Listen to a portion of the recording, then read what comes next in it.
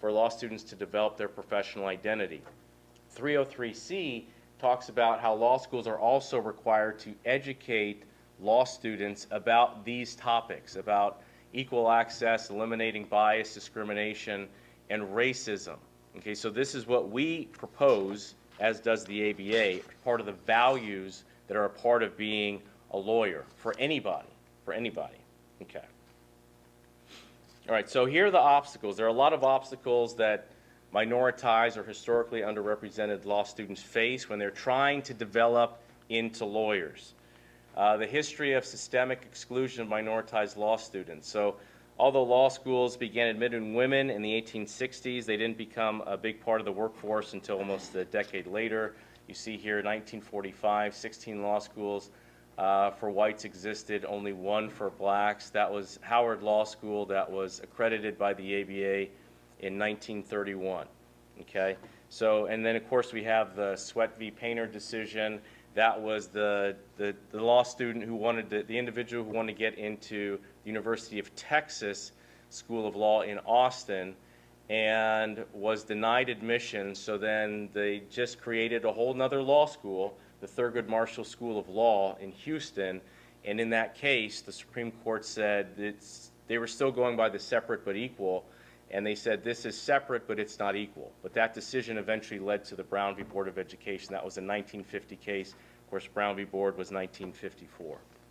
Okay, so here are some firsts. This is great. First black students graduated from University of Alabama School of Law in 1972. Okay, that's great. Now here are maybe some more disturbing, some more firsts, but they may be disturbing. Harvard Law Review's first black female president was not until 2017. Okay, of course we know their first male black president was Barack Obama. Notre Dame Law School's first tenured black female professor, 2019. Okay, so this is not ancient history, this is just right around the corner. And then at Washington and Lee Law Review's first black female member, the first black female member of the Law Review was just in 2021. And in one of the critiques that Dean Glesner-Fines told me, she's like, hey, wait a second, these are more of the more negative narratives around the first for blacks or for racial minorities. And there are other stories about law schools starting as night schools. Even my previous law school, St. Mary's, they started as a night school, and they educated Henry B. Gonzalez, who graduated in 1943, so they did not shut down during the war, during World War II, and he became the first Mexican-American voted to the Texas Senate, and he was also the longest-running, longest-serving Hispanic in Congress, in the House of Representatives. He was in there for 37 years. So there are good stories as well associated with this. All right, so law school is not made for them, for the other, for the historically underrepresented. We have more minoritized law students, but sometimes they feel marginalized, isolated. And so one example I give at the oath swearing ceremony at my last law school, they had all the law students take an oath. We're going to be great lawyers. Here are the values, ideals of our law school, and they had a podium of all the judges in front of them, and then one judge would actually administer the oath. One judge would administer the oath, and our school, my last law school, did a very good job typically of making sure that there was a lot of representation up there on that podium. In fact, San Antonio had the first all-female state appellate court. Okay, so they had that. It was the first all-female appellate court for a while. Then a guy got on there, of course, screwed it all up. That's what we do, guys. And then I think now they're back to the first all-female. What this particular oath-swearing ceremony, because of issues with scheduling and timing, the only judges on the stage were all white males. So it was difficult to watch. I can't even imagine what the law students who were not white males were thinking. Okay, I'm entering this profession. I'm going to have to forge my own path into becoming a lawyer because I don't see myself represented, at least on the outside, in any of these folks? All right. Barbenheimer, all right? Barbenheimer. So, I wrote a screenplay, an original screenplay, probably the funniest movie ever written, in between, that was not the joke, Professor Kraft, that's okay, between, that summer between undergrad and law school, and so I like movies, all right? So think of this, I put this in the article, think about law school. So if someone they're going to host a party, and they're talking with all their friends, hey, we've seen Barbenheimer, let's do a Barbenheimer-themed party. And they're excited, everybody's dressed up like Barbenheimer, everybody is talking using the lines from those movies, and then like, hey, David, we heard that you like movies, so let's invite you as well. I've never seen those movies. This is where you throw things at me. I haven't seen Oppenheimer or Barbie, okay? This is like at my house. Let me just see the looks of disappointment. There's a lot of it. Some frown. Yeah, see back there, it's like, what's wrong with it? I don't know what's wrong with me. Is that complaining? All right, stop. I'll stop. I'm violating my Lenten promise. So, but if I go there and everybody's looks different, everybody's dressed up differently, everybody's talking differently, I don't think I'll feel like I'll belong, okay? And they may try to do things to make me feel like, hey, go over here and do this and talk to this person so that I feel like I belong, but I'm not sure I will, okay? This is how some, not all, minoritized, historically underrepresented law students feel when they get to law school. This does not look like me. This was not set up for me. This does not have my needs, my wants, and desires at the forefront of my legal education. And there are studies. So again, this is a quote this is an article that was written in the National Black Law Journal, and this is the quote: legal education continues to focus on white males as the primary recipients of legal knowledge and classroom attention. Again, this is going to depend on the law school, okay? So if you go to a law school that is at a historically black college university, they're not going to have the same experience. But at some law schools, this is how it's going to feel. Okay, so in Michigan, there was a study at Michigan Law, and the minoritized law students reported they disengaged from the learning process because of the racial tension, separation, and misunderstandings found in the law school environment. Okay, so mistaken identity. All right, because law school has historically been designed to favor white males. Minoritized law students and professionals must work extra hard to project themselves as lawyers. Regardless of their efforts, minoritized law students and lawyers are still mistaken for the help or worse. Okay, so if anybody has been a black professional in the United States, they have been mistaken, it'd be safe to say, as the help or something else, but not as the lawyer. So this was from a study by the ABA's Commission on Women in the Profession and the Minority Corporate Counsel Association. Over 50% of female lawyers and 57% of female lawyers of color were mistaken for janitors, administrative staff, or court personnel. That same study talked about how women, you have that double standard where people are judged as, well, you're not aggressive enough, so you're not going to be a good lawyer. Or you're too aggressive, so now you're not being ladylike. Okay, the double standards that women have to endure in the legal profession.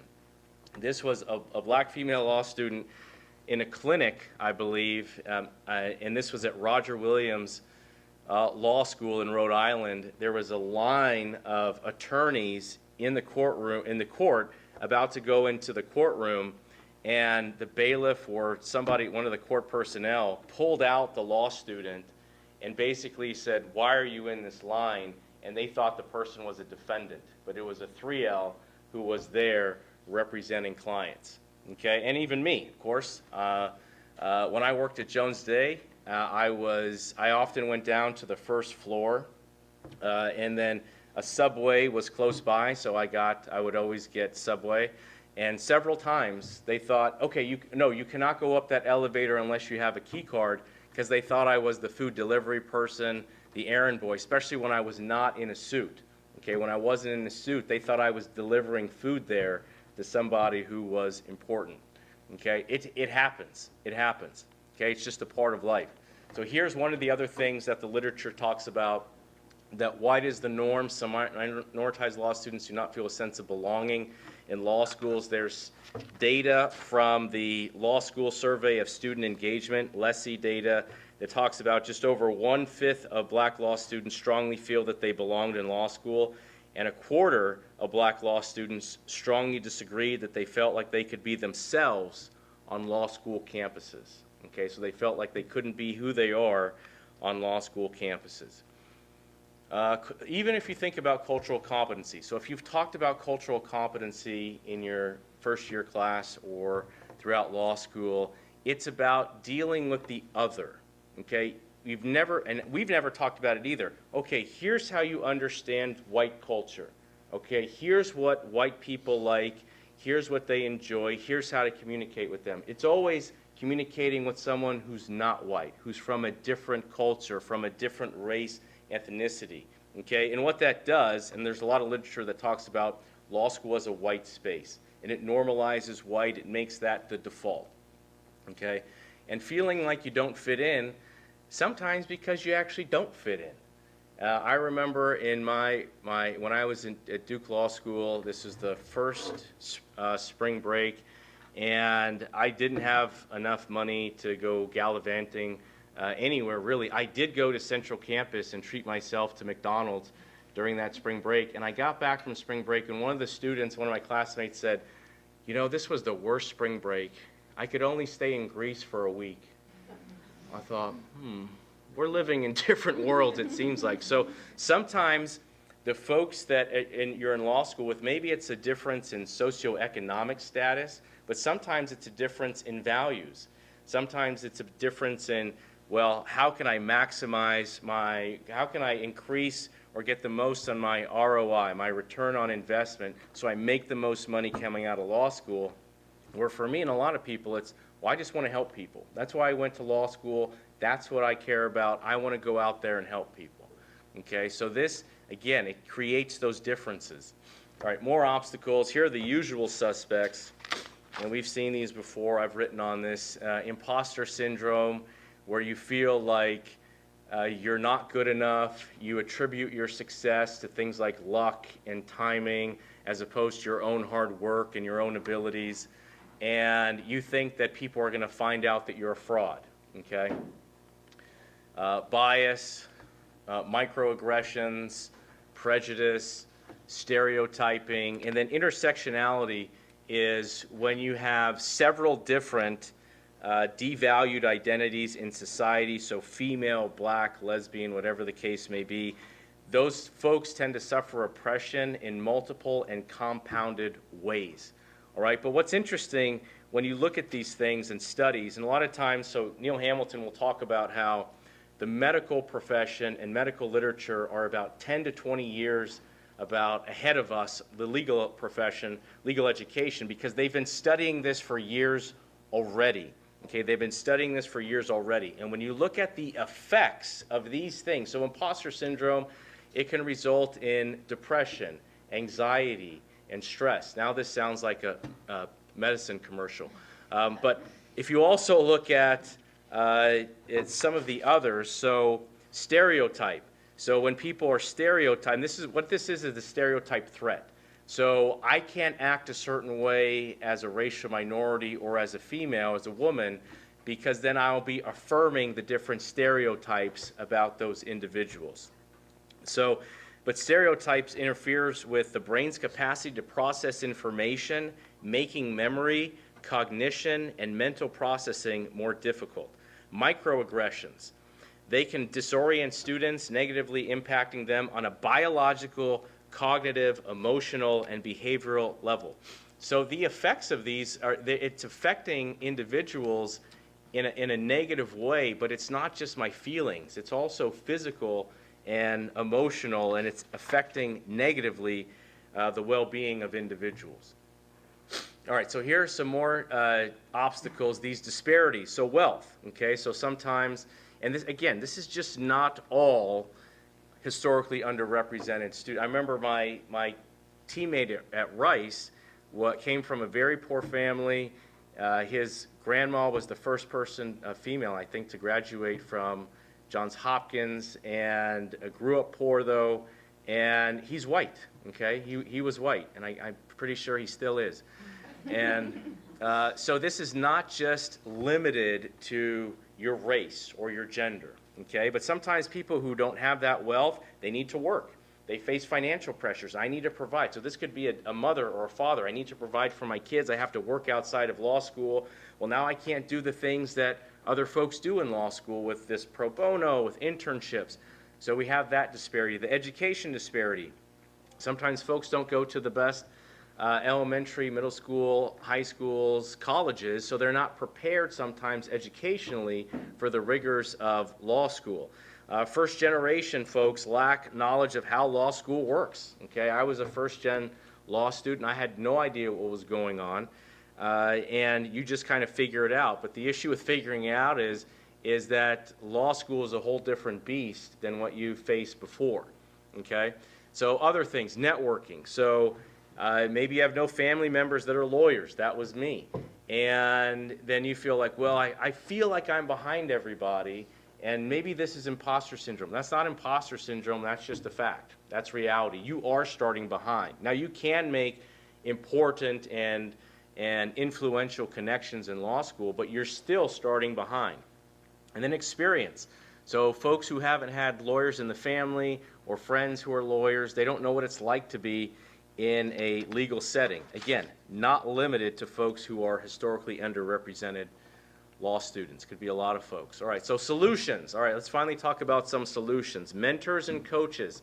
So in the medical literature and the law literature, this is one of the biggest ways to help underrepresented, historically underrepresented, and not historically underrepresented individuals develop their professional identities. Okay, so show new entrants, they show new entrants what behavior, proper behavior looks like.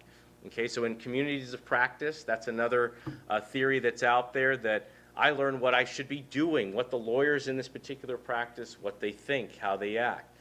They teach law students how to incorporate or negotiate their identities in a professional setting. And it also provides places, safe spaces, where you can talk about the microaggressions, the imposter syndrome, and realize, okay, I'm not alone. Other people have faced it, other people have overcome it, and other people have had tremendous careers. Now here's something, it may be harder for them. So this was, again, a medical study where they sent an email that was identical except for race, ethnicity, and gender to over 6,500 medical professors. And what the finding was that typically the potential mentors were more likely to respond to the white male physicians than minoritized physicians. Okay, so this is the same, and they did a study similar to this for law schools where they sent out a resume, and the resumes of the students, they were the exact same resumes, okay, except they changed the name, one to sound more white, the other to sound like a racial minority. And what came back was, of the white names, it was, oh, this is a great one, this is a great resume. And on the racial minorities, they'd actually send back a bunch of edits and say this was poorly done, this was poorly worded. So it's again, it's a reality, it's something that we have to overcome.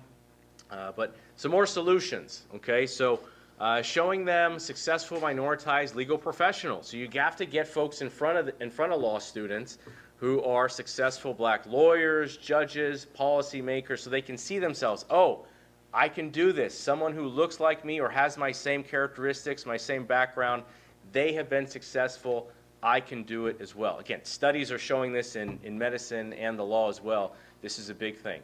All right, help minoritized law students fill in the gaps. So it's not just, okay, the wealth, there has to be more money dedicated for law students like this who need this help so they can do those things like pro bono and all those things. Harvard Law School does something called 0L that really preps individuals who are about to go into law school. What is law school like? What is a law school test like? How do you brief a case? Let's find out about the different legal institutions that are out there in the United States. So bridging that gap education-wise as well, and then having places where they can learn, law students can learn about, well, what is an outline? So I give my law students in contracts, I give them former outlines of my students to say, look, these are guides. When I say outline, this is what I mean. I describe it, and then I give them examples so they know what they should be trying to do. Okay, tell them, what is a judicial clerkship? Why is it important? How should I study? Why is Law Journal important? Networking, setting them up with folks. And experience, trying to get them the experience. And really, there was a study of 2019 law school graduates, and the thing that they said that really stood out to them in terms of developing their professional identities were these experiences where they were working in some type of role as an advocate, as a lawyer. That's typically how you grow and become a lawyer and feel like you're a lawyer when you're at a clinic, when you're doing pro bono, when you're doing an internship. So these were the things that were high atop the list, and the medical literature actually calls when medical folks do work at a clinic for free, they call that racial uplift, where someone who's historically underrepresented, there that was black, that they felt like they had a sense of duty to give back. They felt better about themselves, and they were able to start negotiating their own identities along with the negative perceptions of black doctors out there. Okay, so this is critical. And this is also critical. This was high for men and women in terms of developing their professional identities, these activities. All right, and then the safe spaces. Okay, so the affinity groups, and you may think about, there's a great article on it talking about, well, are these affinity groups, are they segregating themselves? Are they isolating themselves?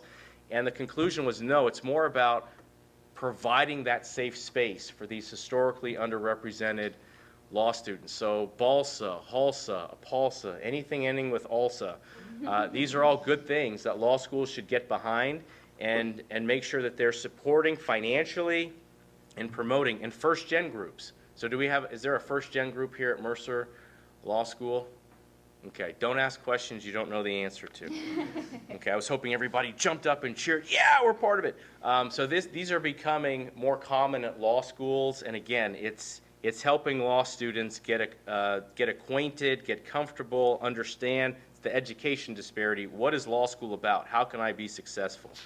Okay, right, more solutions, focus on well-being. All right, so there have been two really groundbreaking studies on well-being, and both done by Jerry Organ, and that talked about the issues that law students face in terms of depression, anxiety, stress, substance and alcohol misuse, and how prevalent it is in law schools.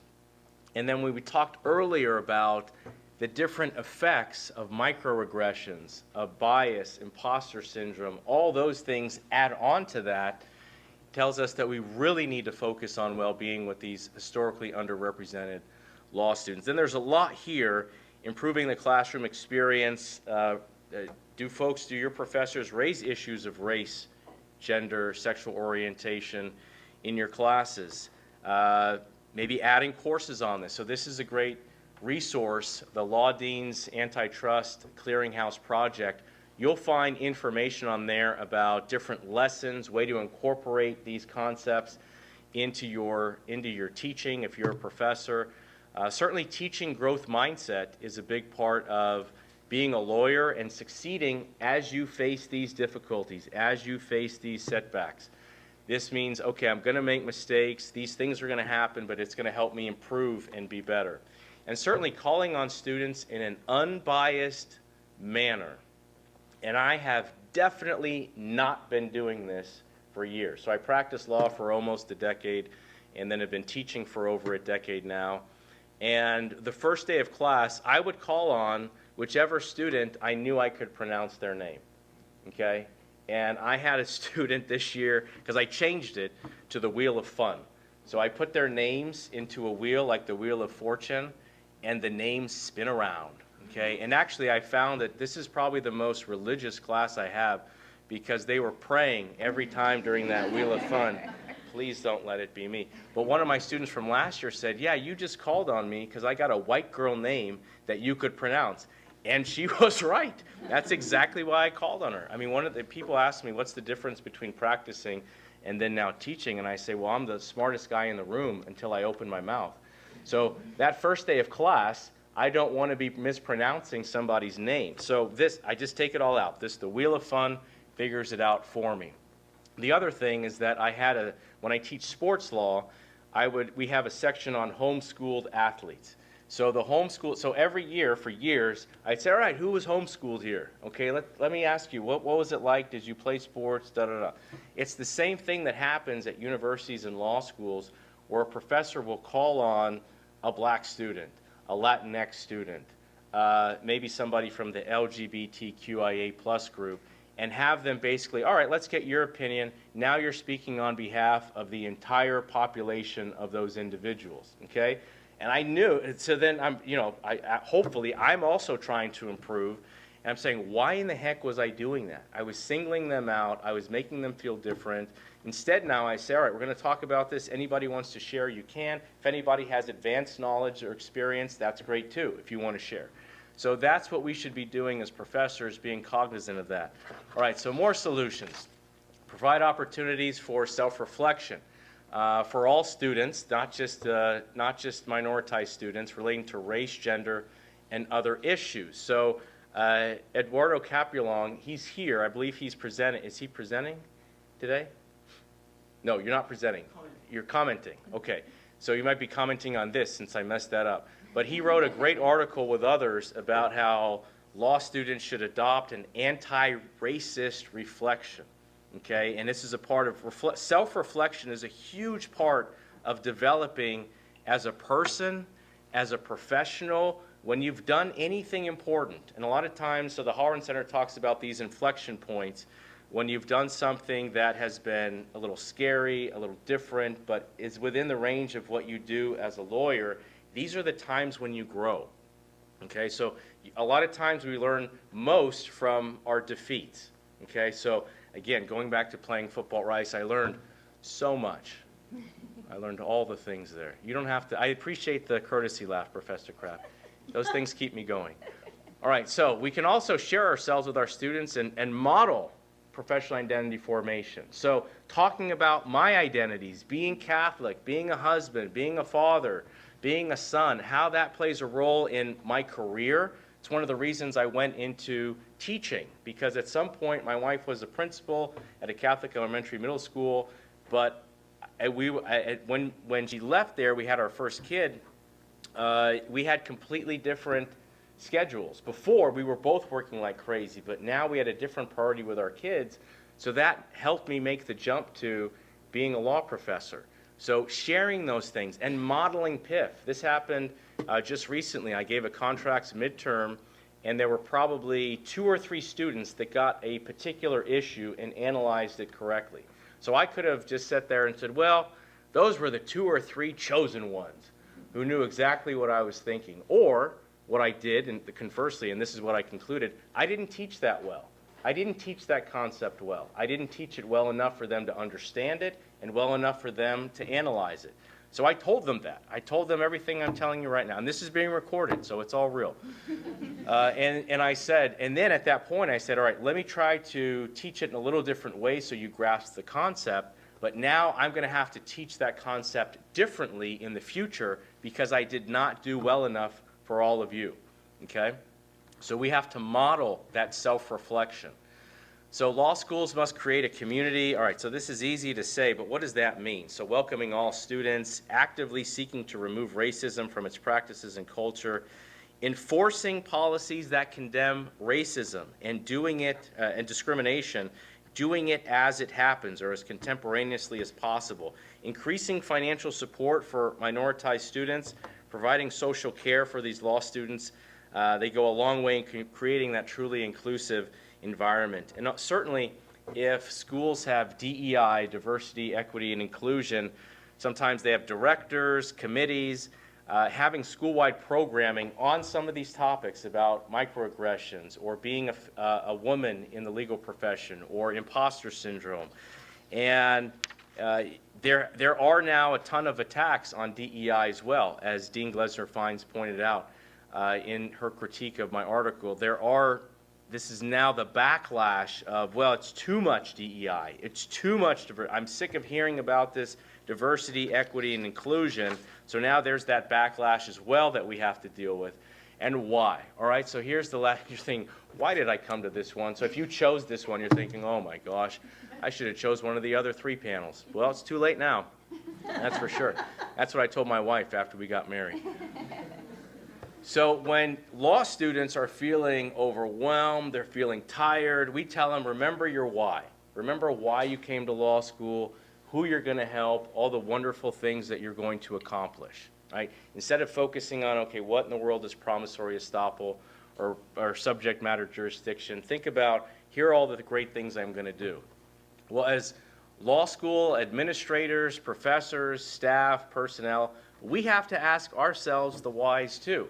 Why did we enter the legal academy? Okay, why did we become professors or administrators or staff people? Hopefully, one of those answers is to help law students become the best lawyers that they can be. Okay, and I know everybody in here, the professors and administrators, they feel that way. Okay, and hopefully everybody watching at home feels that way. This is being recorded. And the only person that's watching is my mom. No, I'm kidding. There are a lot of, and my mom's not watching either. So, but other people who are watching, I'm sure, feel that same passion for helping law students.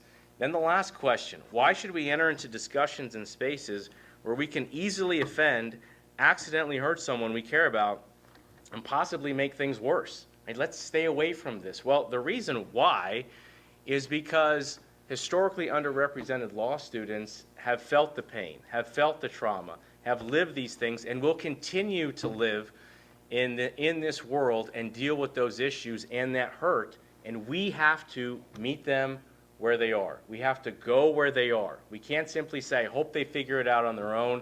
If we brought you into this law school, it's our responsibility to educate and help everybody develop their professional identities. Thank you.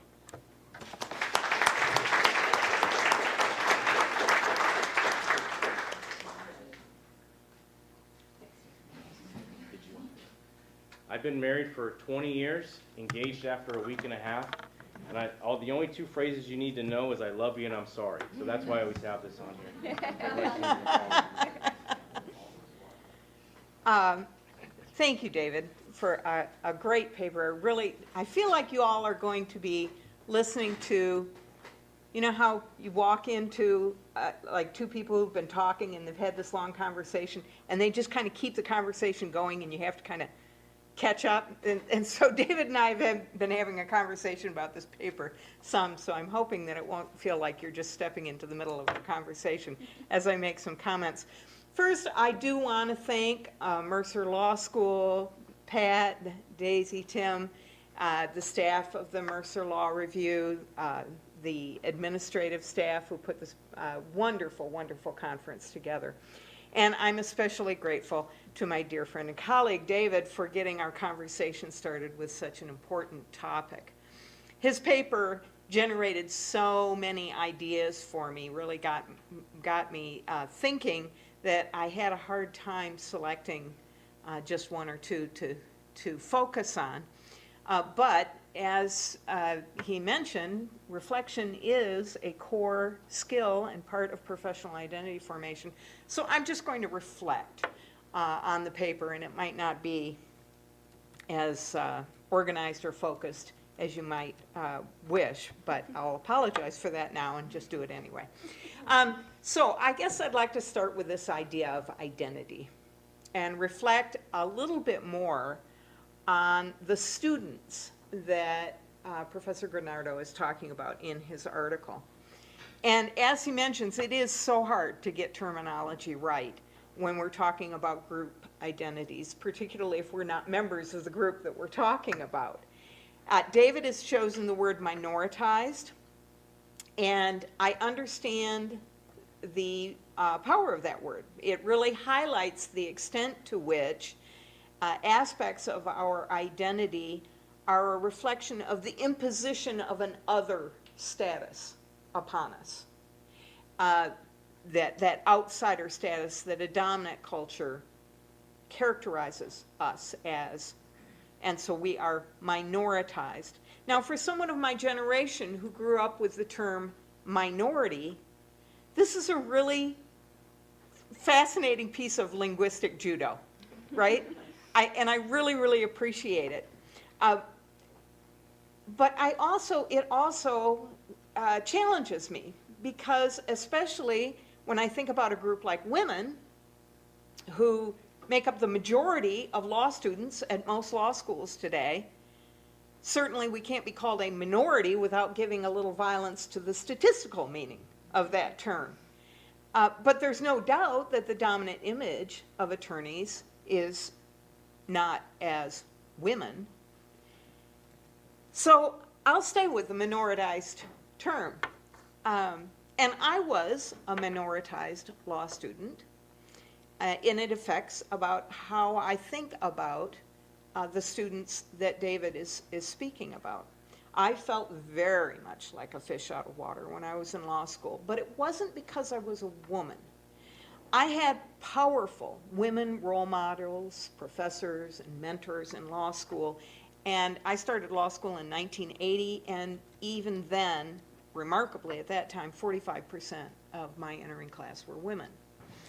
But far more central to my struggles with acquiring a professional identity were aspects of my identity that were not so apparent as my gender. My father was 65 years old when I was born. My mother was 48. So I was raised by people who were 1 and 2 generations older than my classmates' parents. Unlike my classmates' fathers, and sometimes mothers, who worked outside the home, my father was retired. My mother had always been a homemaker. My father had a 5th grade education. My mother graduated from high school. Both my parents valued higher education greatly, but I think partly because they had been foreclosed from it, they valued learning even more. And so I was raised to really, really value learning. And that made a huge difference in my life.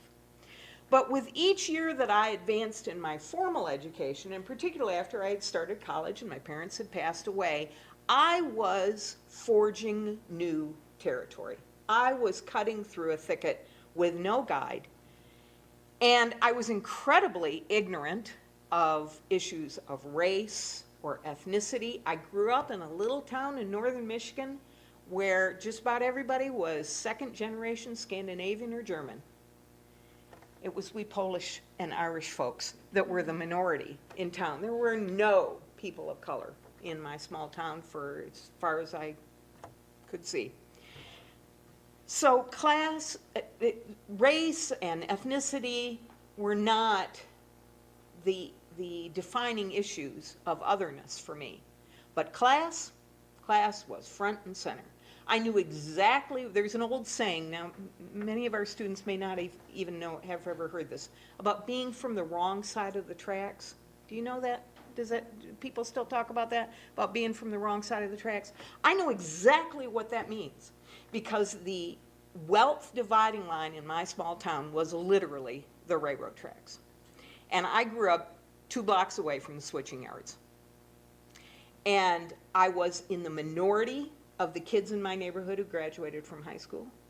I was in the minority of the girls in my neighborhood who did not have 1 or 2 children by the time they were 18. And so when I went to law school, I'd never met a lawyer. I had no idea why I was there. And so I very much struggled with, what does it mean to be a lawyer? I had no guide to the unwritten rules of how to interact or present myself as a professional. Now, I don't know how many students in my law school were like me, were first gen students. I know in my study group, I was the only one who didn't have a family member who was a lawyer. Now, my point in this rather extensive biography here is that when I think about the students that David's writing about in his paper, I think that there's a much larger group of students who are feeling this struggle to find themselves in this profession than we might ordinarily picture. And that means, I think, that there is a larger group of allies to help to reform that system. And we need to activate that group.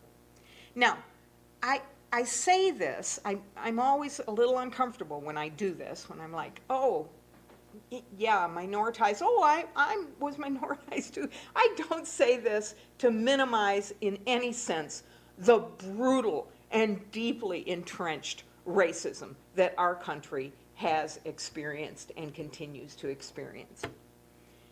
I recognize the extraordinary privileges that I carry as a white person in America.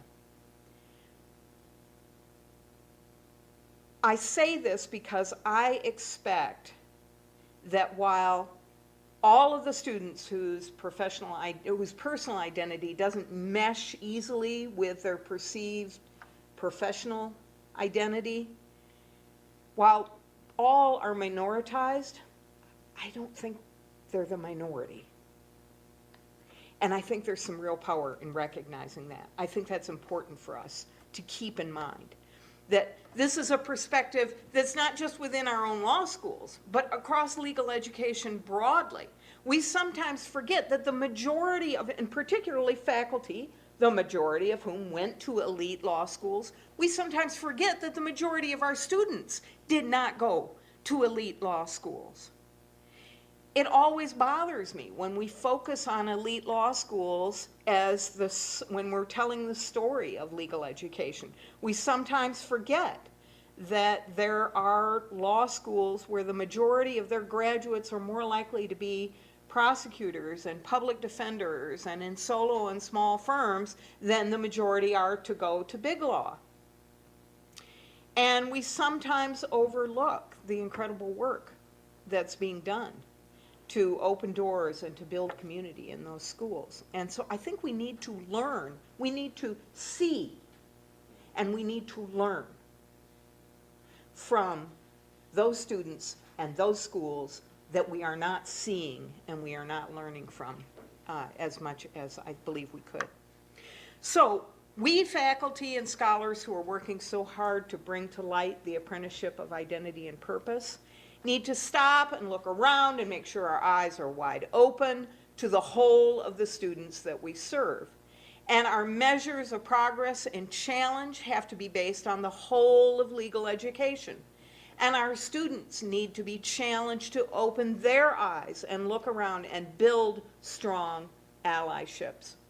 That's why David's work should absolutely be the starting point for this conference, because I think it helps us to open our eyes. And we need our eyes wide open right now. Last night, Professor Floyd reminded us that our road to professional identity began with Watergate. I remember Watergate well, and that's when I started law school. It was not long after that, and we've in some ways come full circle. We are living in a mean season, a time when inequality grows as wealth and power are amassed by a few at the expense of the many. Those few who, yes, are largely but not exclusively white men, act without consideration for the values of the profession, without consideration for justice, equality, the rule of law, and lawyers serve them. So where do the lawyers get formed in that way? How did the client-centered lawyering that I teach in my classes somehow become perverted, not just into an amoral technician role, but into sometimes a wholly immoral hired gun? How did zealousness become zealotry? When did winning, not justice, become not just the central goal, but the only goal? If we are to live out our professional values as educators who take responsibility for formation, we have to place at the center of our work professional values.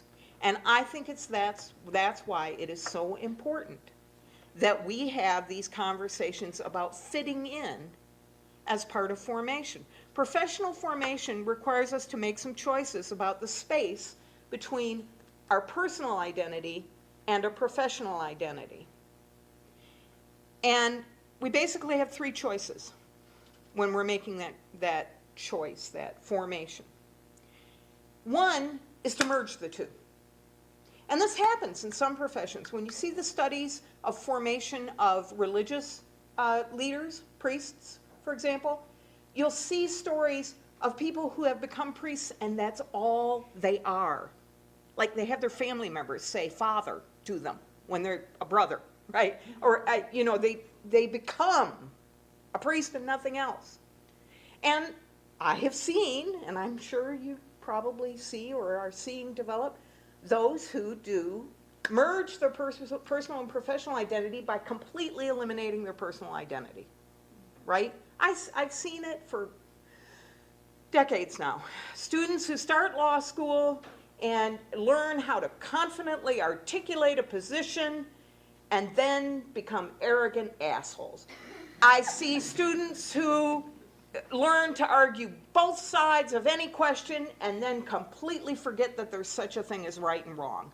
I see students who come to law school who want a career in public interest or in a small town practice or in whatever their goal or vision was, and then suddenly big law is the only choice because anything else sounds like second best. I see this happening, this abandoning of personal identity. That can't be what professional formation is about.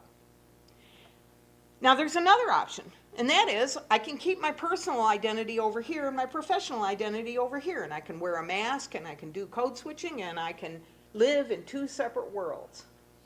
And lots of folks do that. But it's probably not optimal.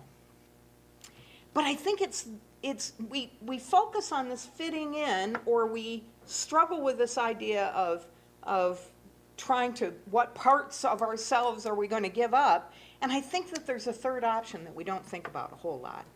I recall as a young academic, a senior faculty colleague discussing students who were struggling academically.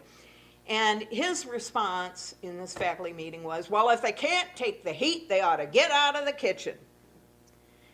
And I thought then, and I still think, that that response represented the kind of individualistic, hyper-competitive, winner-take-all mentality that is antithetical to the core values of our profession.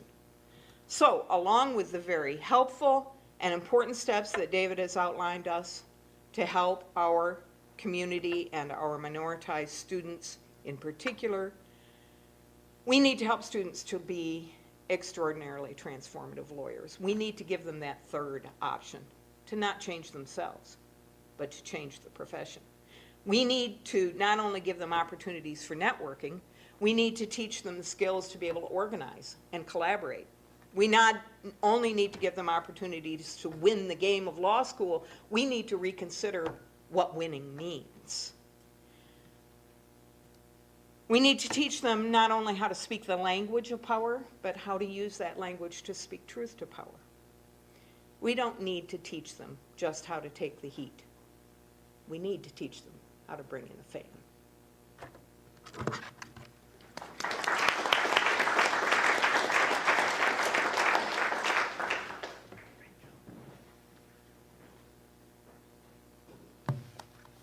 Awesome. Well, thank you so much, Barbara. Thank you, David, for your incredible scholarship. I am setting a timer on my watch so that I do not go beyond 10 minutes. Promise. I won't go beyond that. I appreciate Barbara's remarks focused on the student population, right? Today, I want to take a little bit of a different view, and I want to talk about the faculty on whom so many of Professor Granardo's suggestions rely. So I want to talk a little bit about the professional identity and the professional identity formation of law faculty. And then I also want to talk a little bit about transparency and accountability. We have some fantastic suggestions born of Professor Granardo's article. How do we engage these suggestions with transparency? How do we hold ourselves accountable to our student population? How do we communicate the steps that we're taking to hold ourselves accountable to our student population? So those are kind of the two buckets that I want to think about. So the first point with respect to law faculty's professional identity and professional identity formation. So Professor Granardo made very clear at the beginning of his presentation that we need to be willing to have difficult conversations as law faculty. We need to be willing to engage one another in difficult conversations about race, racial hierarchy, and racism in the law and in the legal profession. We need to be willing to step in it. We need to be willing to be wrong. We need to be willing to grow through these mistakes. And I want to pause here because I think it's worth asking ourselves, are we as law faculty prepared for that? Have we, as a matter of our own professional identity formation, integrated a growth mindset? Have we internalized that we will be wrong, that we will step in it, that we're going to make mistakes, and that through those mistakes we can grow? As law faculty, are we willing to internalize our fallibility? So often we hold ourselves in rather high esteem. Our students hold us in high esteem. Are we willing to come down off the pedestal to remind ourselves that in fact we too are human, we too will make mistakes, and those mistakes are necessary. We need to be willing to embrace those mistakes because we need to be willing to embrace these difficult conversations. So where do we need to go? Speaking of go where they are, those of us in this room who are supportive of these types of conversations and these types of endeavors, where do we need to go and what do we need to do to support our law faculty in terms of their professional identity formation to ready them for the kinds of conversations we need to have?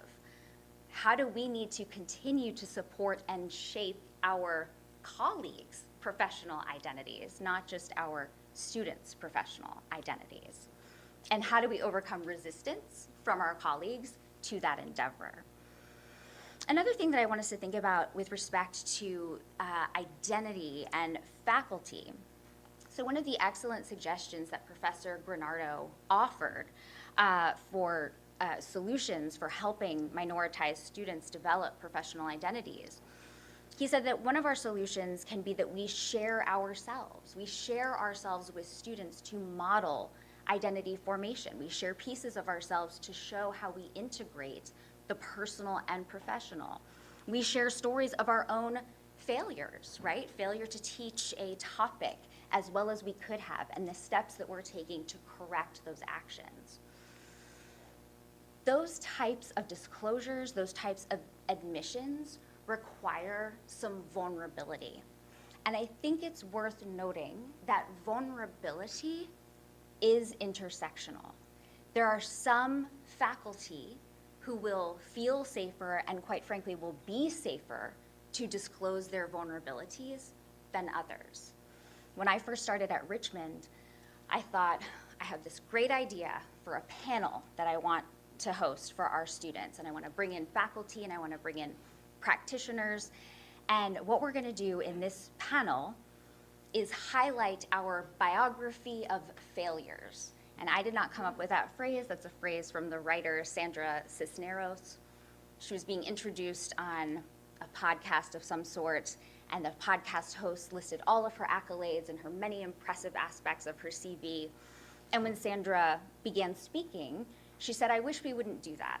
I wish we could introduce ourselves by our biography of failures to demonstrate the growth that we've encountered despite the setbacks along the way.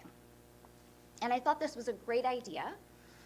And a colleague, a Black colleague, approached me and said, yes, this is a great idea. Love this panel. By the way, I could never participate on this panel. There are too many people in this room who think that I don't deserve to be here, that I didn't earn my spot. And for me to stand in front of them and list my biography of failures is only going to reinforce those stereotypes. And so considering that vulnerability is intersectional, I ask, how can we create a safe space not only for our students to engage these difficult topics and conversations, but how do we create a safe space for all faculty to be able to model identity formation in the way that Professor Granardo suggests, to be able to be vulnerable in these spaces where vulnerability is perhaps not safe for them. So those are just a couple points, again, on the identities and identity formation of faculty. I want to shift a little bit to transparency and accountability. So one of the solutions that Professor Granardo proposes in his article is that to support the professional identity formation of minoritized students, we need to provide mentoring and we need to provide coaching. And this is true for all law students, not only for minoritized law students. And that as mentors, we need to be able to recognize our own biases and use our privileges to aid and support our students. And he correctly notes that mentorship and coaching, again, is among the most primary, most important ways, most impactful ways that we can impact law students' identity formation. That is true. That is true for good. That is also true for ill. So the medical literature, for example, suggests to us that empathy in medical schools diminishes. As students progress through their medical training, their empathy diminishes. And the literature has revealed that part of the reason that their empathy diminishes is because of poor role models, because of other physicians who model and demonstrate a lack of empathy. In other words, mentorship and modeling in this way can be corrosive.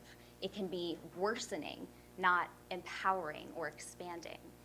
And so when I think about mentorship and coaching and what that might look like in the law school space, I think about what can we do to ensure that our students are receiving the quote-unquote right kind of mentoring? How do we ensure that our faculty is providing the right kind of guidance and feedback, again, so as to empower our students to be authentic and to integrate their personal and professional selves? What kind of training might we need to provide? How would we overcome resistance to that type of training?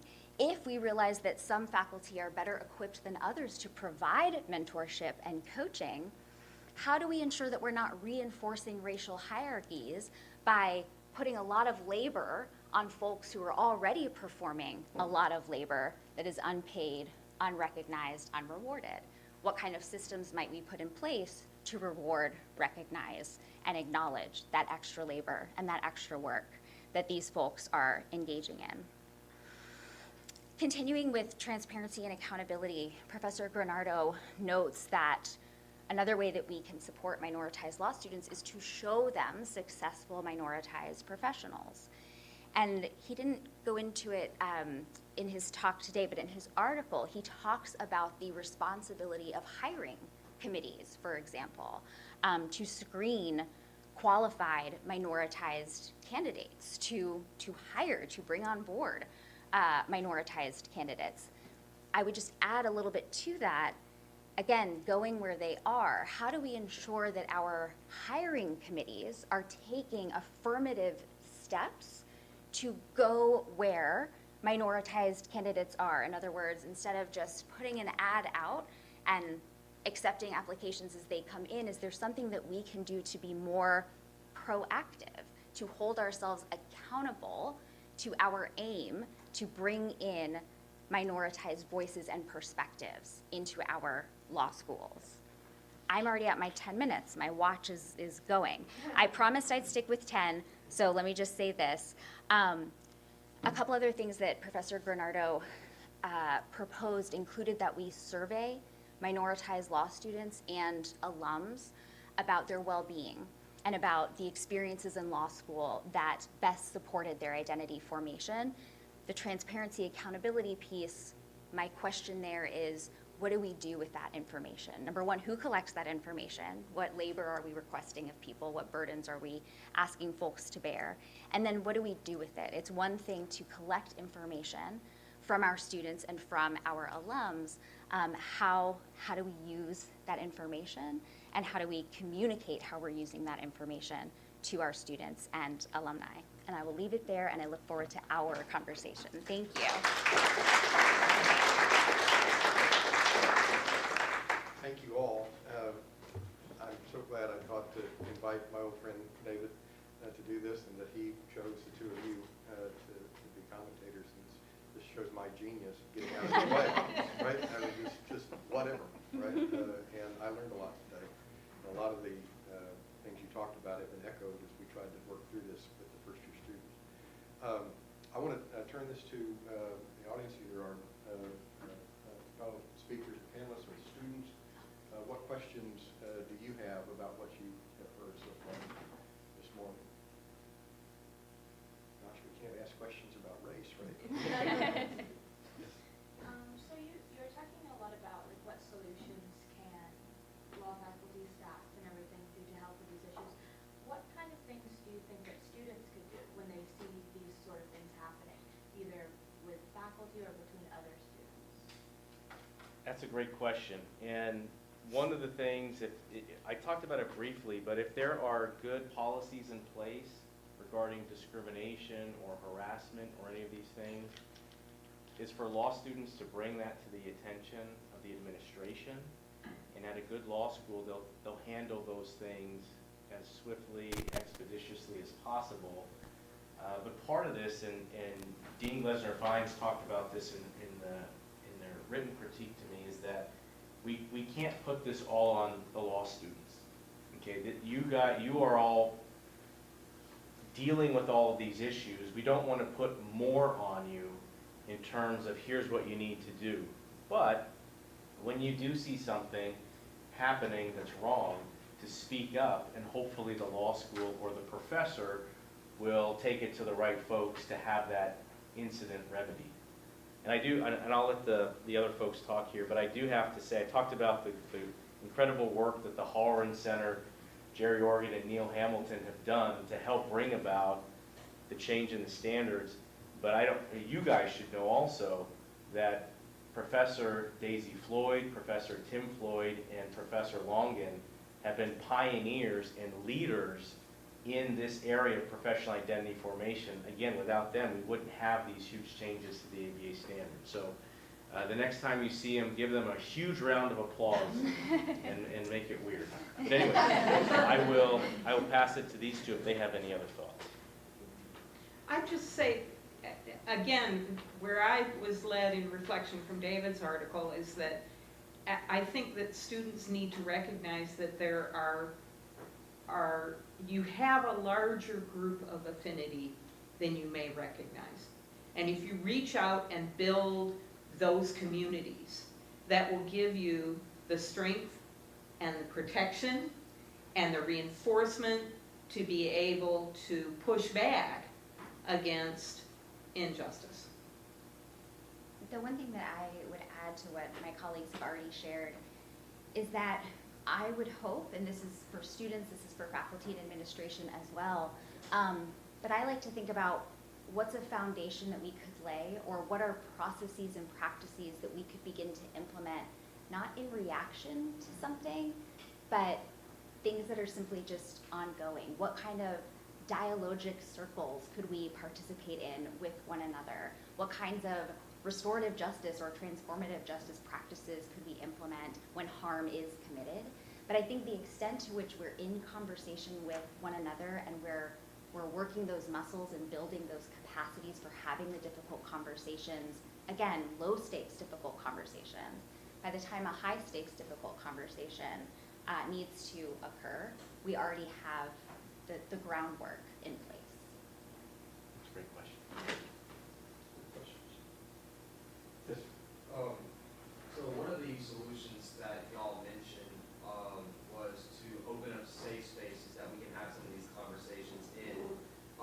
What do you believe is the most effective way to opening up those safe spaces to, one, minimize the conflict that raise the efficiency that these conversations bring to improve the law in the future? That's another excellent question. Thank you. So, and it's funny that you mentioned that, Professor Kraft, about the biography of failures, because I was at FIU Law School to talk about imposter syndrome, and they had a panel like that where faculty were talking about all the mistakes that they've made, but how they overcame them. So part of it is, it depends on what type of setup you have at the law school. Is there a DEI director? Is there a DEI dean? Is there a DEI committee that regularly puts on these types of programs? I know for our foundational class, for all 1Ls at St. Thomas, we will talk about, we'll have readings, and one of the readings is about imposter syndrome. One of the class sessions is about cultural competency. And we will try to bring in speakers to talk about those things as well from time to time. But even when you do that, you run the risk of, well, I didn't like that speaker, or I didn't like why is this person, I don't like their background, I don't like that.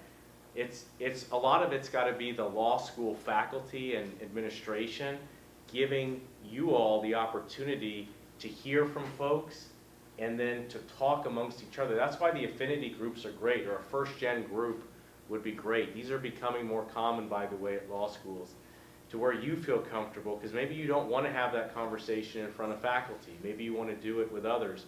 Some law schools have great peer mentoring programs. So that's another way. So Richmond has a wonderful peer mentoring program. I know Fordham Law does as well, where you can have those honest and open conversations without any repercussions of some professor thinking, like Professor Kraft was talking about, oh, I had this preconceived notion and bias about the student, and now they're telling me about all their insecurities, so it's confirming or affirming those thoughts. So it's difficult, but we have to try, and we have to continue to just try new ways as well. If one doesn't work, we have to, all right, let's do it with certain speakers, certain groups, certain areas. But that's a great question. Thank you so much for that question. Sorry, I can't see you. So a couple things come to mind when you think about, or when you ask about minimizing conflict. Conflict will be there, right, in these conversations. There are some things in addition to what Professor Granardo suggested. We can bring in skilled facilitators. That is something that can be helpful in these types of dialogue and conversation. It sounds really simplistic, but we can establish norms for communicating with one another. We can together create ground rules for what our conversation is going to look like, and we can be sure to adhere to those norms and pause a conversation when we see that those norms, those co-created norms, are being violated. That's something we can think about. I love your question about increasing efficiency. We don't talk about efficiency in legal. We are not efficient in legal, right? The pace of change in legal practice can be glacial. But I appreciated what you said, because I think you were talking about how do we increase efficiency so that we can more quickly bring about change in the legal profession. And I would just offer, this is from Professor Granardo's article, and he's actually quoting Professor Capelong and others. But I just want to point to just the mere fact that you would have these conversations allows you to explore potential for anti-racist professionalism, for being an anti-racist in legal practice. And in doing so, you don't leave the system further insulated from positive change, which is what happens when we don't have the conversations. But again, even in those tiny steps that we're taking, we're cracking things open to bring about larger change. So again, I don't know if that perfectly answers the question about efficiency, but I would just say having the conversations, it can bring about such transformation, even on that small scale. I'll reinforce the point that avoiding conflict is impossible. So one of the there's been a lot of like human organizational research that says that the most powerful learning teams and problem-solving teams are diverse teams. And a lot of times we cite that and say, yay, great, let's do that. We don't cite the second sentence of that research, which is only if there's good conflict management. in those teams. And it's not, it is in the conflict that we grow. And so we can't avoid the conflict, we need to manage it. We need to make it be an area of growth. And how do you do that? Well, I think it has to be based on a groundwork of trust. And so I think, at least in my own personal experience, I have been able to enter into really, really difficult conversations for me personally with people who I know, you know, like I know that if I have a conversation with David about race, he's going to tease me and it's going to be okay, right? Because I trust him and I know his sense of humor and he knows me and we know each other's hearts, and so we're willing to say things that might hurt the other person or that will challenge the other person, right? Well, how do you build trust? You build trust by spending lots of time with each other, playing, what do you guys play around here? Softball, volleyball, pinball? I don't, you know, by building community and their food, eat together. Go down to H&H and have some of those wonderful biscuits that I had this morning.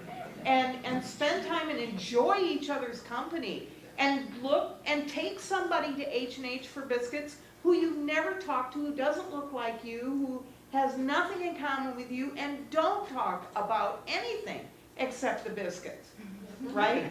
And build community of trust, and then you've got a solid basis for having those kinds of conversations. But I don't think we can just kind of just jump in and, oh boy, that's hard. That's really hard. But that's not efficient. H&H is not efficient, but it's delicious.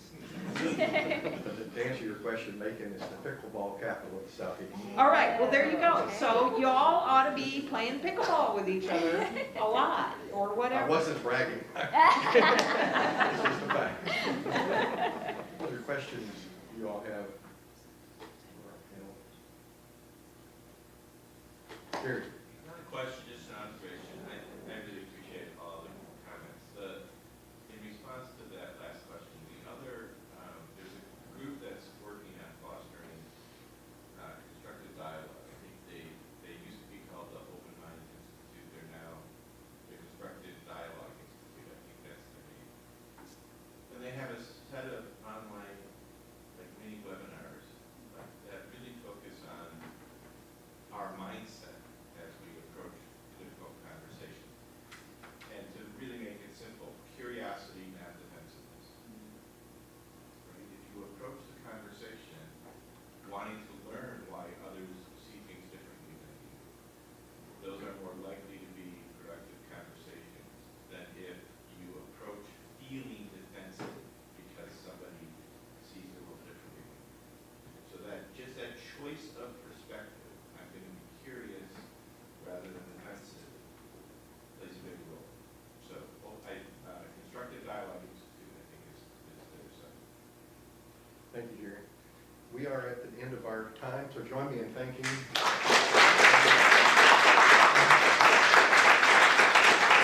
We will reconvene at 10:45. Okay, welcome back. For our second presentation of the day, our presenter is our own Daisy Floyd, my colleague and my friend, who is the University Professor of Law and Ethical Formation and former Dean here at Mercer. Daisy's topic is the role of purpose in professional identity, and Daisy chose as her commentators Ken Townsend and Harmony DeCosimo. Ken is the Executive Director of Leadership and Character in the Professional Schools at Wake Forest University, and also Scholar in Residence and Teaching Professor at the Wake Forest Law School. Harmony is an Assistant Professor of Legal Skills at Suffolk University Law School in Boston. So thanks to the three of you for contributing. And Daisy, I'll turn it to you.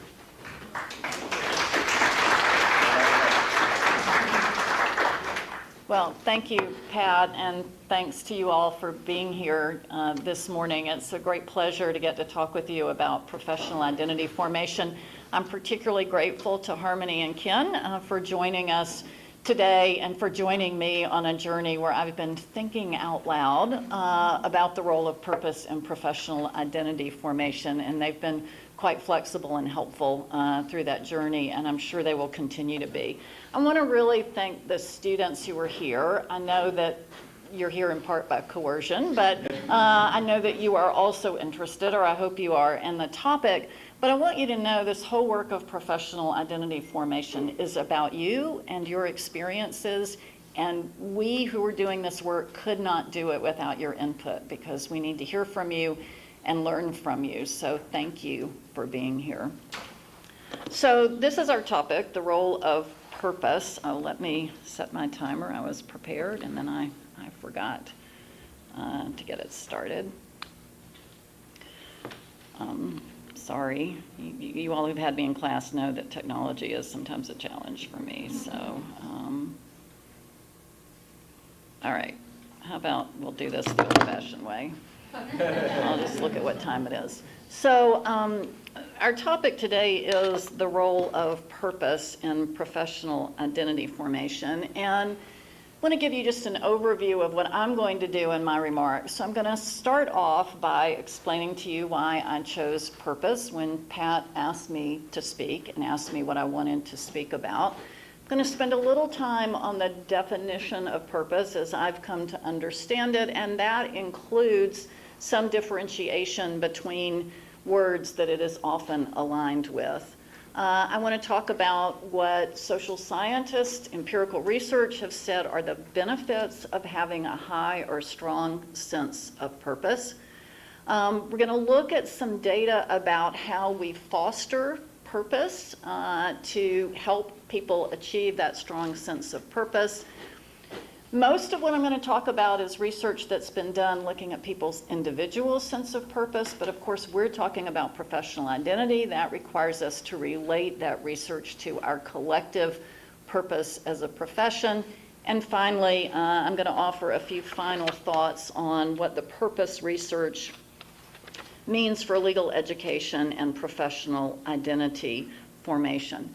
So let me start with this question of why purpose. Over the past couple of years, I've been immersed in a project that I hope will become a book before too long about professional identity formation. And I've been trying to think about this topic more broadly than I had in the past. And I really wanted to understand all of the good work that is out there about professional identity formation. My goal was to synthesize a lot of that work into a coherent model or explanation or outline or flowchart or something around professional identity formation. I first became acquainted with Harmony's work because she's done a great job of synthesizing a lot of that work out there that was helpful to me. And so as a part of that, because as we've heard, professional identity formation requires convergence with personal identity, I decided I really wanted to understand what psychologists in particular and other social science disciplines had to say about the concept of identity and its formation.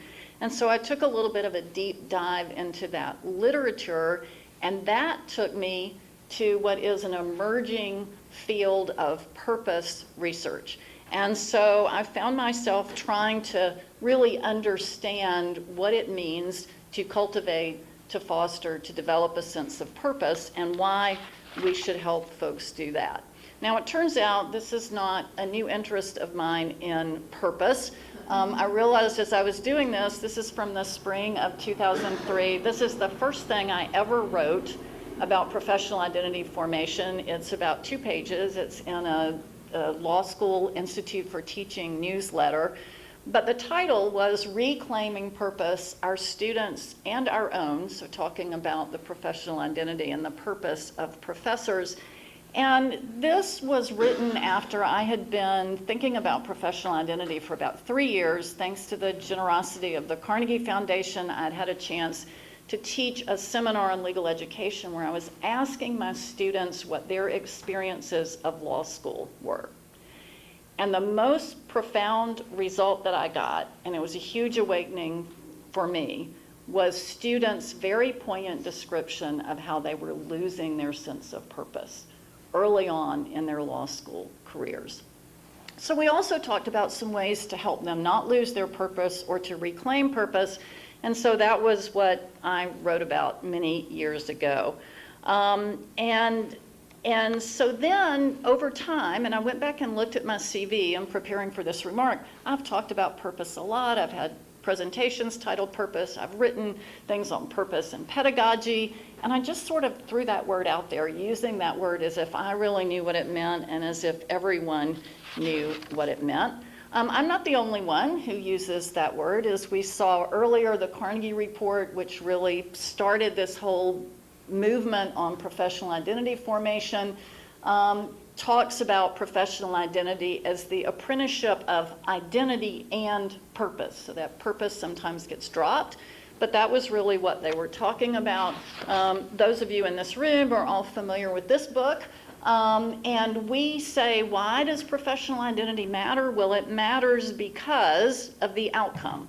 We define professional identity as a deep sense of self in the role as a lawyer, but the outcome of a healthy professional identity is that it allows the lawyer to live out the public purposes of the profession and to live a life of fulfillment and satisfaction. So there we're talking about a collective purpose for the profession.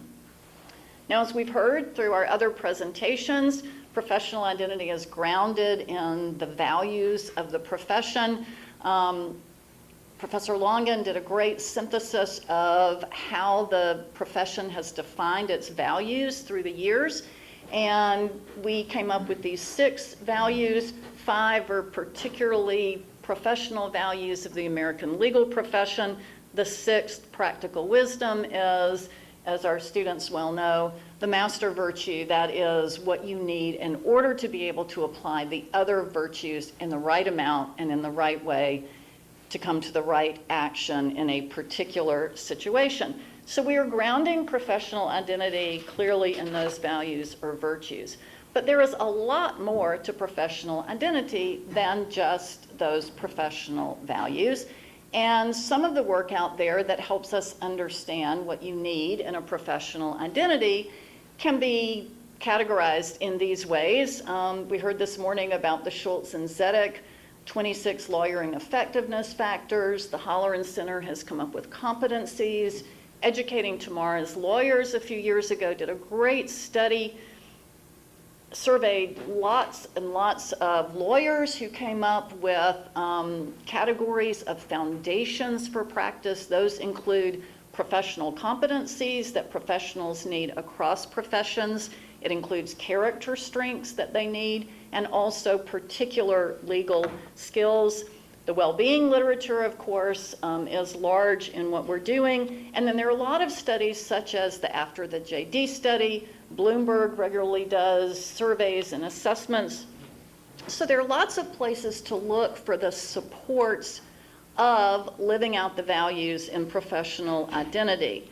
And of course, there also needs to be the integration of personal identity with professional identity. So I was trying to think about a schematic or some way of capturing this myriad of aspects of professional identity. And I became very influenced by positive psychology. So I don't know if you can read this, it's a little bit fuzzy, but this is taken from the Values in Action website, which is a schematic that explains some work by Martin Seligman and Christopher Peterson, 2 of the leaders in the positive psychology movement. Positive psychology was a movement that decided to focus on what it takes for humans to thrive, to experience well-being, or to flourish in our Aristotelian language. And so they came up with 6 big virtues or values that they say over cultures, over time, over religion, over philosophy, over empirical studies. These are the 6 virtues that it takes to live a good life. I won't take the time to try to explain what those 6 are, but I can point you in a direction if you're interested. And then they spent several years coming up with 24 character strengths that support the ability to live out those virtues. And they say nobody's going to have all 24 of those strengths. It's helpful if people have at least 1 or 2 strengths in any particular virtue. And the result of having character strengths and having these 6 virtues is that one is likely to live a good life. And as we've seen, we define a good life as being excellent, ethical, and fulfilled. So I started thinking about this model and thinking, could I come up with a professional identity model? I don't think I can really, but this is my little early attempt. And I'm not even sure I like this, but this is where it is. So we've got values in the middle. We've got intersecting aspects of all these other things that support the values. And we could quarrel with the terminology or what category different things need to go in. But I kept coming across a question that I couldn't figure out how to neatly get this other aspect into my thinking, and that other aspect is purpose. So really, what I wanted to talk about is, where does purpose fit in? Well, if I'm going to start thinking about purpose, I need to go to a good definition of purpose. And this is a definition that I've seen pop up very often in the literature, primarily the psychology literature. Bill Damon is a professor at Stanford. He's a moral developmental psychologist. He focuses mainly on adolescence. He also has a foot in the education world in terms of his research. And this is a definition that you see repeated quite frequently. A purpose in life is a stable and generalized intention that is at once meaningful to the self and at the same time leads to productive engagement with some aspects of the world beyond the self. Now, I've seen this broken down as having 4 aspects. We begin with certain values. It is a commitment to values that each individual has. That commitment, however, requires action, and that's why there is goal-directedness as part of the definition. As one researcher said, it's not enough to think about purpose, you have to act on your purpose. Your purpose should be meaningful to you. So not everyone's purpose is going to be the same. Clearly, it needs to be personally meaningful. And this definition includes a focus beyond the self. There has to be an other than self orientation. Not every purpose researcher includes this 4th aspect, but Damon and those that use his definitions say this is an important aspect of purpose if you want the result of flourishing, ethical excellence, and fulfillment. And in fact, I've seen him quoted as saying that 4th aspect is really important for individuals' moral development. So, trying to understand what purpose means in isolation from some other terms with which it is commonly paired. And the first of those is meaning and purpose. You all may be familiar with this book, or do you all still read this in college? Okay, good. So Viktor Frankl's work, Man's Search for Meaning, came out of the Holocaust. Frankl was a Holocaust survivor. And this is a book that says those who had meaning, who could find meaning even in the midst of horrific circumstances, were the ones who were most likely to survive.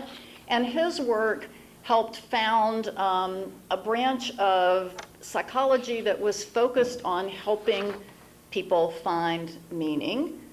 And for a long time, meaning and purpose were paired. And now what I've seen is that the psychologists who are focusing on purpose are trying really hard to distinguish those 2 words. So meaning, they will tell us, is how we make sense of the world around us, whereas purpose is forward-looking, it is aspirational, it is perhaps never achieved. In fact, if we achieve our purpose, then we're going to be without purpose, so we need to keep looking forward as we think about purpose. And then following Damon's definition, what we get is that meaning is individual, it is personal to you. What is meaningful to you may not be meaningful to another person. But purpose is a subset of what brings you meaning, and purpose has to include some aspect of being both goal-oriented and making a difference in the world. Okay, so, you know, walking your dog might be meaningful. Working for a better situation for animals, being invested in animal law, that may be a purpose that is related to that meaning to you, but walking your dog is not purpose, right? It's meaningful, it may be an action that leads to your purpose, but it's not going to be purposeful. So then I wanted to understand how psychologists define identity and how purpose relates to identity. So what I've learned is that identity means a sense of self, and that means what you say is most important about you and what matters most to you, which includes values. Purpose is what you hope to accomplish. What's the relationship between identity and purpose? Well, it's been called a mutually reinforcing or reciprocal relationship. If you don't know who you are, it's hard to develop a purpose. So identity is a foundational aspect of purpose. But it also merges to some extent with purpose because identity becomes synonymous with what you hope to accomplish. And those who study purpose development and identity development would tell you that the same markers that show identity development will show purpose development. So this last comment about identity and purpose becoming synonymous made me think of a book that I'd read many years ago. I pulled it out again. You may not be familiar with this book. It was from the 90s, but it is a book about interviews with 23 moral exemplars. You'll notice one familiar name, William Damon, whose definition of purpose we're using. The other name should be familiar too. Ann Colby was a co-author of Educating Lawyers. She is also a moral and developmental psychologist, and she also is William Damon's wife. Together they interviewed these folks, and I recently saw an interview with Bill Damon in which he said what struck him the most about that group of people was that they were courageous, but they didn't feel they needed courage to do the moral work they were doing because it was who they were, right? It became second nature to them. He says this is one reason he got involved in purpose studies, because of that experience. All right, what are the benefits of purpose? Well, increased physical and mental well-being, including greater longevity, less cognitive decline, fewer heart issues, all kinds of wonderful positive outcomes to purpose. A better ability to cope with the ups and downs of life. People who have a heightened sense of purpose are more moderated in their reactions to both negative and positive things. They have a more stable approach to life. Better academic performance. Purpose is probably why you all are in law school. You probably have heightened senses of purpose that allowed you to do the work to get here. All right, how about this one? People like you better when you have a sense of purpose. Increased attractiveness to others. Increased financial success, and there's a correlation of traits that I think we all want, such as grit, resilience, courage, and coherence. And part of the reason for that, the researchers say, is because of this beyond the self orientation. The less you worry about yourself, the more positive benefits are going to flow. All right, there are 3 ways that you can gain purpose. One is proactive, and that is an experience that lets you know that you have special skills that can be used to make a difference in the world. And I was kind of amazed. 4-H keeps showing up all the time in what I'm reading. One of the leading purpose researchers, who's a professor at Cornell, attributes his being a professor to his early 4-H experience. I'd completely forgotten. I did 4-H in elementary school. I did not grow up on a farm, but my best friend's father was the county extension agent, and so I had a couple of very pleasant years with 4-H. I don't know that that's why I'm a professor, but maybe it is. Other kinds of experiences, sports, for a lot of people, help them find those aspects of themselves, maybe student government. music. We can think of lots of experiences that might open you up to finding your purpose. All right, there is another way, which is a reactive purpose acquisition. People react to some major life event, which can be negative or positive. Pretty common that people who either have loved ones or they themselves experience health situations become cancer researchers or work to improve children's hospitals or find a purpose out of that experience. I have known a lot of law students who are motivated to come to law school who develop their purpose because of their or their family's experience with the legal system, often family law or criminal justice, maybe wills and estates matter. So an event or a series of events is one way that people acquire purpose. And the third is through socialization, which researchers have traced to being able to observe role models and exemplars who themselves have a purpose, and you learn from their purpose and decide that you too want to develop a purpose. Coaches are often listed as such role models. Teachers are as well. Friends, and who can forget all of the lawyers? Think inside the legal profession, think whom you're meeting in your field placements and externships. Okay, so what do we do to help foster purpose in our students if we can agree that it's a good thing? Well, this book I found very helpful. Now, she's focused on adolescent and young adult acquisition of purpose. I'm not aware of purpose studies in law school, but I might have overlooked it. But here are a couple of ideas. One is she said there are 3 core capacities for purpose. First is values. There's that word again. It keeps cropping up. The second is self-regulation. What does she mean by that? Well, your ability to take your skills and move them to action.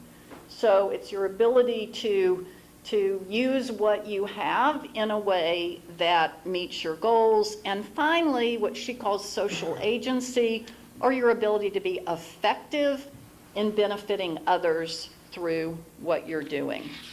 How do we get there? Well, ground thinking about the future in reflection. So reflection is important to development of purpose. You want to integrate moral identity with the goals that our students are forming. Provide role models and exemplars, of course, because that is one way of acquisition. Create real-world experiences for students. There's good research that field placement and service learning courses are very helpful in the development of purpose. And finally, and we heard about this in the first panel, create opportunities to gain empathy. If you want to benefit the world, you have to understand the world, and that requires the capacity of empathy. Here are a few things to be aware of. If we focus too much on our self-oriented success goals, it's going to get in the way of developing purpose. Similarly, if we focus on short-term rather than long-term goals, or if we have too many activities that we can't prioritize. Okay, what does that sound like? That sounds like law school, doesn't it? Okay, so that's a cautionary note here among the purpose research. All right, just briefly, we also need to think about purpose with regard to our collective legal purpose. And this is another book that I can recommend. It's a book called Good Work, and I love the subtitle. I don't know if you can read that. The subtitle is When Excellence and Ethics Meet. A really high-powered trio of social scientists got together to explore this question. Why is it that experts primarily teach techniques to young professionals while ignoring the values that have sustained the quest of so many creative geniuses? By the way, that 2007 report on legal education was basically asking that same question, right? And these 3 describe good work as work of expert quality that benefits the broader society. This is another quote from that same interview with Bill Damon, who was one of the 3 who co-authored this book. And he said, the thing that struck me the most was that good workers were amazingly articulate about the public mission of their fields. They understood about why the field was developed and how the field could be used to promote that mission. All right, so as we end, what are the collective purposes of the legal profession? Hopefully we can all agree on these: to prevent and peacefully resolve disputes, to uphold democracy and the rule of law — we've got a panel on that later today — and to ensure justice for all. So here's the good news. Those purposes are perfectly aligned with what we know about getting benefits of developing purpose, because they are all pro-social, they all benefit others. When you come to law school and you begin to take on a professional purpose and merge that with your personal purposes, you are satisfying that definition of purpose because of the kinds of professional purposes that you're being exposed to. All right, a few concluding thoughts. Again, it's a theme of convergence here. The same benefits of purpose are the ones as healthy professional identity formation. They both lead to the same thing: a good life for those who have developed them. The same activities and teaching methods that foster purpose are also the ones that we have learned foster professional identity. And finally, the same things that get in the way of purpose, we know, are getting in the way of professional identity. So let me leave you with a thought, which is really where I started in 2003. So I don't know whether that means I'm just, consistent, or whether it means I haven't learned anything in over 20 years. But our students come to us, I know, with a really strong sense of purpose. And I've interviewed a lot of students. I've asked them to do written reflections on purpose. They come here wanting their work to be meaningful. They want to make a difference in the world. That's why they've come to law school. And unfortunately, law school can start to erode that sense of purpose. So I think, to answer my own question, we've got to fit purpose in there somewhere, right? I don't know if that's a good schematic at all, but I've taken the question mark off for purpose because I think we really need to learn from these purpose studies and invite purpose more explicitly into our work on professional identity. Thanks.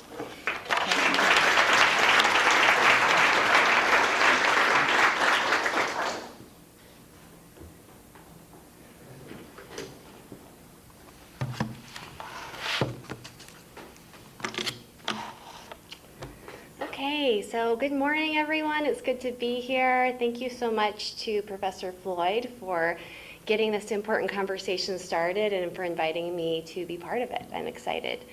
I thought what might be useful in my response and in my comments here would be to sort of first turn a little bit from the theoretical and talk a little bit about the personal and the practical when it comes to purpose.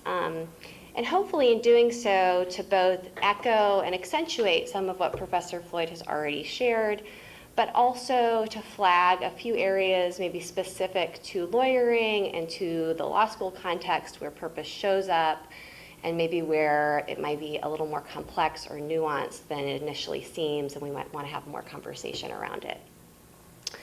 So first, sort of a definitional note, and this sort of connects back to some things Professor Floyd was saying, but I do think what we mean by purpose is quite complex, and the literature is varied in some ways when it comes to what purpose is.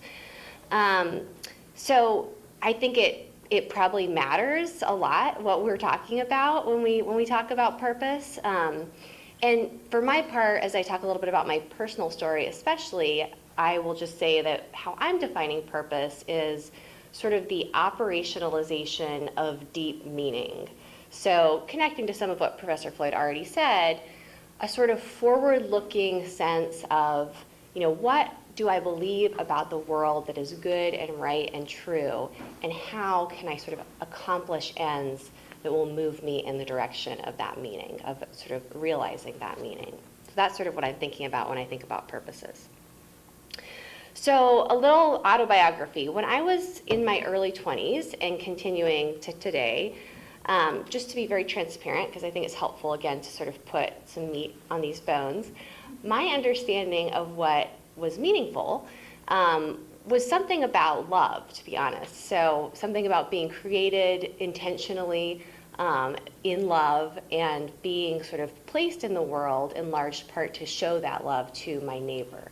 So we could get a lot more into that and into what that framework looks like for me, but that's the sort of deep meaning that I was coming to my early 20s and to my professional life with, okay?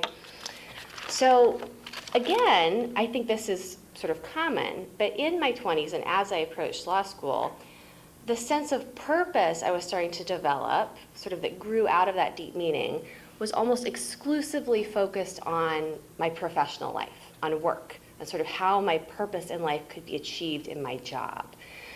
And specifically, the purpose that I developed, so, you know, the purpose oriented sort of towards being a lawyer, was pretty specific, and it was around sort of doing legal work in the service of women and girls facing sexual abuse and trafficking. And I had done some work on that before law school, and I was very focused on that, and this sort of very formed vision of what I was going to do in the world and what my purposes were.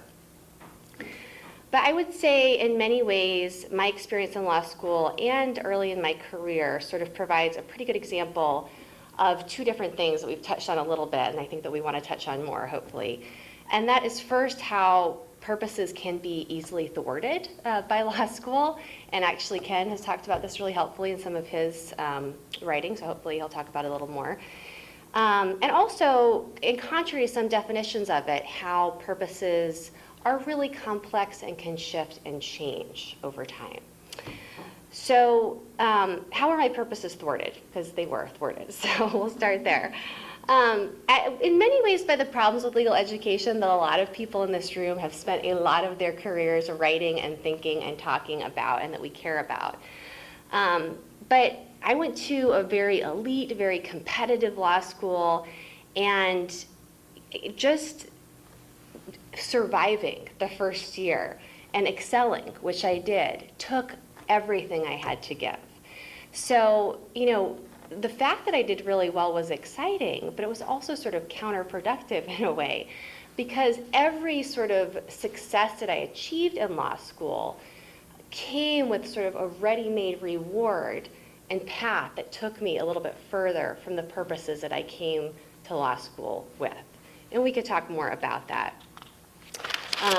But things that probably many of you have experienced in terms of rewards, you know, moving from the grades to the law review to, you know, the expectations around what kind of job a person like me would get and where I would go and the prestige that went along with that very much moved me in a direction that was different. And I don't want to say that I didn't have any agency there, but the formation that was happening in my law school experience was pushing me further and further away from the purposes I came in with. But the other thing that happened early in my career and that I think is important to note is that I fell in love, got married, and wanted to start a family. So without going into all those details, which I think frankly should and could be a symposium in and of themselves, my sense of purpose and identity in general radically changed in more ways than I anticipated when I was holding my first child in my arms. And I do think just pausing there for a minute, because it seems so personal, but beyond personal anecdote, there is a huge amount of evidence that this affects women by and large, but really anyone who sort of takes on a caretaking role in our profession in significant ways. This experience is common. So I think it's worth at least flagging in terms of what we mean and what we think about when we talk about formation and purpose. But fast forwarding to today, I have to be honest and say that my career and identity as a lawyer has been motivated much less by or integrated much less with the sort of sense of deep purposes I brought to law school than with a lot of really pragmatic considerations about how my life as a whole could sort of move me closer to the meaning that I wanted to realize. Okay? So I think, my story is in some ways quite common, and in some ways, stepping back from me, I think it might represent maybe a type of lawyerly experience that we see repeated when it comes to purpose and how we integrate it into our professional identities. And so I think there are actually 3 types that I sort of wanted to touch on, and they aren't the only types, but they're helpful in thinking about sort of these issues and maybe some sort of problems that we see come up. So the first I'm going to call sort of someone or a lawyer who has very aligned purposes, so the aligned sort of type. And this is a lawyer whose work is, deeply aligned with and integrated with and motivated by their sense of purpose in the world. And if I had a slide here in a picture, I would use Brian Stevenson as sort of the exemplar of this type. So hopefully everyone knows who he is. If you haven't, you should go read Just Mercy after this. But what's interesting about, Stevenson's origin story as a lawyer is that he was extremely disillusioned by law school and disconnected from his sense of purpose and identity in law school until he participated in an externship where he really found real ways to take his sense, his very spiritually rooted sense of what was meaningful, and channel it into actual work that he could do on a daily basis. And I think it's hard to overstate for those of us, and I think it's probably all of us in this room who know him, know of him and know of his work, how powerful this alignment can be in terms of the work that can be done in the world, but also the fulfillment, I think, by his own account, that's provided in his life. So the aligned type. The second type that I want to touch on is sort of what I would call the type of lawyer whose purposes have been conflated or subsumed by their work. And actually, this was touched on in the earlier panel briefly, but it's a very common type as well. And here I'm thinking of Gordon Kaplan as an example. I don't know if anyone knows who he is, but he's a very successful lawyer who was caught up in the college admissions scandal a few years ago. And in no way am I here to judge him, but in reading about him, what I thought was really interesting was he went to a law school really similar to mine, and I think by all sort of external accounts was very purposeful in his sort of work, in his work in law school, in his work as a lawyer, in the sense that he was very good at goal setting, at figuring out where he wanted to go and getting there, and even in sort of his other-centeredness. Yeah, he would describe in terms of thinking about the client and the client's needs and being very purposeful about meeting them. But I think that, again, in reading about him, what he would also say is that he came to law school with a really underdeveloped character and an underdeveloped sense of deep meaning. So I sort of referred to that earlier.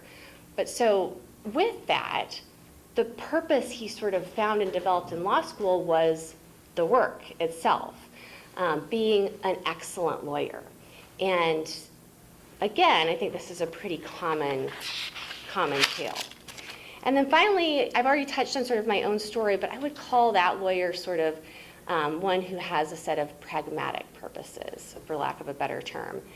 And I think this is a lot of my students, this is a lot of my friends, but the person who by choice or circumstance or a combination of both maybe wasn't able to integrate or maybe chose not to integrate as significantly their sense of sort of deep purpose in the world with their work because there were other areas of their life where they realized, were they to do so, they would be making compromises they weren't willing to make, okay?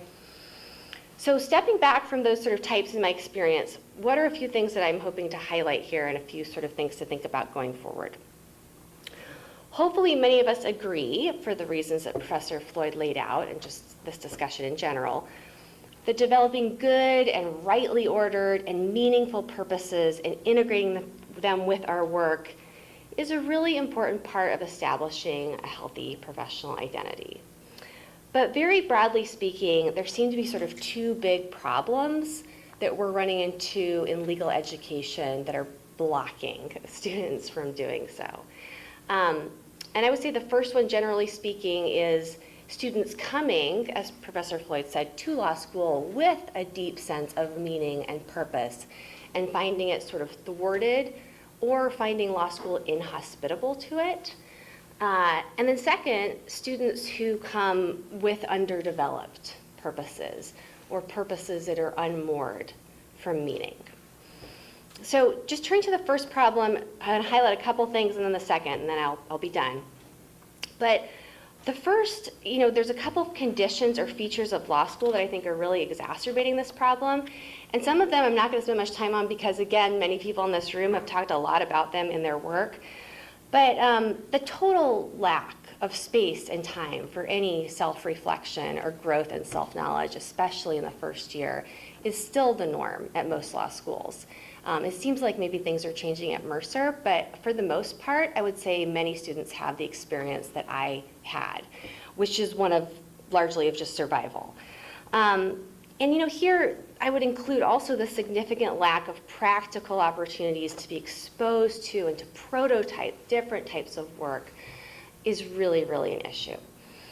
The second is what I would say is a significant lack of robust opportunities to engage in thinking about not just what kind of job or professional identity one wants to have, but what kind of life one wants to have. This is, for those of you who are philosophers or like theology, this is what I would call sort of an Augustinian problem, where we have this real issue. We're in professional school, so it makes sense, but where we have this real issue of an over-focus on what our work and professional lives can give us or can help us realize, that's out of step with maybe the rest of the things that are really important and valuable about who we are. So I think at its best, the well-being movement can really address this. Insofar as it does, I'm on board with that movement. And then the third thing that I think has gotten a little bit less attention in the professional identity formation literature, but that I think is worth bringing into this conversation in terms of being an identity and formation, purpose blocker, is the lack of ideological diversity in most law schools, and especially amongst the faculty. And I think, not everyone's going to agree with me here, but for two reasons this seems to me to be a real issue. The first is that in my own experience and in my experience with my students, it is very difficult to give voice to your beliefs and values and sense of meaning and to sort of channel those into clearly articulated purposes in your work when you feel like you're not able to do that, when you feel uncomfortable doing that because you're ideologically marginalized in some way. So, I think especially when we're talking about beliefs and values that have a moral or religious or political valence, this happens a lot and can be a real issue. But I would argue that in addition, even for students who are sort of in the majority, the ideological majority, and feel really comfortable expressing their beliefs and values and opinions, we have an issue with the development of good and effective and rich and productive purposes where there's no sort of dialectical conversation with difference, no engagement with disagreement. And so this is something I think we should spend a little bit more time thinking about as we think about how purpose can develop helpfully. And then finally, just in the last couple minutes here, I wanted to turn to the second purpose problem, which is purpose divorced or unmoored from meaning. And just two quick observations about this. The first is really that, to avoid purpose becoming sort of the skill of goal setting and sort of a narcissistic enterprise of sort of development, I really think that, actually what Ken and Daisy are doing, what y'all are getting to experience here in terms of virtue formation is essential. And while it's exciting that it's happening here, it is not the norm at most law schools. So to me, to talk about doing sort of purpose-oriented work without sort of rich attention to character formation is really problematic. But the second thing, and this is sort of just where I'll end, is I guess just a little bit of a note of sort of concern or maybe skepticism on my part, to be honest, and I'm happy to be proved wrong. But I do think, in connecting back to some of the things Professor Floyd said, to me at least, and as I look at what the literature is really saying about the benefits of purpose, it is very much connected to a deep, rich, robust belief system, to meaning. And to meaning that is transcendent in the sense that it is meaning that helps you look past the circumstances you're in, meaning that grounds the reasons you would choose to be virtuous or choose to do certain things in the world or not. Meaning that sort of goes beyond the formation of good character even in some respects. So I guess my concern here is just twofold. One, I think this is crucial. If we're going to talk about purpose, we have to talk about meaning. But I also think we're in professional school, and most faculty are not trained in philosophy or theology or sort of equipped to really move their students in a deep, formative way in the direction of figuring that meaning out. And I think, just to be honest, I maybe have some concerns about how much they should be doing that in this context. So I think I'm about at my time. I hope I've been able to highlight some of the things that we care about here and also some of the maybe little problem areas that are worth digging into to make this conversation as robust as it can be. So thanks so much.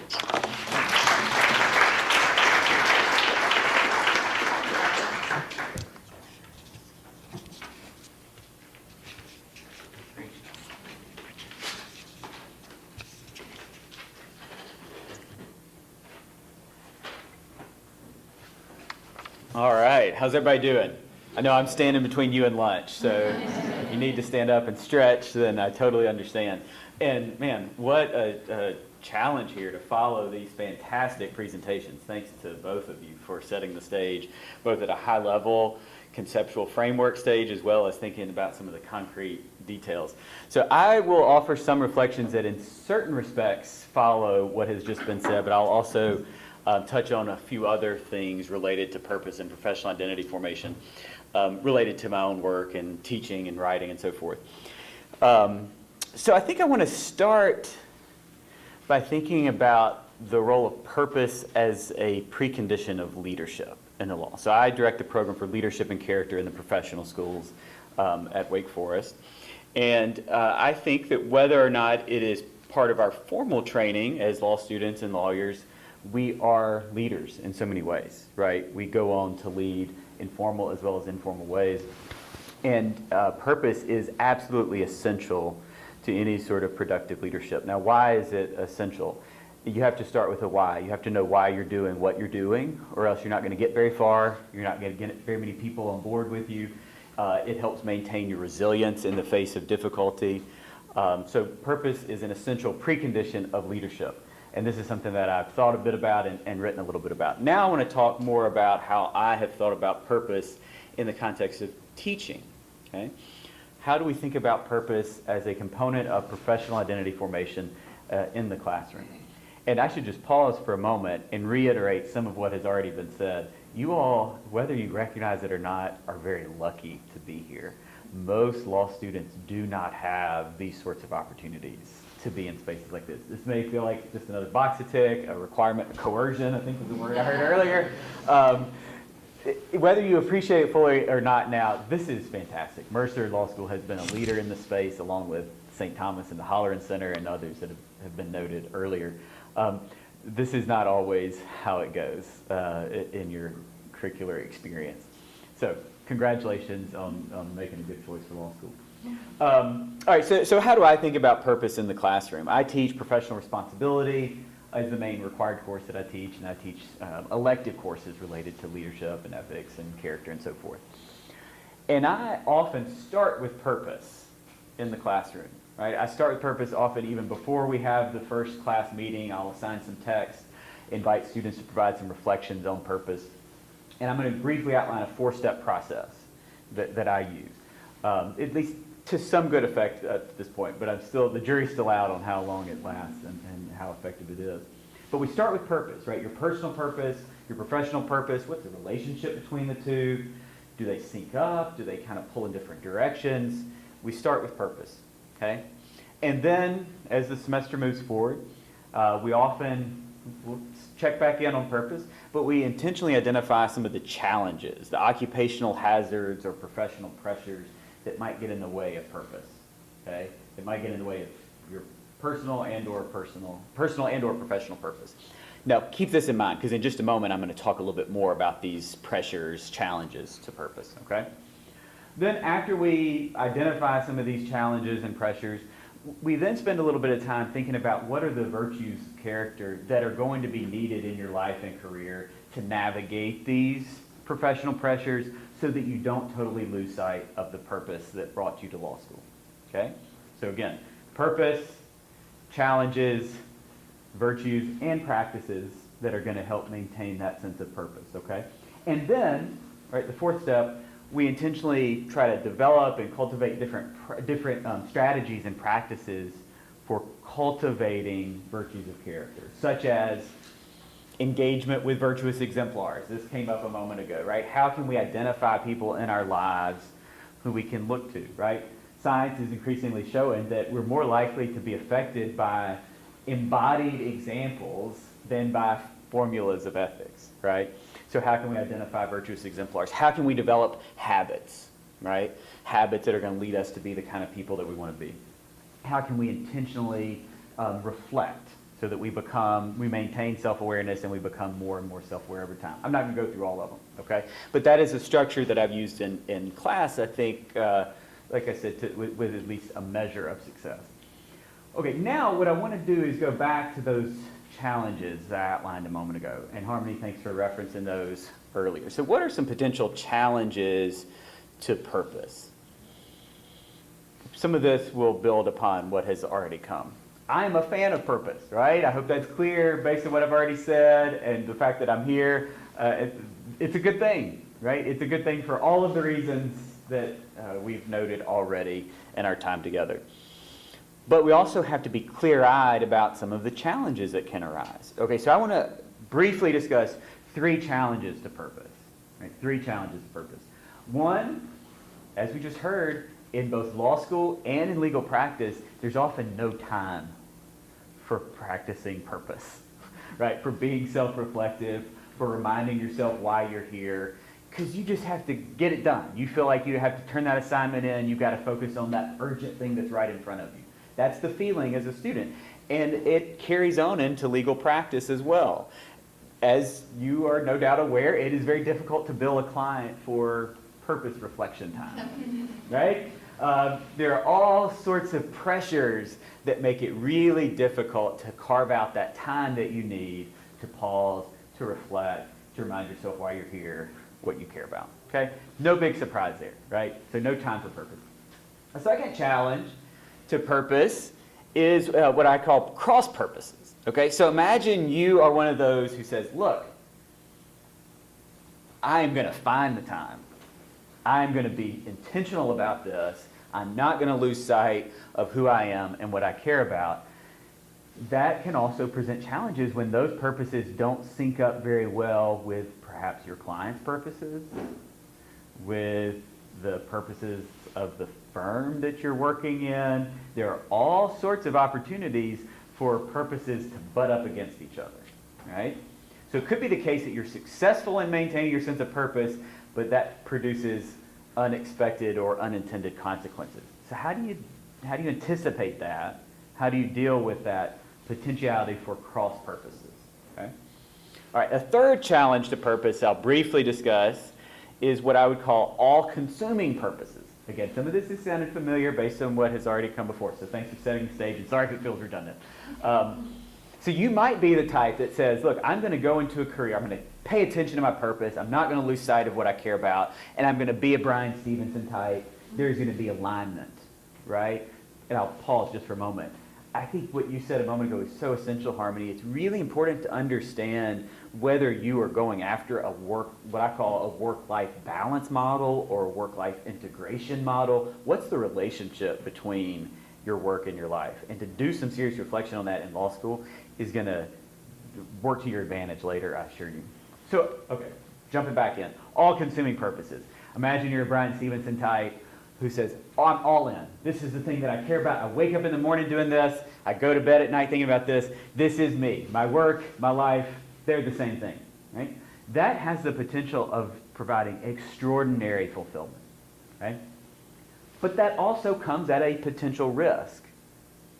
And this is something a few years ago when I was writing on this, I was on team all purpose all the time. But this is, we're people. We need to live integrated lives. I went to a small liberal arts college where we talked about these things. And but then, after working with a number of students and talking with them after they'd gone out and started their careers, and then they came back to me, some went into careers that they had dreamed about their whole lives because they cared so much about it, but it beat them down. Because there was no separation between a professional setback and a personal one. There was no way to create space for families that they cared about. There was no way to have a sort of critical distance to put setbacks in perspective. So, I encourage you to think about all of these. All of these are not meant to say don't care about purpose, but to be alert to the potential challenges and obstacles to the cultivation and realization of purpose over time. Okay? Now, how are we doing on time? Okay, so in my final few minutes, what I want to spend a little time talking about are institutional or structural challenges and some potential reforms. Okay? Whenever we think about problems, I think it's helpful to think about individual level responses. It's really important for you to feel like you have and to actually have a sense of agency. Because if it's all structures, all systems, all the time, and you don't have any agency to do anything, that's really disheartening. That can be a recipe for disaster. Okay? So part of what I've talked about up to this point has been a little bit more focused on you as an individual, reflecting and thinking about what you care about. That's all true. I also recognize, going back to what we said at the very outset, there are big challenges that operate on a systemic level that make it hard for you to do this. All right, so what might be some ways that law schools could do better? I'm just spitballing here, and I recognize that we don't snap fingers and make total change. But here are a few things that I think might be worth taking more seriously at a systemic level. In legal education, I think we should take this more seriously. We give lip service to a lot of time, but as a practical matter, law schools often recruit students, admit students based on LSAT and GPA. And we say we care about things like purpose. We invite you to write a personal statement where you identify this. But a lot of law schools, to be completely frank, don't really read those personal statements very closely, right? And so you write it, and then it goes in a file somewhere, and then there's not really much of an opportunity to check back in on what you wrote to get into law school. So I think we need to be better about how we recruit students and how we admit students.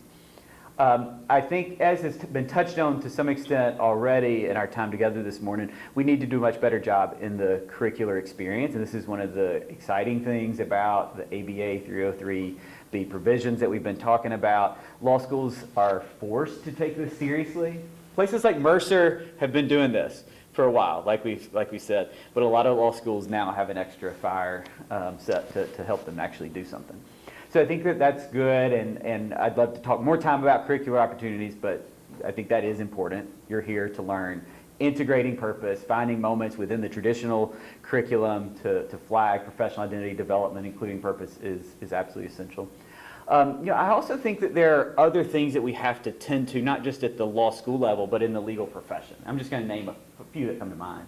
The first is the intersection between law school and the legal profession.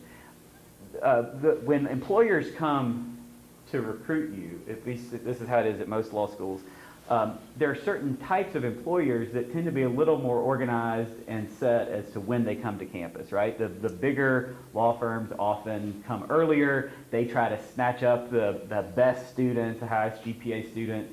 And if you're interested in doing something that is maybe a little bit outside the box, following your purpose in an outside the box sort of way, it may not be clear to you how that is to happen, right? And I think we in law school have to work with employers better to sync up coordination of recruitment efforts so that you don't feel like, because law students are often risk-averse types, often you feel like, okay, well, I have to jump on this now or else I'm going to miss my chance for employment. So I think that's something we need to be more attentive to.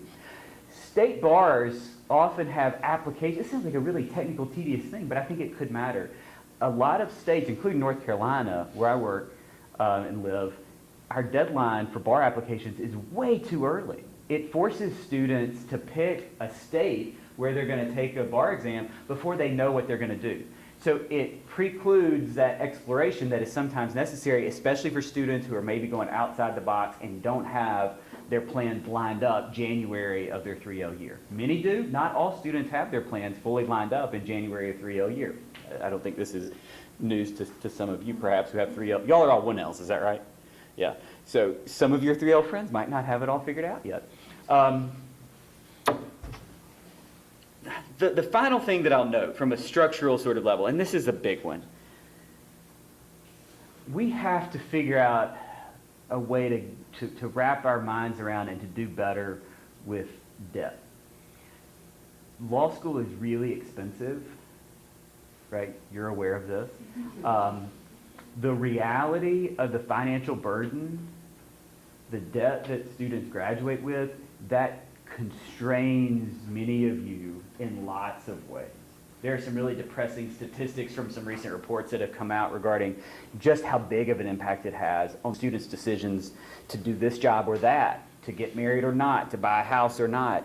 And I recognize that really, really practical sorts of things like that operate on structural levels actually have a big impact. So I want to flag that for our attention. I think I am out of time for my 15-minute slot. Again, thanks to all of you who've been a part of organizing this. This is fantastic. Thanks to all of you for being here. Thanks to those who came before me for starting us off well, and look forward to visiting more with y'all later. Thank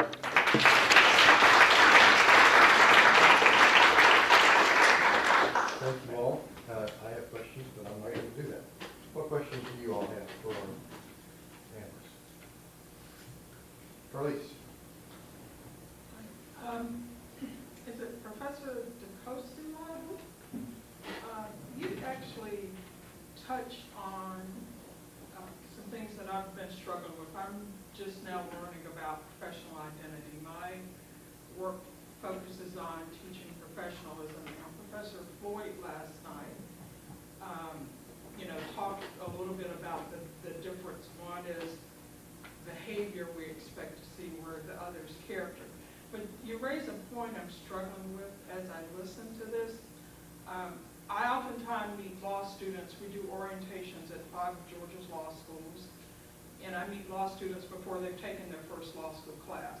And it is a small subset, but a distinct subset who will say, I am only here to make money. I don't care about anybody else. I'm not here to save the world. I'm here to make money and have a better life for myself. I don't know if it's an undeveloped character or that is their character. There are some folks that don't necessarily believe we are all created equal. Not everybody will voice that, but that is their core belief. And you raise the question of, is law school faculty equipped to change that character, or even should it be in the business of changing that character? Now I agree, as a profession, we have core values that I think everybody should be expected to follow. That's regulating behavior, but not necessarily regulating attitudes and belief. And you touch on that, and I'm just curious to hear your thoughts on what I'm trying to formulate as a question, but it turned out to be more of a comment. Yeah, Sam, thank you so much for that question. I mean, I have a lot of the same questions that you do, frankly, and I think hopefully my panelists can weigh in on this a little bit. I think maybe to one of the first things you mentioned, I do think there can sometimes be, just to be more specific about purpose, some sort of like elitism around what we think about as sort of purposes, especially when it comes to our work. The law school I work at is largely first-gen students, and I think one really noble purpose that a lot of them have is maybe something like, to reach the middle class and to be able to provide for their families in a way that they weren't provided for, something similar to that. So I think first I don't want to demonize a student who's coming with really practical purposes like that, and I think there's room for those kinds of purposes in this conversation. So that's sort of just one point.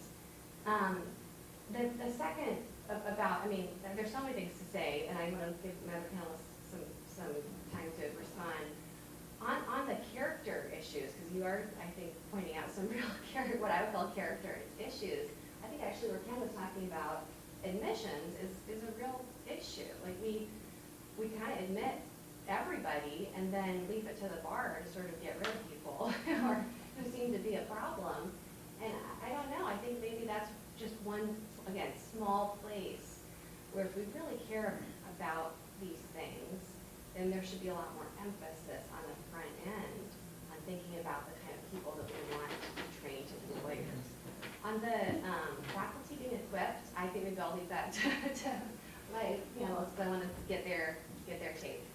Jen, why don't you go? I think it's a fair question. I think it's not obvious to me that faculty are equipped, but I also think that we need to recognize that we as faculty and we in education are always in the business, whether implicitly or explicitly, of elevating or sort of devaluing certain values, right? It's not like there is some totally neutral space where we're going to say, hey, we're not going to get in this business. I think that is itself kind of a moral stance, if you bracket the moral considerations of things that obviously have a moral valence to them. So I think that it's hard, and I'm not sure that we are very well equipped at times, but I don't know that we can totally avoid it either, is my first thought on that. And to your question about kind of behavior versus the self, I think the model rules, as Tim noted last night, do a good job of providing a floor, right? But if you think about something like honesty, if you look at the model rules that touch on honesty, and there are a few, and you view that as a box to tick, then that's one way, right, of approaching ethics and ethical formation. But if we elevate honesty not simply as a rule to follow in a box to tick, but as a virtue, a disposition that characterizes who you are as a person, part of your professional identity, then one would think and hope that that is more likely to be operationalized in difficult times, right? So that you're not just not getting in trouble, but that you are exhibiting truthfulness in more areas and contexts. I don't have a lot to add. Their answers were so great, except to emphasize we are in the business of professional identity formation, whether we are intentional about it or not. Our experiences in law school before people were talking about this, they were professional identity formation for us. They were just happening perhaps by neglect or, aspects that were not intentional, the implicit messages. So I think you put your finger on a real challenge for this moment in legal education, because now the ABA says you need to be intentional about professional identity development. So everybody's trying to figure it out, and there are going to be a lot of missteps along the way, and some of those missteps will come from the fact that faculty have not yet been adequately prepared for that. So I think you do point out a challenge. I think it's a challenge we can meet, but it's going to take a lot of work and a lot of help to meet that challenge. Just a quick question for Professor Townsend. Your comment about like orchestrating the career opportunity timeline for law students resonated with me. I think a lot of people do get forced into large law firm opportunities because they are risk averse. I think that's certainly true for me, and I think it's true for a lot of people. But I'm wondering practically how you would recommend going about doing that, because career services could say, well, all of you have to come in at the same time, but then the law firms, that some students do really want to go to and align with their purpose might be like, well, we're just not going to pull with your school. So I'm just curious how you. Yeah, I'm sad to report that I haven't figured that part out. It's more of an identification of the problem, and I think that you could imagine a scenario. This would require a lot of coordination, right? Law firms have clear incentives to do things the way they do. And not to say that you can't follow your purpose and be in the private sector, but it's harder at times if you're outside the box, public sector oriented, because there aren't those clear pathways, right? But you could imagine a scenario where a career office coordinated more effectively, because I think a lot of career offices don't coordinate all that effectively with the non-firm, public interest-oriented employers to try to encourage them. And if enough law schools did this, you could imagine a scenario where enough public interest firms or smaller outfits were coming earlier, closer to the time that the big firms were coming, so the students could kind of do both. But all of this is also contingent upon all sorts of other background factors where there's this prestige associated with going down certain career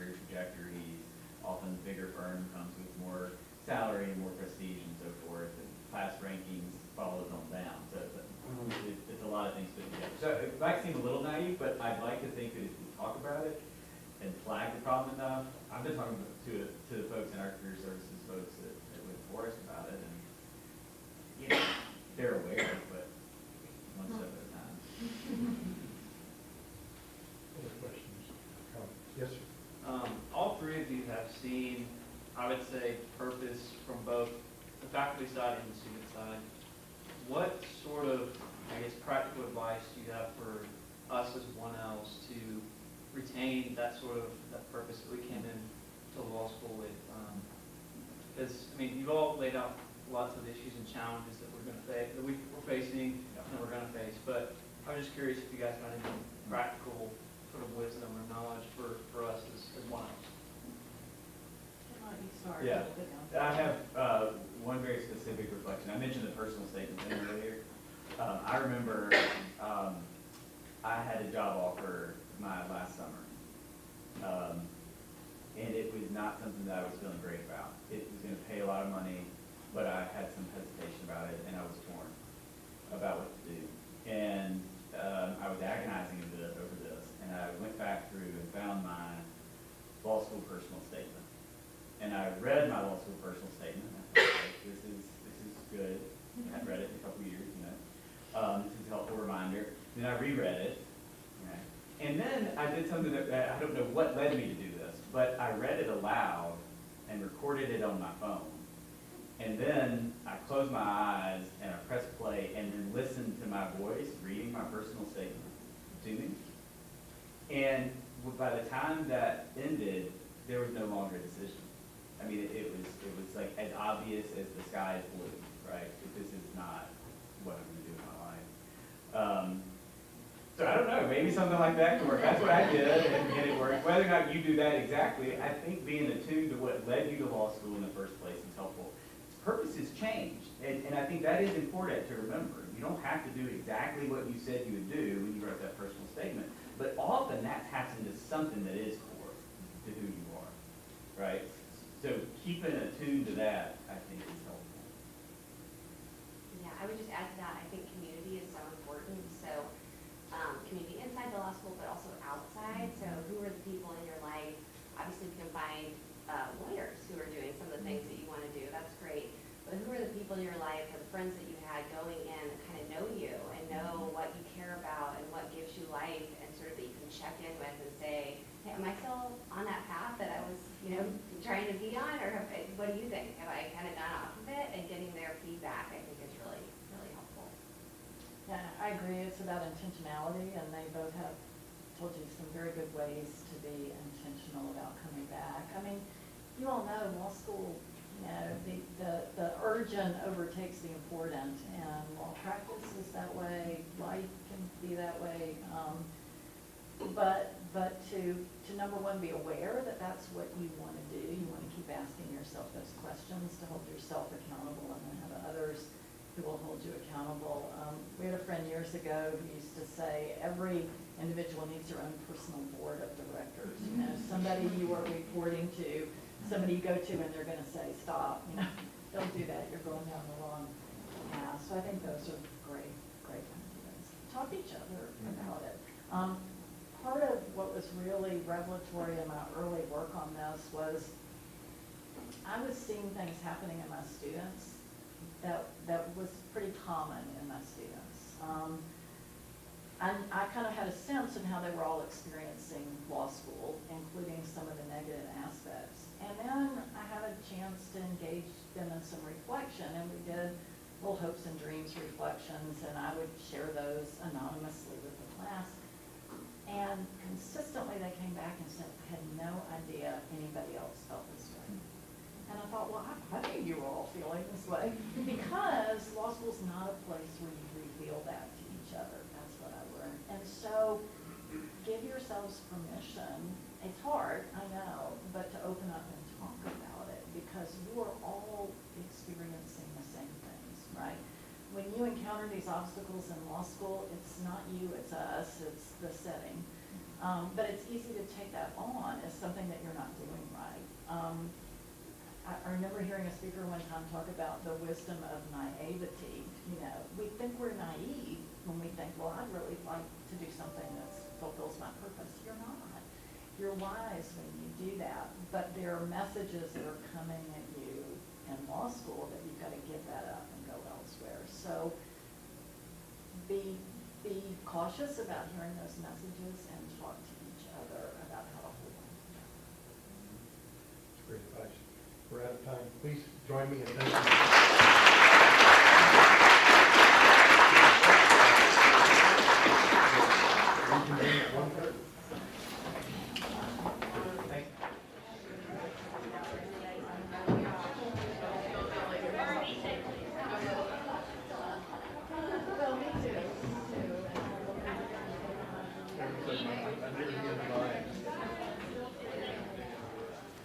Good afternoon, everybody. I think a lot of you know that I'm Tim Floyd and I work here. I am moderating the panels this afternoon. For those of you that weren't able to be here this morning, you missed some very rich discussion with some wonderful guests we have from around the country.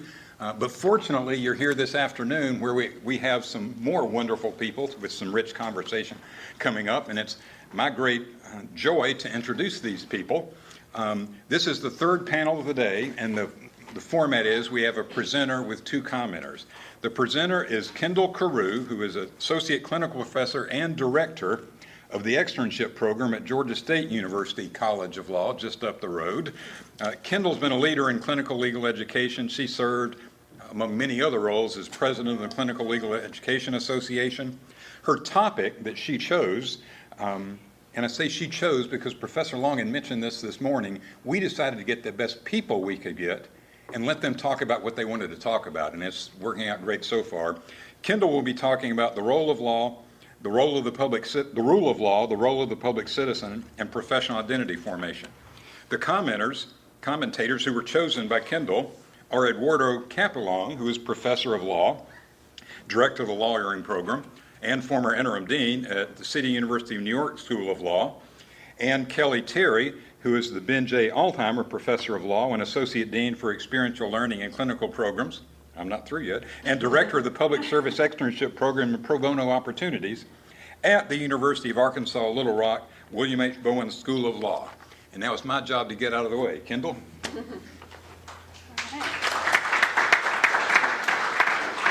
So thank you so much for the invitation to be here and for the generous introduction. I want to thank Mercer, I want to thank Pat and Tim and Daisy, and I also just wanted to take a minute to thank Tom Holleran, who recently passed away, but really gave his time, his energy, and his money to help to ignite this movement, this professional identity formation movement. And I am a fellow of the Holleran Center, so I want to also thank Neil Hamilton, Jerry Organ, David Granardo, and the other fellows, Barb Glessner-Fines and Lou Billionis, who have really pushed me in my thinking about professional identity formation and just in terms of my law teaching in general. I also want to thank my commenters for their willingness to work with me and give me some, I think, very helpful feedback. And my research assistants. So I know a lot of you are students in the room, and two of my 3Ls at Georgia State have helped a lot in talking about this particular topic. And so I wanted to give them a shout out just in case they happen to tune in. That's Kelsey O'Neill and Grayson Heisterberg. And thank you for those of you who are in the room and either drew the short straw to come to this particular session or you're really interested in the topic. Either way, I'm really excited to hear what you have to say about this topic.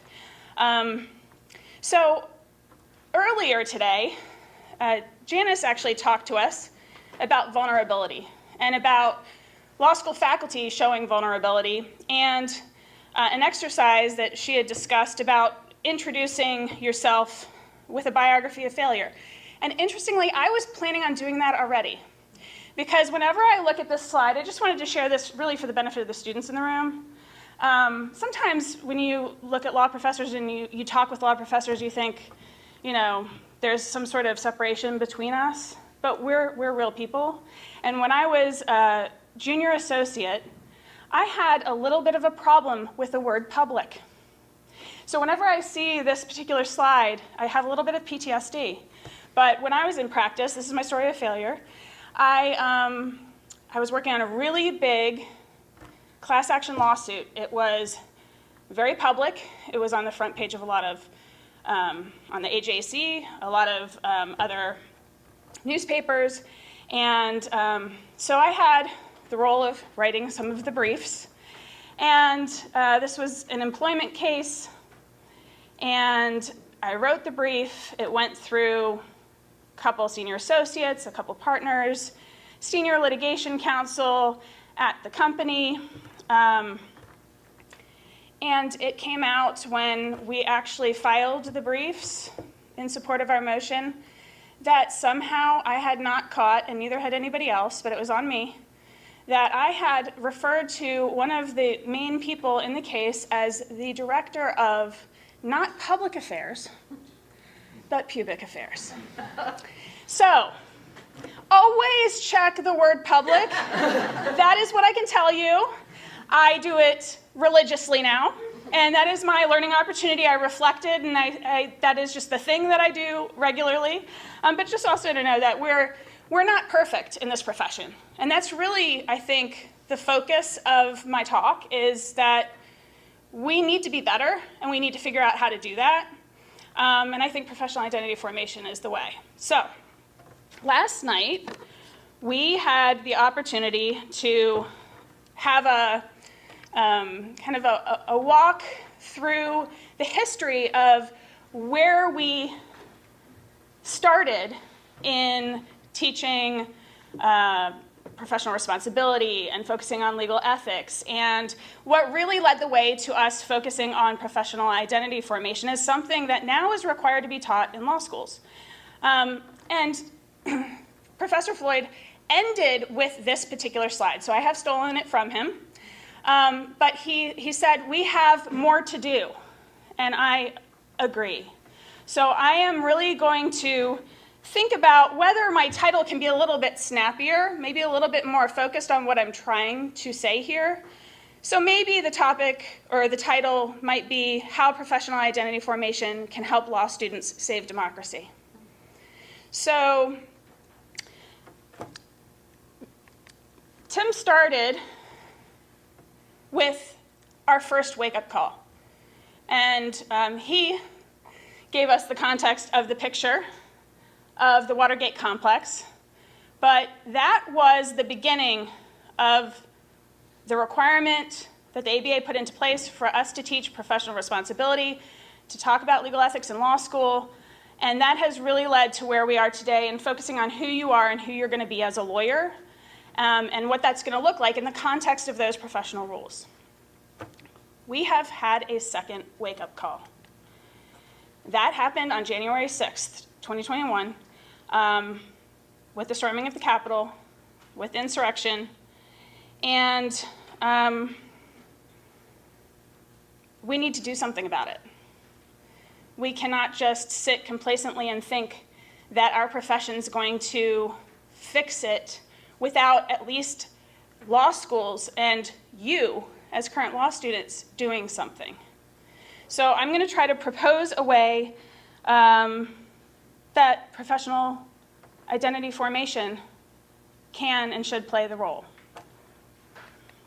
So I recently went, this was in February, I went to a listening session that the ABA Task Force on American Democracy put on called Taking the Next Step, Ensuring Trusted Elections and Civics for Georgians at the State Bar. I'm going to talk a little bit about the ABA Task Force in a minute, but throughout the day, there were statistics that kept flashing up on the screen.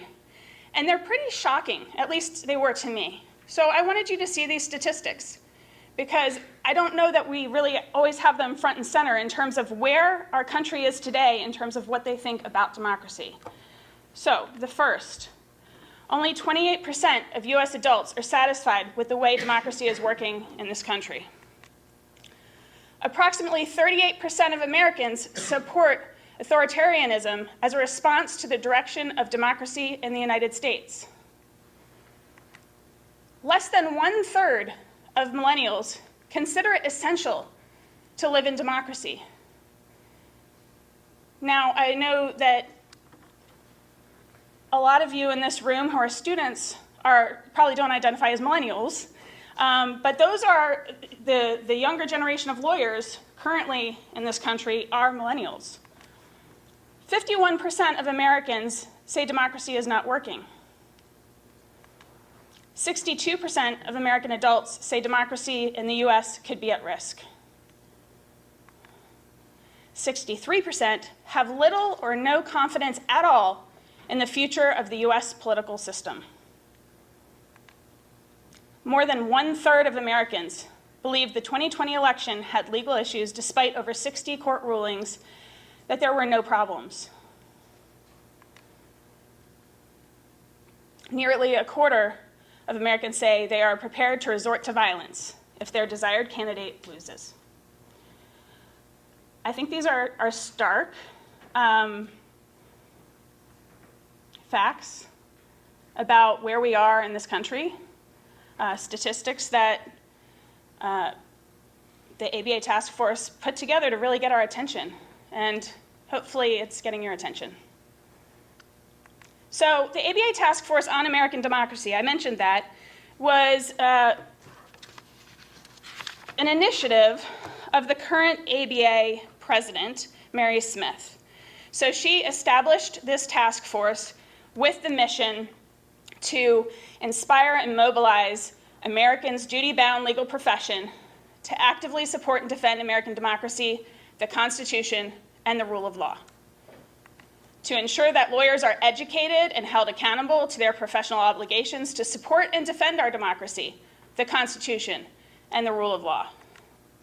And to leverage the legal profession to educate the public on the reasons for and the importance of democracy and the rule of law. And it was really important that, in her mind, that the profession actually speak out, that the profession listen to what is happening in this country and do something about it, and that it be a bipartisan effort. Also in legal education, we have been called to action. So the 2023 American Association of Law Schools theme was defending democracy. In January, a lot of law school professors met in Washington, D.C., an appropriate place, to talk about how to defend democracy. And what President Mark Alexander said about it, I think, is important. We live in a great country, but there are real threats to it. 3/4 of all voters, left, right, center, believe our democracy is in peril. Law schools can play a critical role in the future of our country and our democracy. Lawyers have shaped and will continue to shape our democracy. Now we're moving into the 2024 AALS theme, which is courage in action. And the current president, Melanie Wilson, what I wanted to focus on specifically that she said is that we must continue to graduate students who find the courage to defend democracy when self-interest or apathy would favor inaction. So another call to action that I have heard, and that I heard at the AALS conference in January, was from the World Justice Project. The World Justice Project was established by ABA President William Newsom in 2007. And it has become an independent, interdisciplinary organization focused on creating knowledge, building awareness, and stimulating action to advance the rule of law. It was the first time I had ever heard about the World Justice Project. But what they've done is they have put together an index. And that index measures the rule of law and its strength in 142 countries. And this is what the rule of law in the United States looks like right now, based on 8 factors. It is not a perfect circle by any stretch. This is where we rank. The United States is 26. Did any of you expect it to be higher? I did.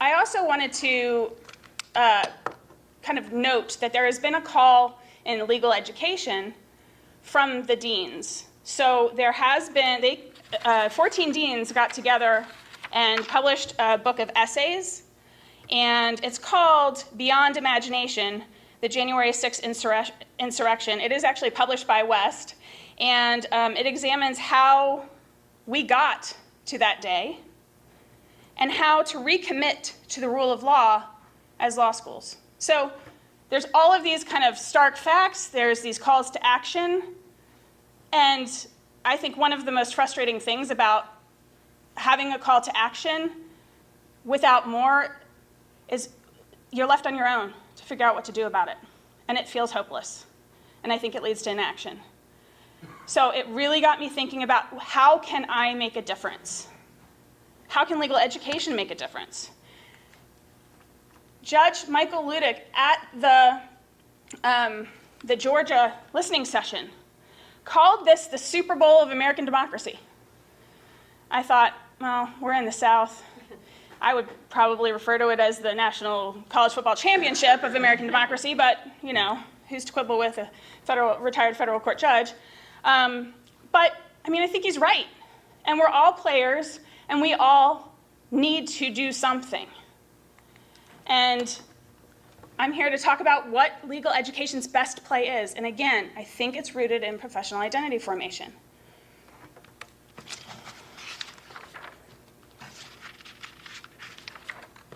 That leads me to the role of public citizen. So, the preamble, I know, all of you in here are 1Ls, correct? So you probably haven't had professional responsibility yet. Is that the case at Mercer? Okay. So the preamble to the model rules, which you will learn about in a later year, defines a lawyer as having 3 roles. One is as a representative of clients, so to serve clients.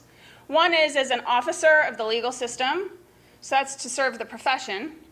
And one is as a public citizen having special responsibility for the quality of justice, so it's to serve the rule of law. So what does that mean? In talking with my students, number 1, they really weren't certain about what it really means to be a public citizen. And number 2, what really is the rule of law? How is that defined? So I want to talk about both of those things. So the preamble defines the role of public citizen, and I know this is long, but I think it's important to know what the definition actually says, and there's other parts of the preamble that kind of implicate the role of public citizen. And I know this is a long quote, and I know you can read for yourself, but for those of you who may not be able to see it, I am going to read this to you, and this will be my last real reading exercise. So, as a public citizen, a lawyer should seek improvement of the law, access to the legal system, the administration of justice, and the quality of service rendered by the legal profession. As a member of a learned profession, a lawyer should cultivate knowledge of the law beyond its use for clients, employ that knowledge in reform of the law, and work to strengthen legal education.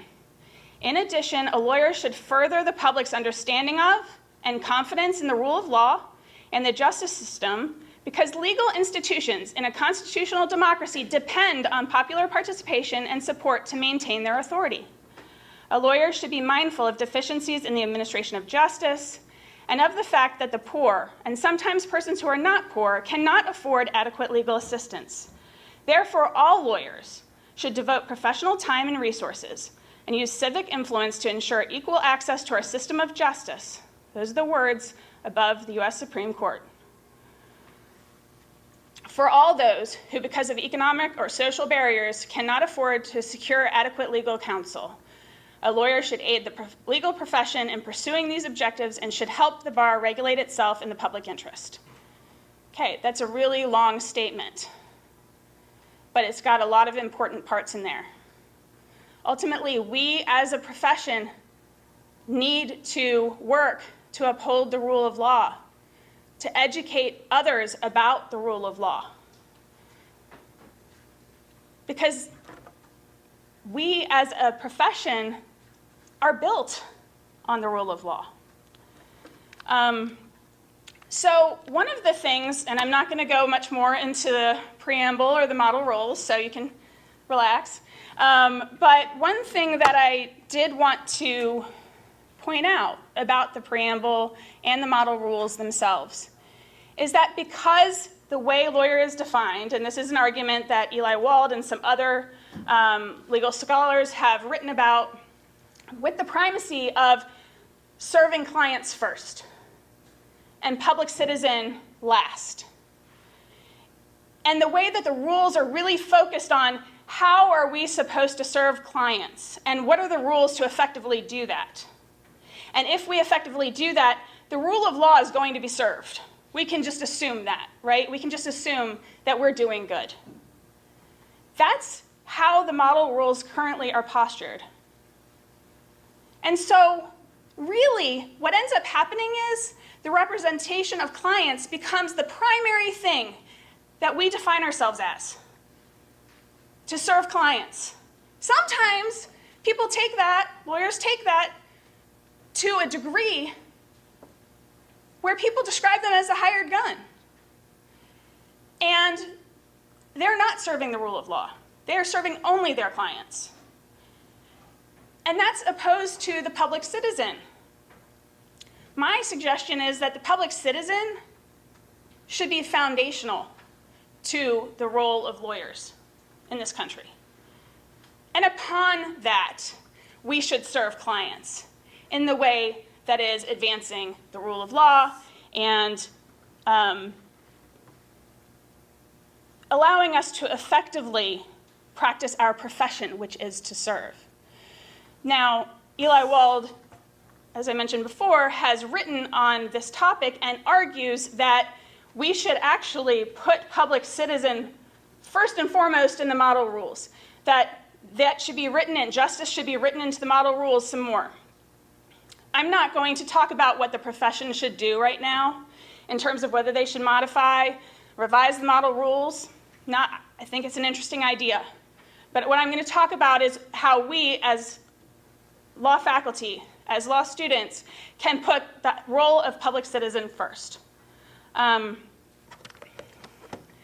also just wanted to mention, sometimes people don't think about it, but in order to practice, you have to swear an oath to uphold the Constitution. Interestingly, this is Georgia's attorney's oath. It's the last thing that we say, besides, so help me God.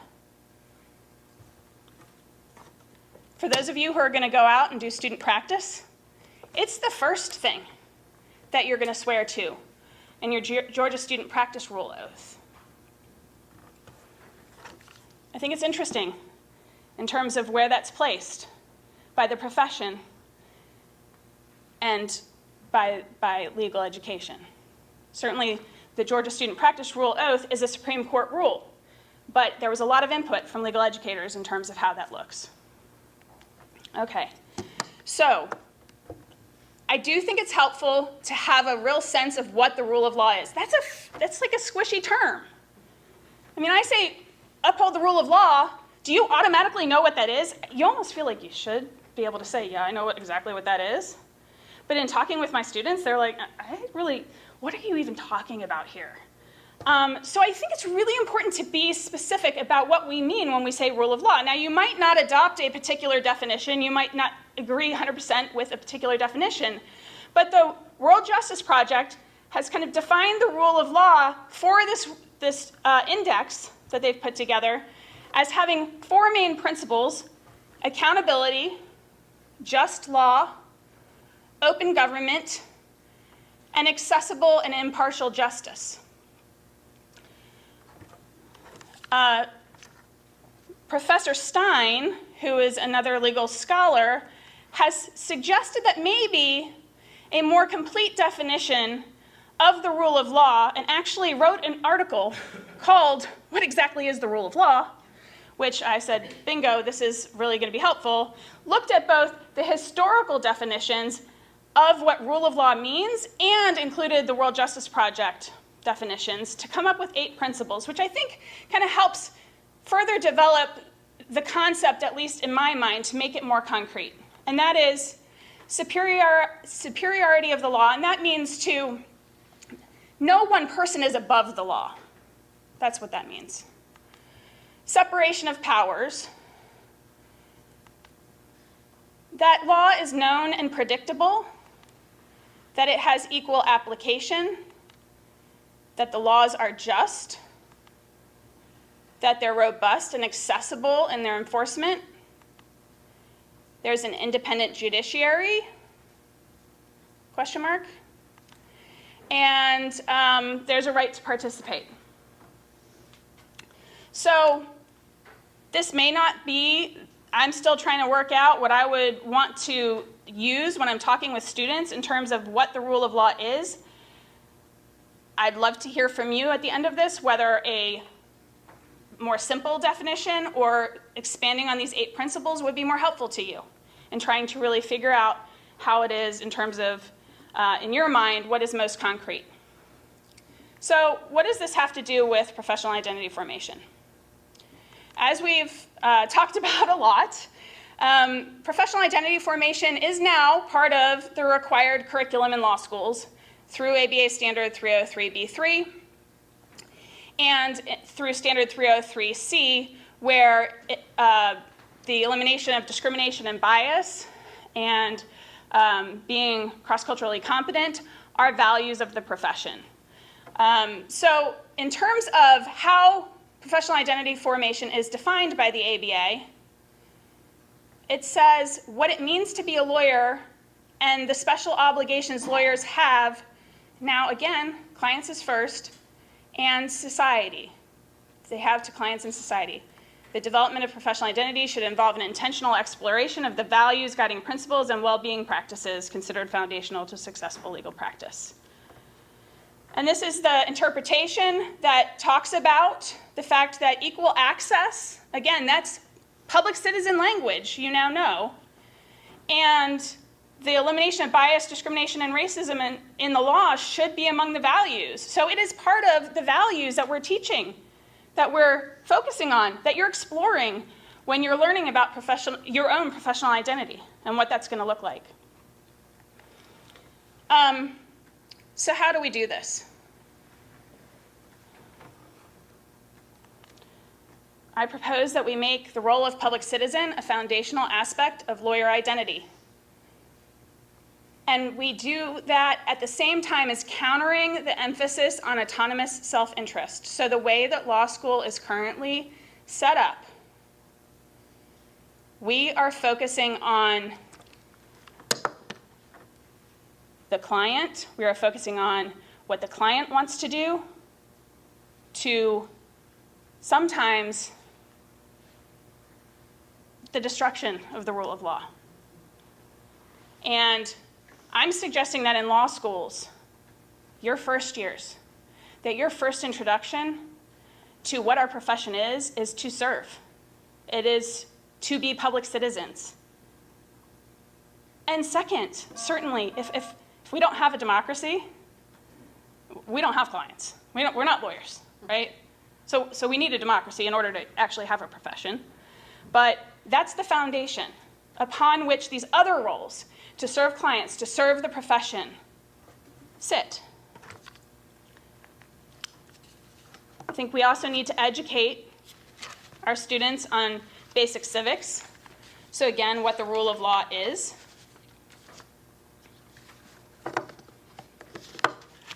Connect the role of public citizen to what it means to be a professional.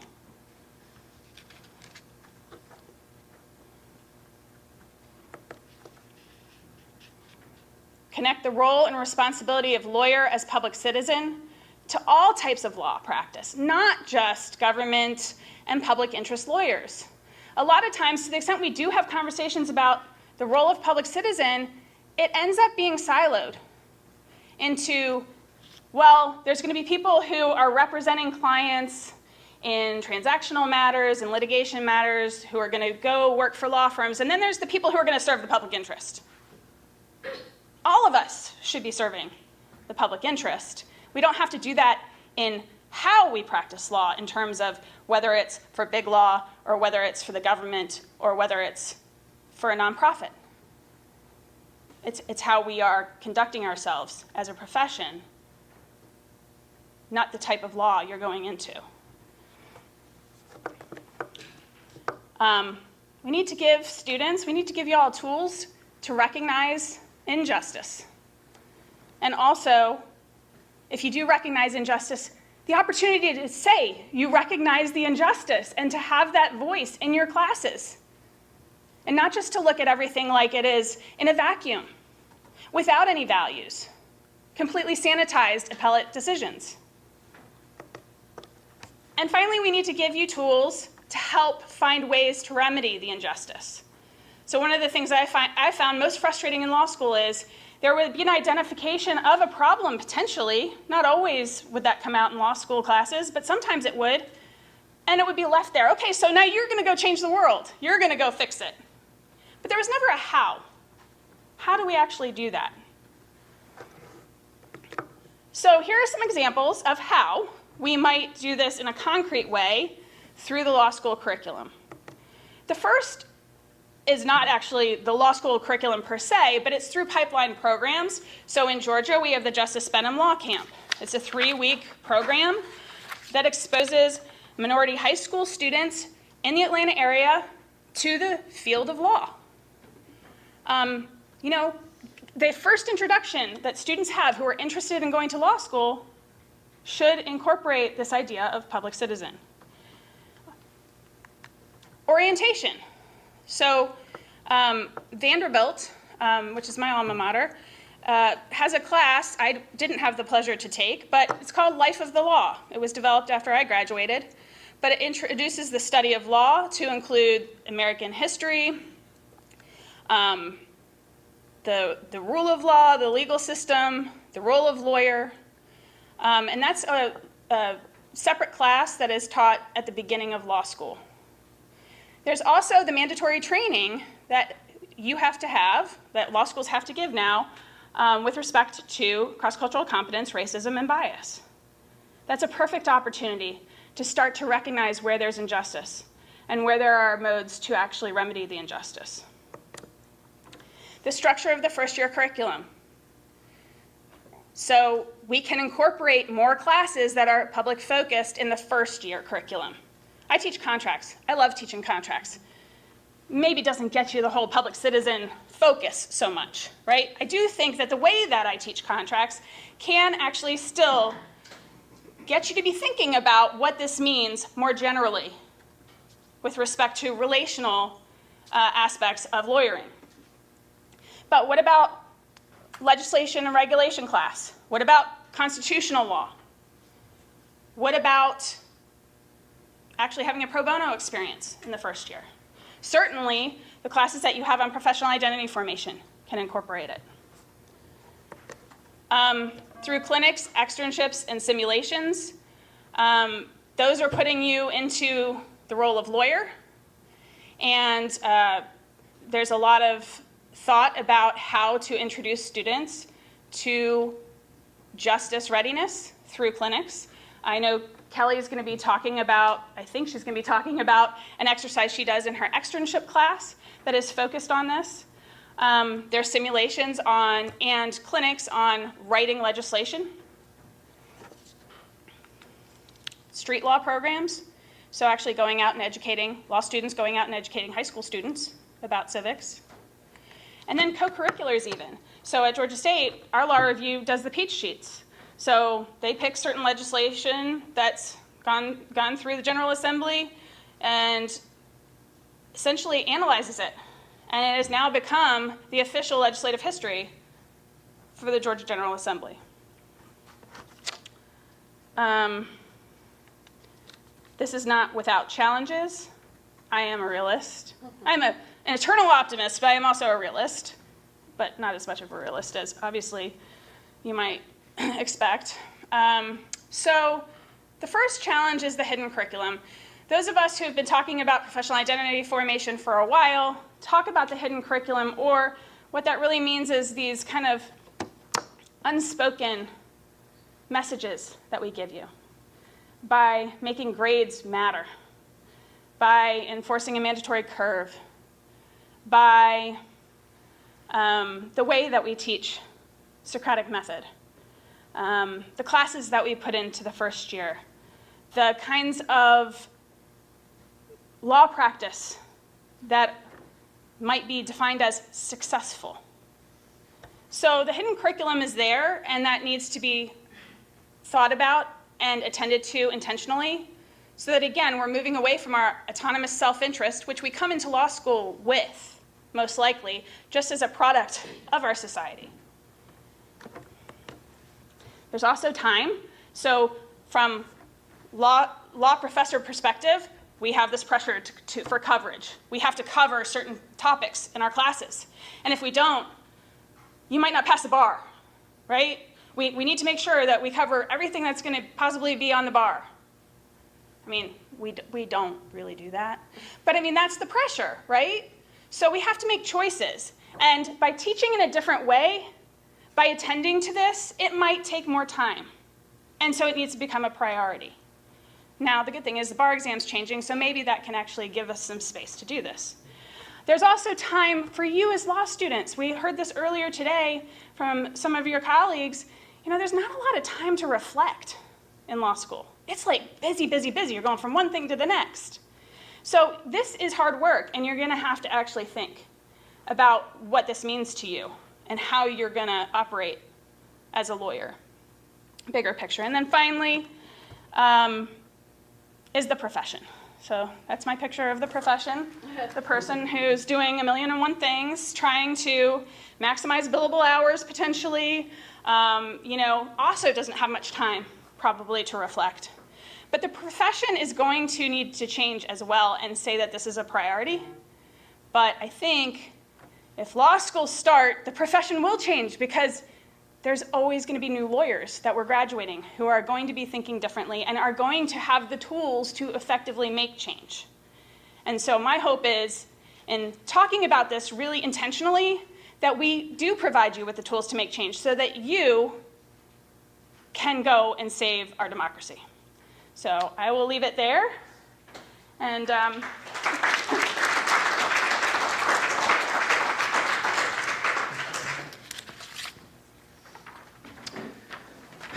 Hi, good afternoon, everyone. Kendall, thank you. Let me echo Kendall's thanks to Mercer, to Professor Longen, Professor Floyd, to my co-commentator, Kelly Terry. It's really an honor to be here, to be among such distinguished presenters and commentators. Yeah, it's a really, I think we're living in a really ominous time. I think it's going to be a difficult year. And so let me just begin by thanking Professor Carew for raising this issue. She uses the word courage in her article. And I do think that however you feel about what's going on in this world, it's demanding a lot of courage from us. I also took note of Professor Floyd's comment last night and the use of his word non-negotiable. And I also think that this year is a year where certain things are not negotiable. And I think one of those things is democracy and the rule of law. So by way of contributing to Kendall's paper, let me make three observations. One is I want to contextualize the decline of democracy here in the United States and the potential for our democracy to be at stake in an international context, and then that the role that law has played in that decline, because this has been an international phenomenon, actually.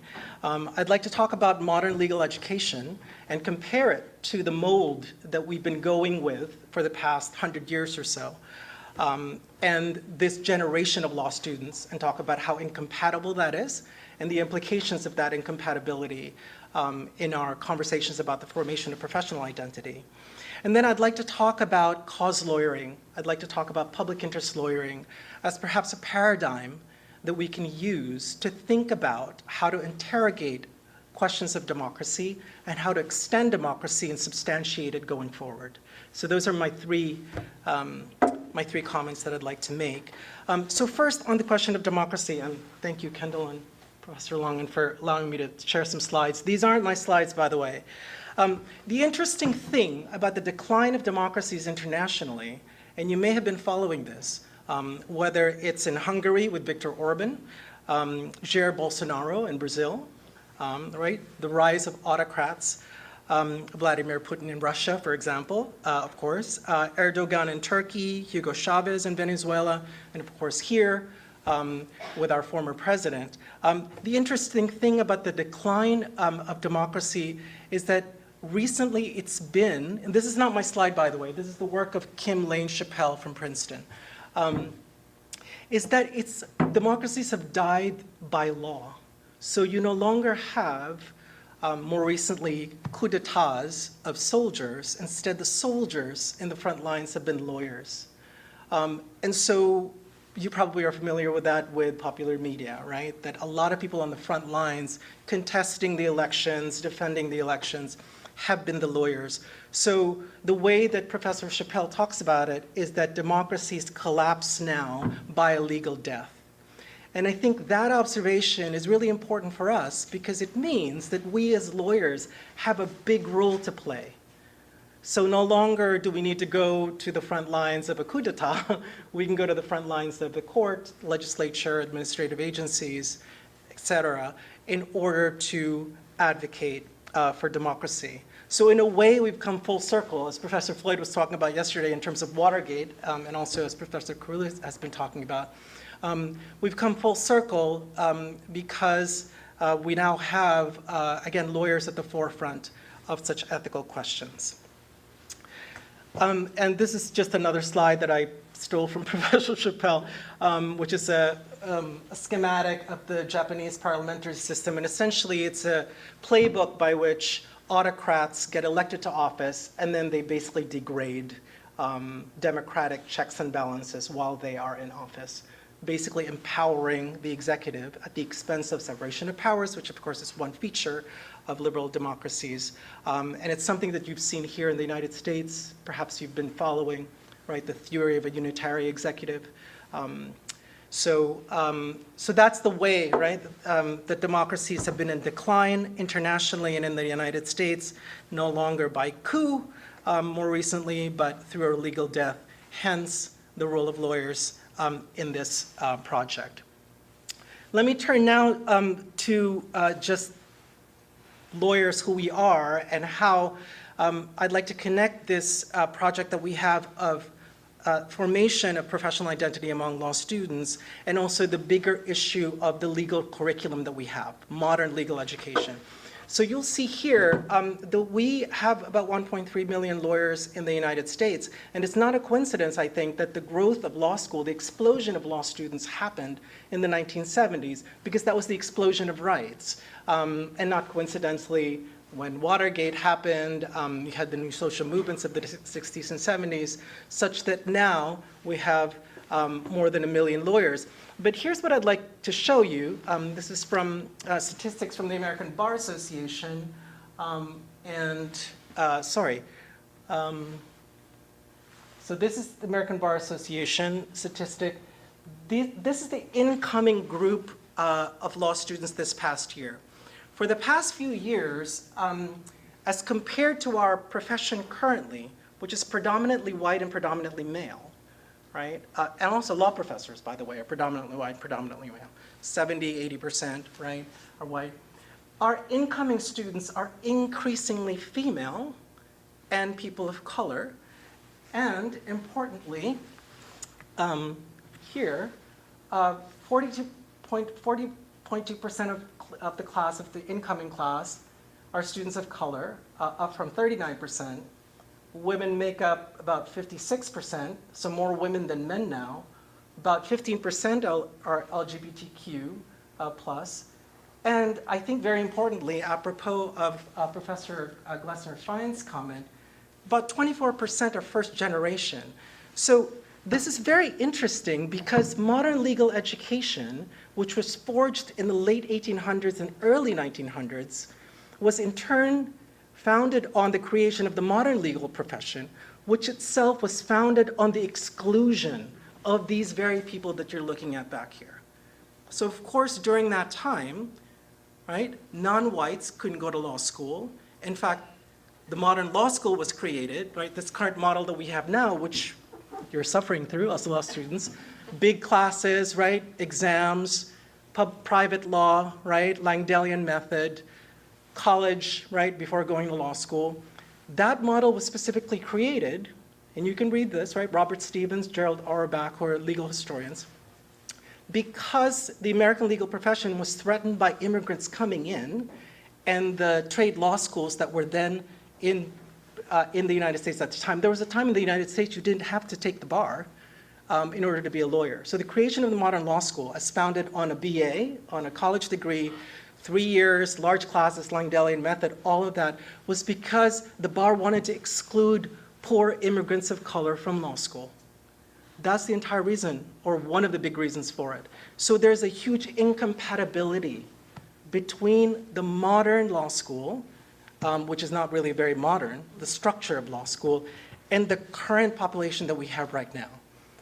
So I think of Professor Granato's presentation earlier, that we really need to address this issue because, for our purposes here anyway, because of the threat to democracy, you'll notice that these communities are the very same communities that have substantiated democracy here in the United States in the 20th and 21st centuries. In other words, they have been responsible for the expansion of democratic rights in the United States, right? So we really need to think about that, and again, think about how we've come full circle, in a sense, because the project of excluding these folks in the late 1800s and early 1900s have now failed, and now we have, right, a law student population that's very diverse. So how do we then, right, begin to both think about democracy and the rule of law and the role of lawyers, and think about the formation of professional identity and the legal curriculum writ large? How might we begin to think about this current historical moment and try to talk to you about how we preserve democracy and hopefully even extend it? Because as Professor Carew was saying, one of our professional values as a profession, not as individuals within the profession, by the way, because I think we've been conflating the two.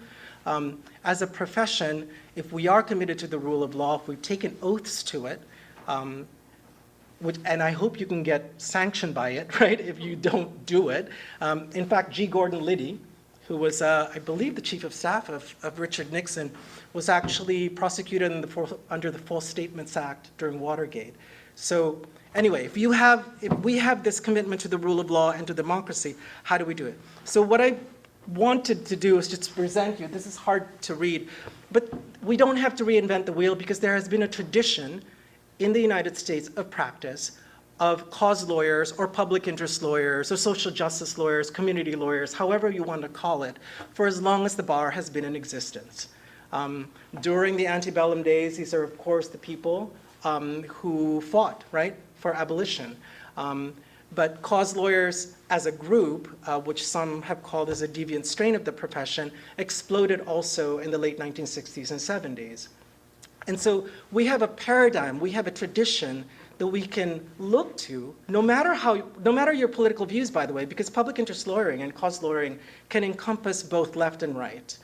But this is one graph that Thomas Hilbink, who took a look at cause lawyers or public interest lawyers, came up with. And he basically topologized it or created a taxonomy, not unlike what Professor DiCosimo did for the professional identity formation literature. And he basically said cause lawyers can be divided up into these various categories, and we can explore what you think about these various categories as a way to form professional identity. That would be my addition to this. And just to kind of tell you what this is, essentially in terms of defending democracy, one can think of democratic lawyers as falling into three categories. You can be a proceduralist, a conventional lawyer. You can be a lawyer who's kind of an elite vanguard lawyer, according to his words, or you can be a grassroots lawyer, right? And the way that these various lawyers think about their work breaks down into your view of what the legal system is, your view of what the cause is. So if the cause is democracy, right, what does democracy mean? Because I think we've been talking about a very specific form of democracy. It's liberal democracy, right? So we should be specific about that because some of us might have different ideas about what democracy should mean. And then what is your view of the lawyer and the lawyer's relationship to the client? So just to take you through this really quickly, conventional lawyering, right, talks about how law and politics are distinct, for example, and how the legal system is essentially fair and just, right?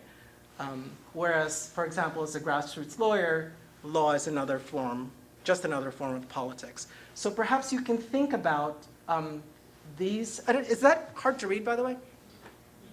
Okay, sorry. I might not be able to do anything about that.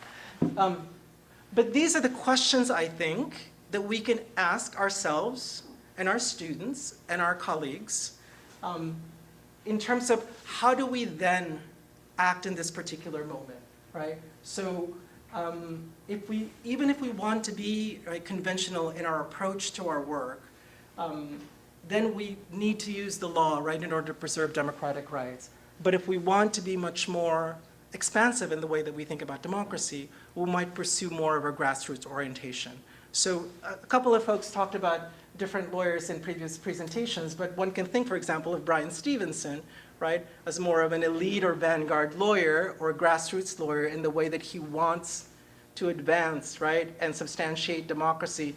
And then one can think of perhaps Judge Ludig as more of a conventional lawyer in thinking about how it's really just a procedural matter, that we need to follow rules because the rules, for example, of the 14th Amendment say that you can't run for office if you fomented insurrection, right? So these are some of the ways, I think, that we can think about one's professional identity or the formation of it as we think about how to act in this particular moment in order to defend democracy.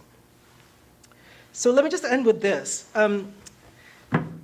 I do think that Kendall's paper is so important because I think a lot about Howard Zinn these days. Do you know the historian Howard Zinn? He wrote a book called You Can't Be Neutral in a Moving Train. And it seems to me that as lawyers and as law professors and as human beings, really, given the accelerating and interwoven crises that we're finding ourselves, whether it's about our form of government, whether it's about climate, whether it's about racism, whether it's about misogyny and sexism, things are just getting very intense, and it's going to be, I think, a really intense year. I think we only have really three choices. One is to collude with what's happening, which of course some of our colleagues have done, and a number of them have been prosecuted. The other is to be indifferent about what's going on, which I think is also kind of passive collusion in a way. Hence, you can't be neutral in a moving train. And the third is to think about how we might play a role in what is going on. And I think that, certain things are not negotiable. And so I do believe that you have a role to play, we all have a role to play this year, actually, and beyond, in terms of democracy and in terms of the rule of law because of the threats that we face. I do think that whoever wins the election in November, there's going to be instability in this country. Whether or not if Biden wins, there's a high probability that there's going to be another big lie. And if Mr. Trump wins, who knows what happens then? Because as you know, he's been very vocal about his autocratic tendencies and his disregard for rights. And so I do think that, again, to repeat, right, one, we have a role to play as lawyers because democracy has been dying a legal death. Two, this generation of law students have been the communities that have been advancing the democratic project. And so I think we need to listen to them and take those experiences in terms of how to move forward. And then finally, root our work and our formation of professional identity work in a long-standing tradition here in the United States of cause lawyering and public interest lawyering. So thank you.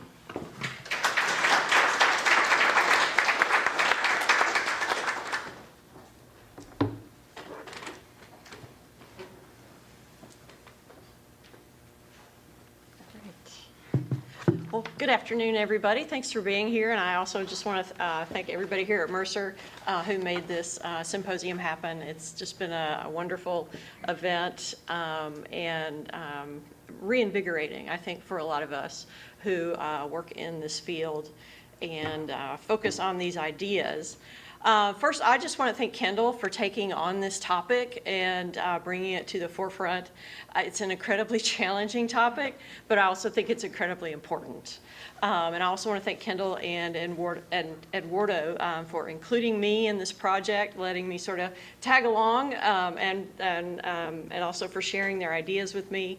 I appreciate you guys giving me the opportunity to think about these ideas and reflect on this topic. And I've learned an incredible amount from both of you, as I always do.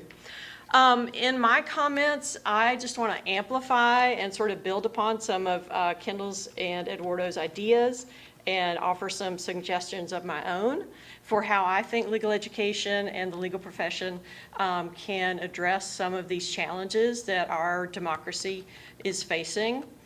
I agree completely that our country is at a crucial moment and really a crisis point for our democracy.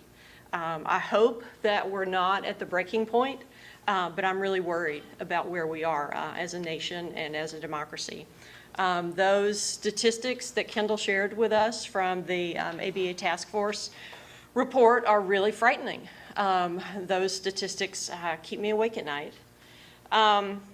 If our democracy is going to be able to avoid a breaking point, I think legal education, the legal profession as a whole, and lawyers as individuals all have to step up and fulfill our purpose as defenders of the rule of law and protectors of democracy. And so there are just a few specific points that Kendall and Eduardo made that I'd like to respond to. Kendall said that we need to make the role of public citizen foundational and counter the emphasis on autonomous self-interest. I agree 100%, and I would like to offer a suggestion to the idea that she proposed, which is that in order to do that, we also need to debunk the myth of the zealous advocate. The model rules use this phrase, zealous advocate, in some sections, but the legal profession and law schools, we've also been complicit, have created a myth around what it means to be a zealous advocate. The myth is that the client representative role always comes first, no matter what. It's the win at all costs mentality. You exploit every advantage to achieve the client's interest, and you always do what the client wants, no matter what, so long as it's not illegal or it doesn't violate the ethical rules. And I think we as law schools, if not implicitly, no, sorry, got my words reversed. If not explicitly, we as law schools are endorsing that myth in how we teach about the law and how we teach about litigation. And I think also some students are coming to law school already with that mentality based on what they've seen in popular culture, what the media suggests to us, I guess, I'll use a nice word, suggests to us about how lawyers should behave and how we should act. And I co-teach our first year professional identity course, which we've called Lawyering Foundations. And in one of the early classes where I was discussing with students this concept of professional identity formation and what it is and what it entails, we gave them a hypothetical fact scenario. And the hypo was that you have a business client that you've represented for a long time, and the client comes to you because he is now getting a divorce, and he wants you to represent him in the divorce. And basically, the hypo was that the client has told you he doesn't care about the harm that comes to the children through the divorce, destroy the wife, get me everything I want. Sort of the no holds barred approach is some of the use of those Rambo litigation tactics that Professor Floyd referred to last night. And so we asked the question posed to the students was, what would you do in that situation? And these are 1L students, like you guys, second semester of their 1L year. Would you represent this client, and would you go along with this strategy that he wants you to take. And the class was pretty evenly divided. Some students said, well, no, that makes me uncomfortable, and I really would want to think about the bigger picture here. I don't want to take any actions as a lawyer in this case that would harm the children in the family. But about the other half of the class basically said, it's my job as the lawyer to do what the client wants and not ask questions. I am the agent of that lawyer. So that's, that myth of the zealous advocate has already been, the seeds have already been planted in the 1L year. And it may be beyond the seed. We may already be at sapling stage. So, what can we do to sort of actively counter the myth of the zealous advocate, which is what I think we need to do? We have got to sort of take back what it means to be a representative of clients, and we have to counter this myth of, if you want to be a lawyer, especially a litigator, this is how you have to be. This is who you have to be. Because you guys are 1Ls, but are you guys familiar with the American Law Institute? Heard of them? Yeah. Who are they? Who's the American Law Institute? What do they do? You didn't think anybody was going to call on you, right? I'm sorry. Anybody remember? Yes, hand in the back. They do the restatements and the model rules of penal. Yeah, so they are, it's a very highly prestigious, right, organization to be elected into the American law student. These are like sort of the super elite law professors, and they write the restatements of the law that you guys study. So according to the ALI in their restatement on the law governing lawyers, here's what they say about the duty of zealous advocacy. The preamble to the rules refers to a lawyer's duty to act zealously for a client. The term sets forth a traditional aspiration, but it should not be misunderstood to suggest that lawyers are legally required to function with a certain emotion or style of litigating, negotiating, or counseling. And here's the key part. For legal purposes, the term encompasses the duties of competence and diligence. That's all it means. Zealous advocate does not mean destroy the other side, engage in Rambo litigation tactics. So I think we as legal educators have to teach students about what it means to be a zealous advocate and how to be an effective client representative in a way that is consistent with your other roles as being an officer of the legal system and being a public citizen with special responsibility for the quality of justice. Those three roles are equally important, but we're overemphasizing the client representative role and doing it through this myth of the zealous advocate. Some states have even taken that language out of their rules. I know at least two, Montana and Arizona, have removed that zealous advocacy language. Because lawyers use that language as an excuse, right? They use that language to rationalize bad conduct. So that's one thing I think we need to be thinking about. Another thing, I know you guys haven't gotten to the model rules of professional conduct yet, but we also need to refocus our energy more on the lawyer's role as an advisor.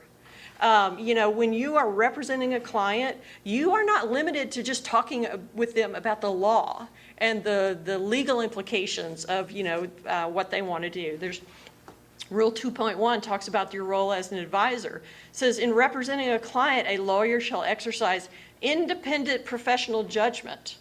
So you have to bring your own professional judgment to bear. You're not just the robot who's carrying out the client's wishes.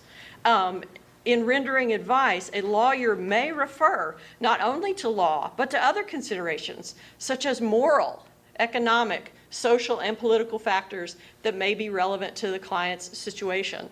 So, I know everybody gets really nervous when we start talking about morals in law school, but the rules allow you to do that. The rules say you can bring moral considerations into your representation, and I would suggest to you that you should.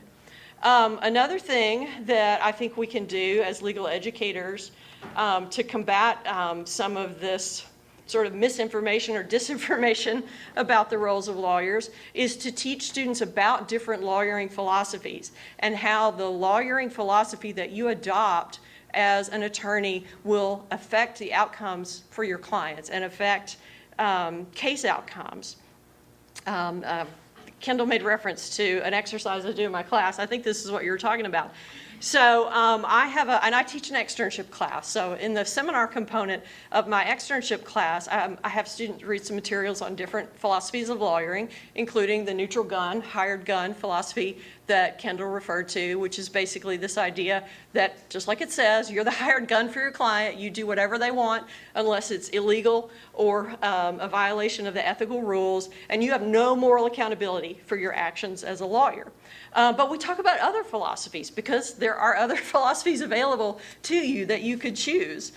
So we talk about a philosophy of moral accountability where you agree as a lawyer that you will be accountable for the actions that you take as a lawyer. And also we talk about moral consultation as another lawyering philosophy that you might adopt. So the idea that you would at least consult with your client about the moral implications and the consequences of the strategy that they want you to adopt. And you bring morals into that conversation. And, you know, maybe they still are the ultimate decision maker. Maybe they reject your advice, but you still have that conversation and advise them in that way. And then I give the students a hypothetical, well, it's not a hypothetical, it's a simulation exercise, and it's based on the facts of a very famous ethics case called Spalding versus Zimmerman, and which is where is Professor Floyd. I want to give you a shout out because I learned about Spalding versus Zimmerman from Professor Floyd. In that case, it's a case from the 1950s involving two families in a farming community in Minnesota, and there was a terrible car crash, you know, so it's a personal injury case, and a young man named David Spalding was injured. He was, I think, about he was around 20 years old, but perfectly healthy before this accident. And then as a result of the accident, he suffered an aortic aneurysm, which if you're familiar with that, that is a life-threatening condition.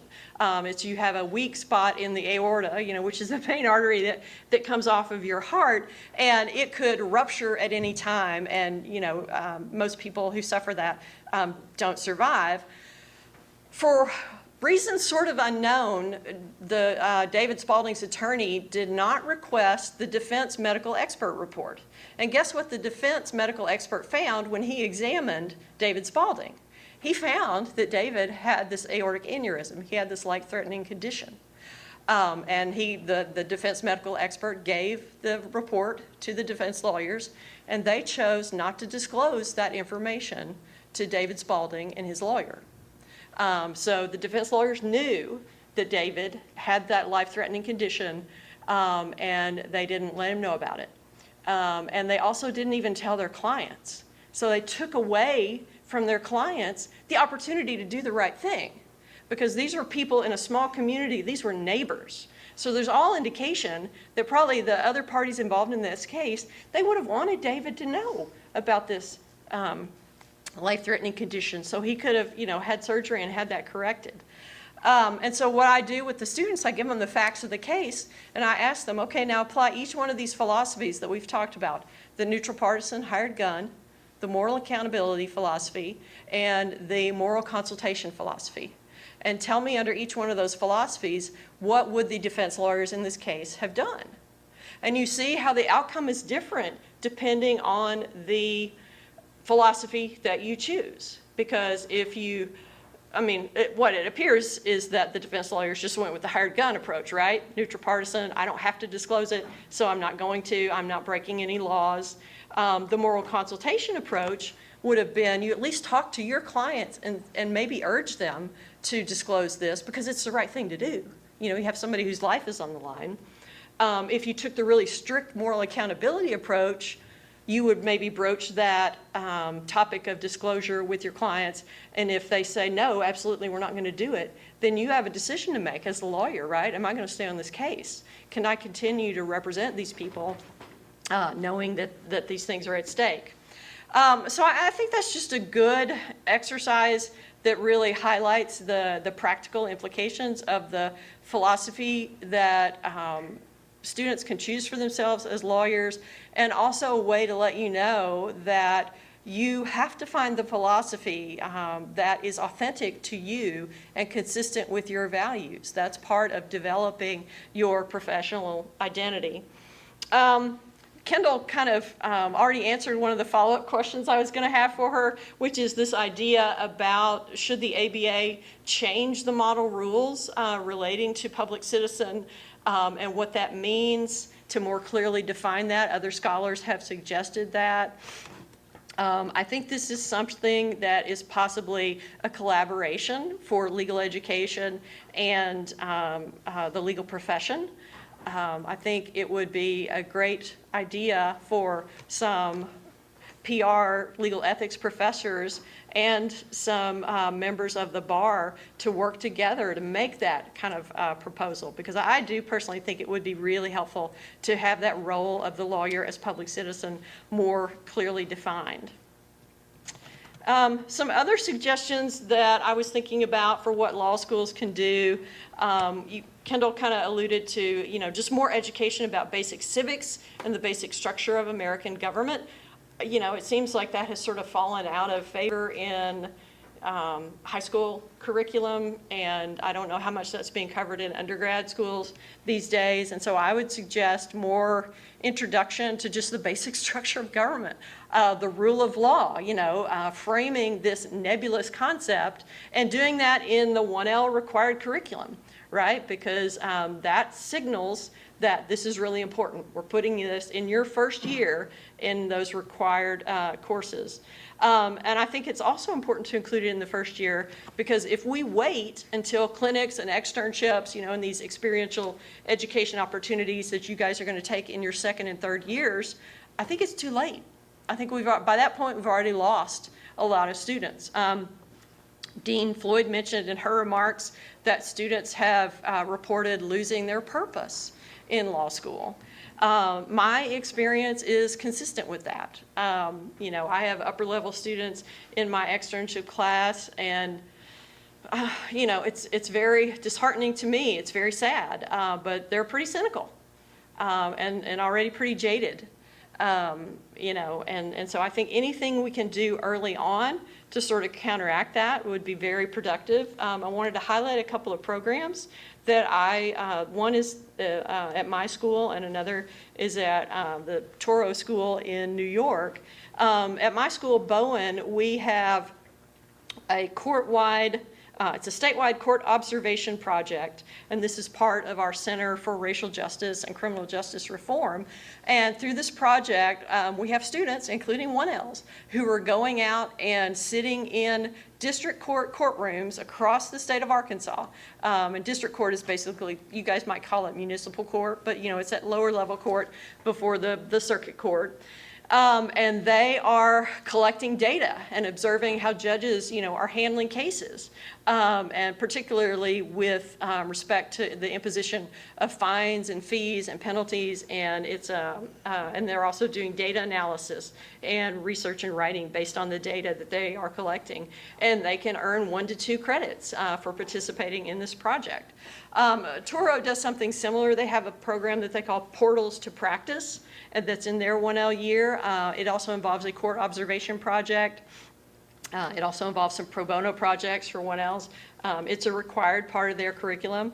I think projects like this are really important because they emphasize real life issues, right? When you sit in a courtroom and see how people are treated, the disparities in our justice system smack you in the face. They're right there and you can't turn away.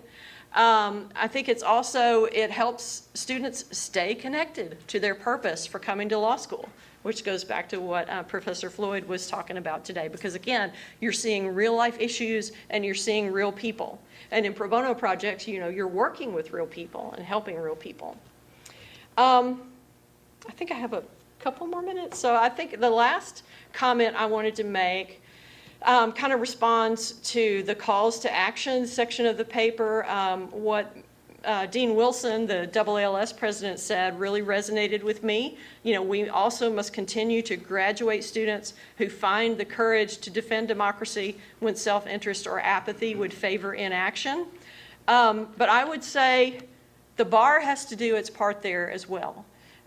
Legal education, we're being asked to solve huge problems, but we can't do it alone. You know, we can teach, as professors, we can teach all day long about professional identity formation, but what good does that do when students are receiving counter messages from the profession itself? Just to give you some examples. You know, well-being practices are a significant component of professional identity formation.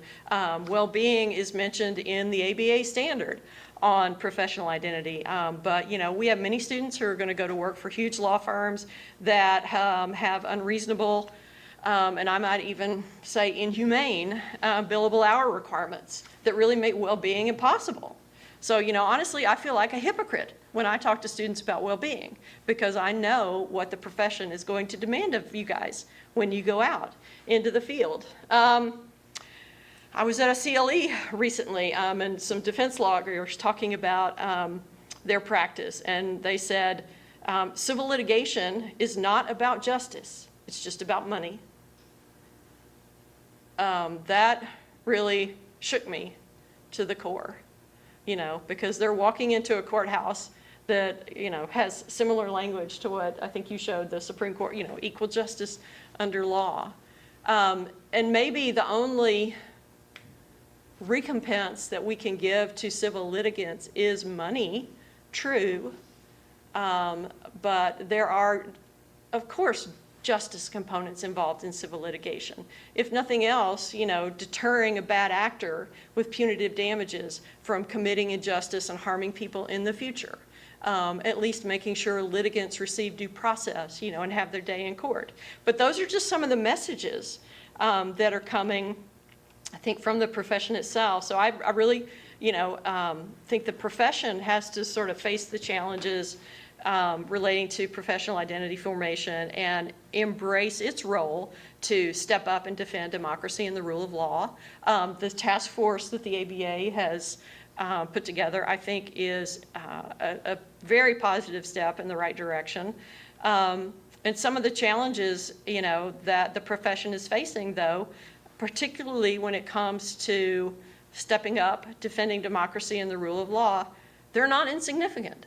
You know, I was just trying to think of, you know, what does prevent lawyers from standing up when the occasion presents itself? And I think a lot of it's fear, right? We're all fearful of standing out from the crowd.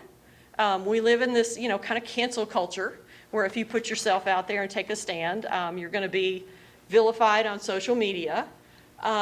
Lawyers in practice are fearful of losing paying clients, right? If you take a stand and your client disagrees with you.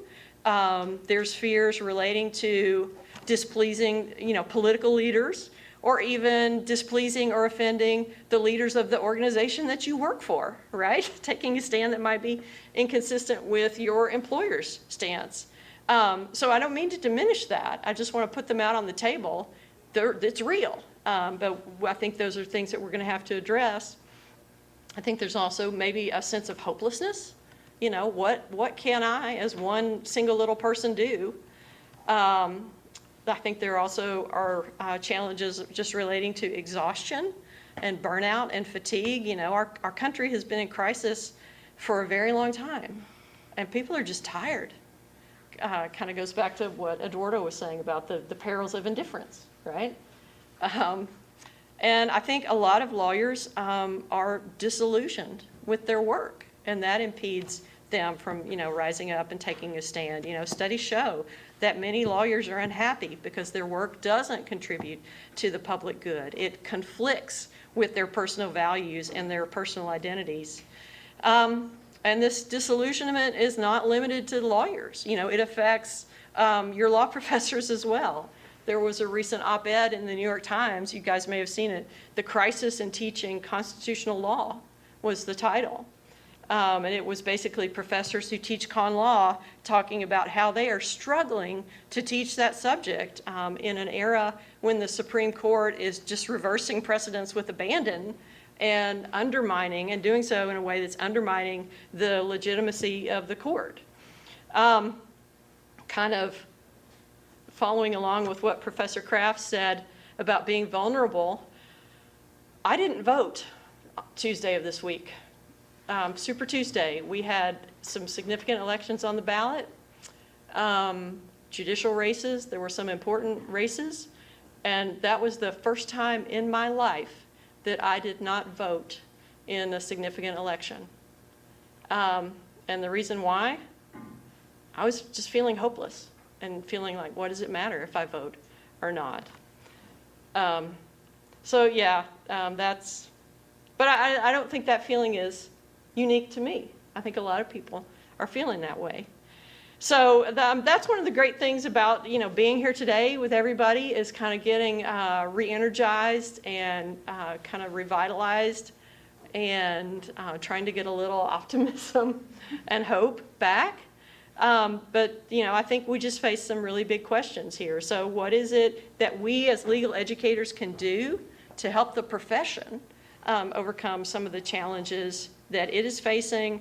And what are things that we can do as legal educators to work with the profession to make sure that we are all on the same page, and that we're promoting consistent messages about the profession's core values and guiding principles to students? Because I think the more that we can get in alignment and be consistent, that is to your benefit as students and soon to be lawyers.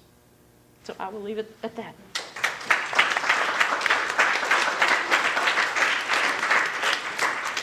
Big thank you to all of our panelists. An awful lot to think about, and some to give us hope for. We will take a 15-minute break, so we will come back at 5 minutes after for the last session. That doesn't apply to many of you here, but you're welcome to stick around if you want, any of you. But thanks again.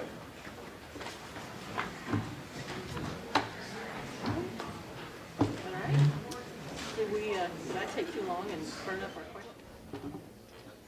Well, I certainly hate to cut her off, but we want to get started here this afternoon.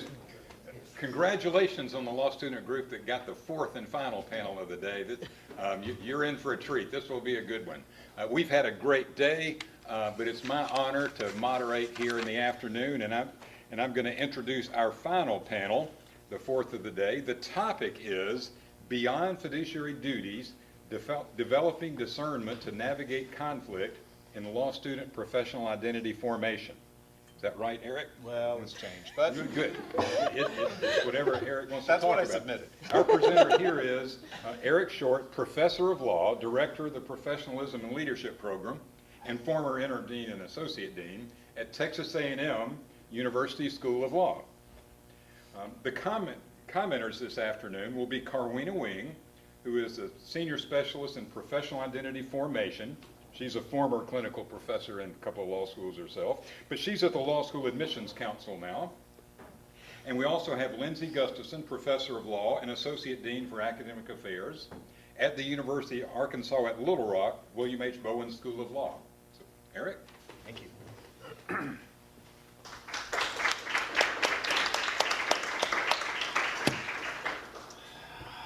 Good afternoon. And as we say in Fort Worth, howdy. So, okay, there we go. There's someone from Texas.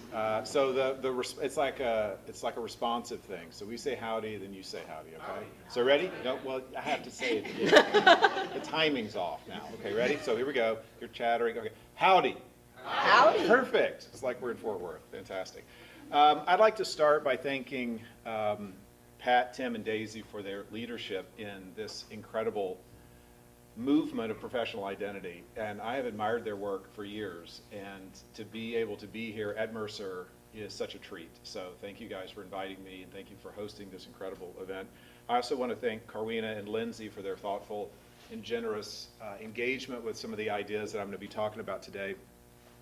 And I want to thank all of you 1Ls. I keep looking at y'all because that's what I'm used to doing, is looking at students, not these guys over here. you're really the reason why we do this. Professional identity is about you guys, and so we're passionate about it because it matters to you, or it should matter to you, and I think it probably does. And so I'm going to be talking about well-being today. I expect that you have ideas, you have experiences, you have comments, you have questions, and I expect you to engage. So we're planning this so that there's a significant amount of time to talk amongst ourselves, not just Q&A, but actually, hey, I disagree with that, or this is my life, or you've forgotten this thing. We want to know that stuff. Also, I had to cancel my property class to be here today, so it's really nice. I missed my 1L, so it's nice to have 1Ls here. If anybody wants to talk about the rule against perpetuities afterwards, I'm happy to chat, so just come on up. There are very few advantages to going last in a symposium late on a Friday afternoon when everybody's sleepy and thinking about the weekend, but we're hoping, as I said, to have you engaged and to get your input as we move along. So the general topic of my paper and my talk is well-being, specifically student well-being, but also with an eye to lawyer well-being.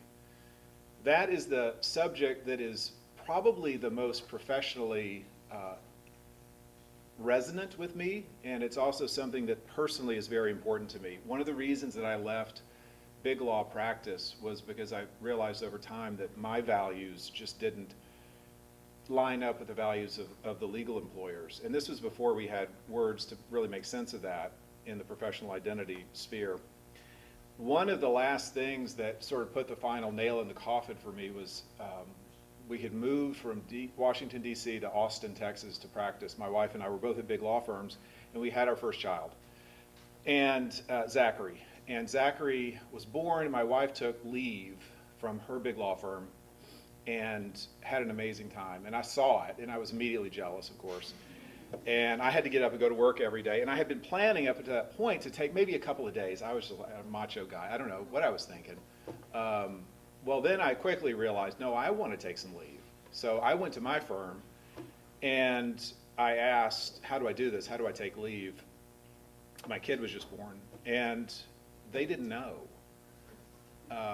They had to go back and talk, and then they came back to me and they said, this was the partnership talking, you can take leave, but we want you to know that no man has ever taken paternity leave and made partner.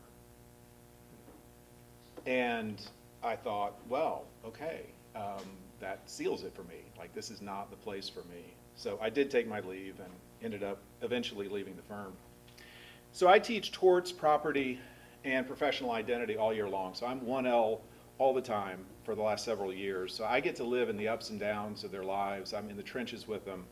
And in my first reflection in professional identity in the fall, I asked them, okay, what are your well-being practices that you're going to implement in your lives? Because you know this is going to be a hard year. And I love reading those reflections because they say fantastic things. I'm going to work out 3 or 4 times a week. I'm going to go to my counselor. I'm going to have dinner with my family, they're not lawyers, on Saturday.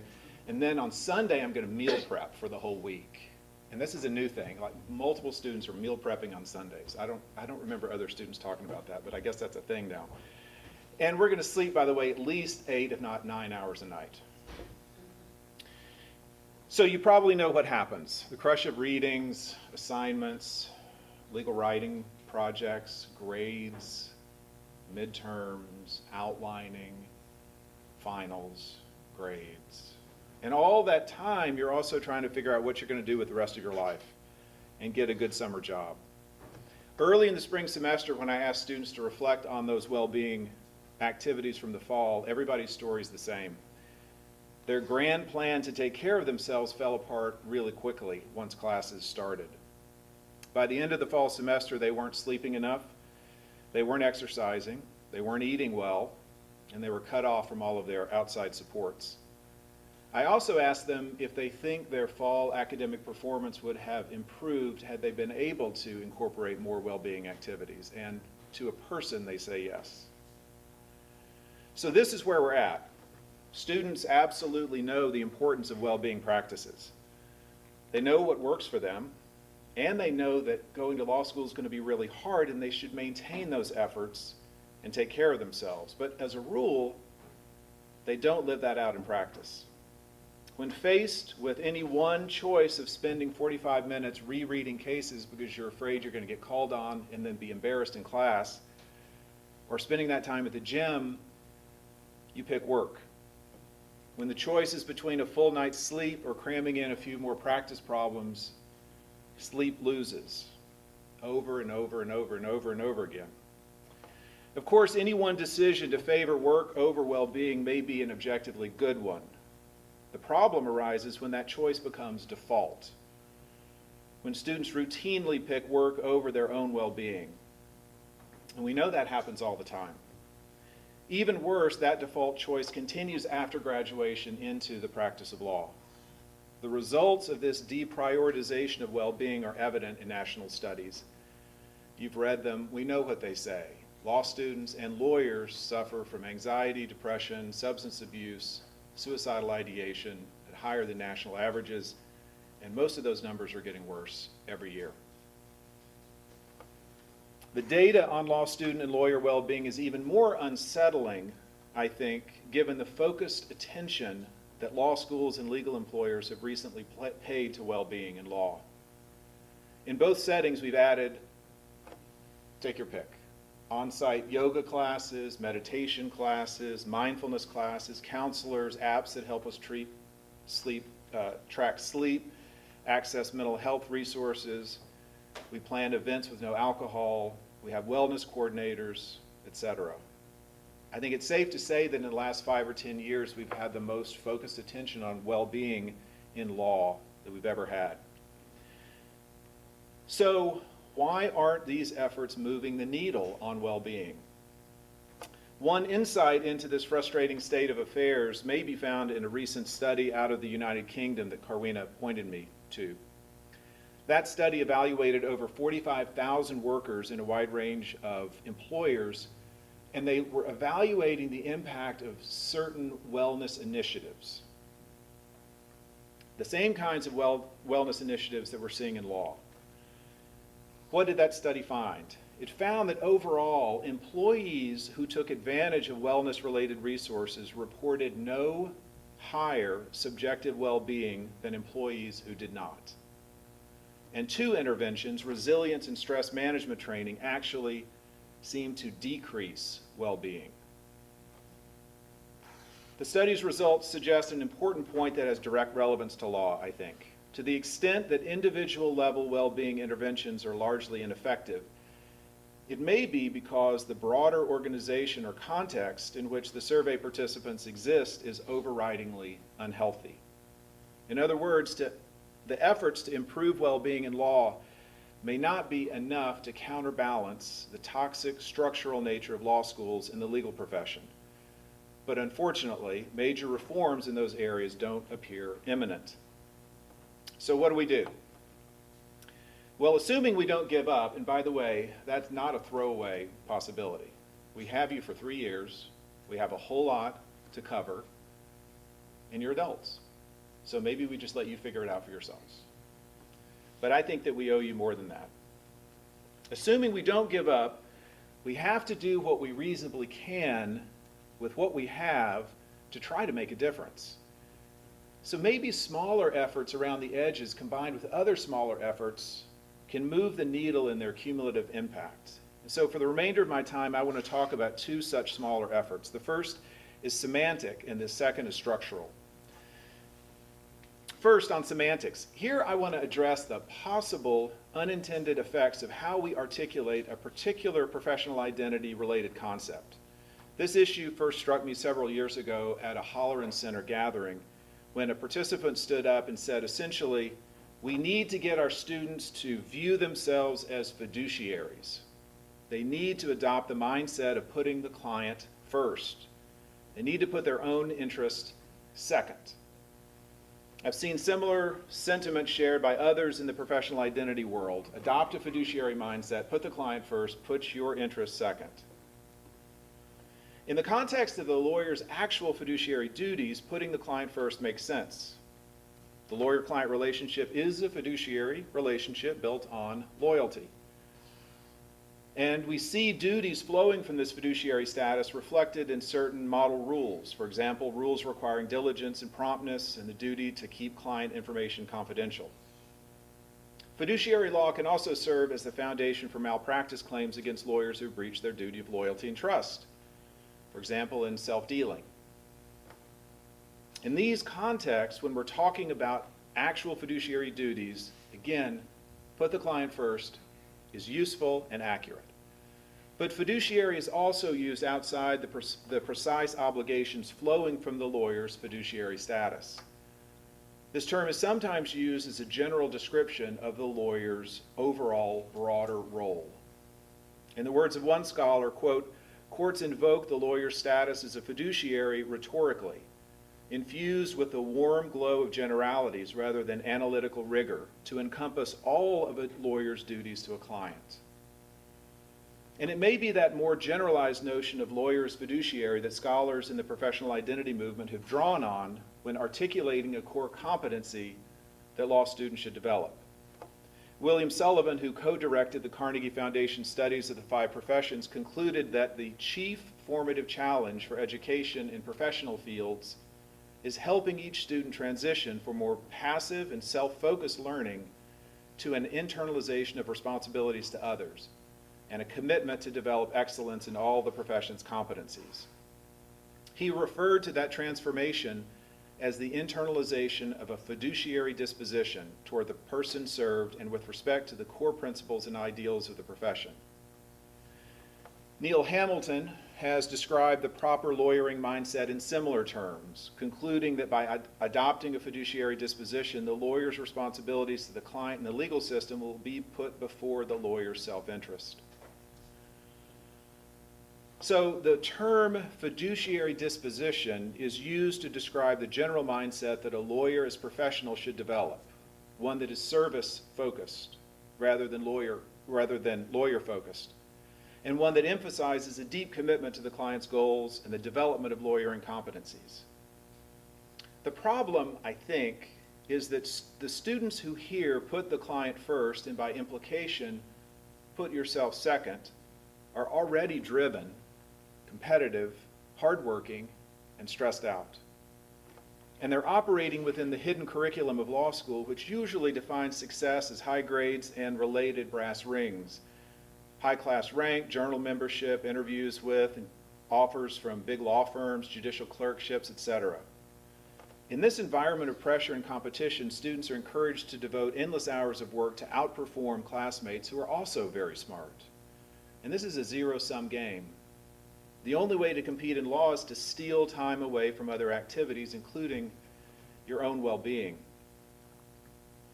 But we know in law school that this is happening. So what do? We also communicate another message to you. Take care of yourselves. We have wellness weeks. We encourage you to eat well, hydrate, meditate, go to the gym, etc. And that is usually where we leave it. Conflicting, valid messages. Work hard and take care of yourself. All right, good luck, y'all. You can figure that out. But it's actually worse. In this context, with conflicting messages, students also hear us say, put the client first, or suppress your self-interest. That's your professional obligation. And that language, I think, signals something unintended. When work conflicts with taking care of yourself, the legal profession demands that you subordinate your self-interest. That subordination should be part of your professional identity. By the way, you don't have to look too far to find advice from practicing lawyers and judges that supports this interpretation. One retired judge infamously wrote on a blog, "Don't complain about a work-life balance. Your clients are what matter. Your spouses and kids are secondary. If you don't agree, get out of the practice of law." So what's my suggestion about semantics? Well, language matters, particularly in the law school context where we help students build foundations of their professional identities. The words that we use to describe duties and roles and obligations, that language shapes the way that you internalize those concepts. Shortcuts and generalities leave a lot to the imagination or to the negative effects of the law school curriculum. When we say things like put the client first to more broadly refer to a general mindset for lawyers, I don't think we're clearly communicating what we're intending to convey, but we are subtly nudging students to deprioritize their own well-being. So I suggest that we jettison the phrase, put the client first, and similar articulations outside of perhaps the true fiduciary duties that lawyers have. In its place, I think we just refer specifically to the two underlying lawyer competencies that lurk behind that problematic language. First, lawyers should develop a deep commitment to serving the client. Second, lawyers should embrace a commitment to continuous professional development. This approach would reinforce core aspects of the students' developing professional identities while eliminating language that might unintentionally help weaken their commitment to well-being. The second point about well-being that I want to make is more structural. The underlying tension between working hard to be an effective and successful legal professional and the need to maintain well-being is persistent, serious, and complex. I think we would do our students a great service by explicitly presenting this tension early in law school as a predictable conflict that begins in law school and will continue for them throughout their careers. In particular, I think we should describe this tension as an actual ethical dilemma, and then help our students think through what this tension means to them personally and individually, so over time, they can develop the ability to navigate this tension successfully. That is, in a way that makes sense for them as individuals, given their values, their goals, and their developing identities. I'm calling this tension between the value of working hard and the value of taking care of yourself as the well-being dilemma. Approaching this well-being dilemma explicitly as an ethical dilemma would provide a number of benefits, and I'll talk about each of these briefly. First, it would give students a useful framework to evaluate other values conflicts that they'll encounter in law. Second, it would encourage students to think deeply about their own values and how they can be incorporated into a broader professional identity. Third, it would allow for a deeper exploration of the specific well-being dilemma.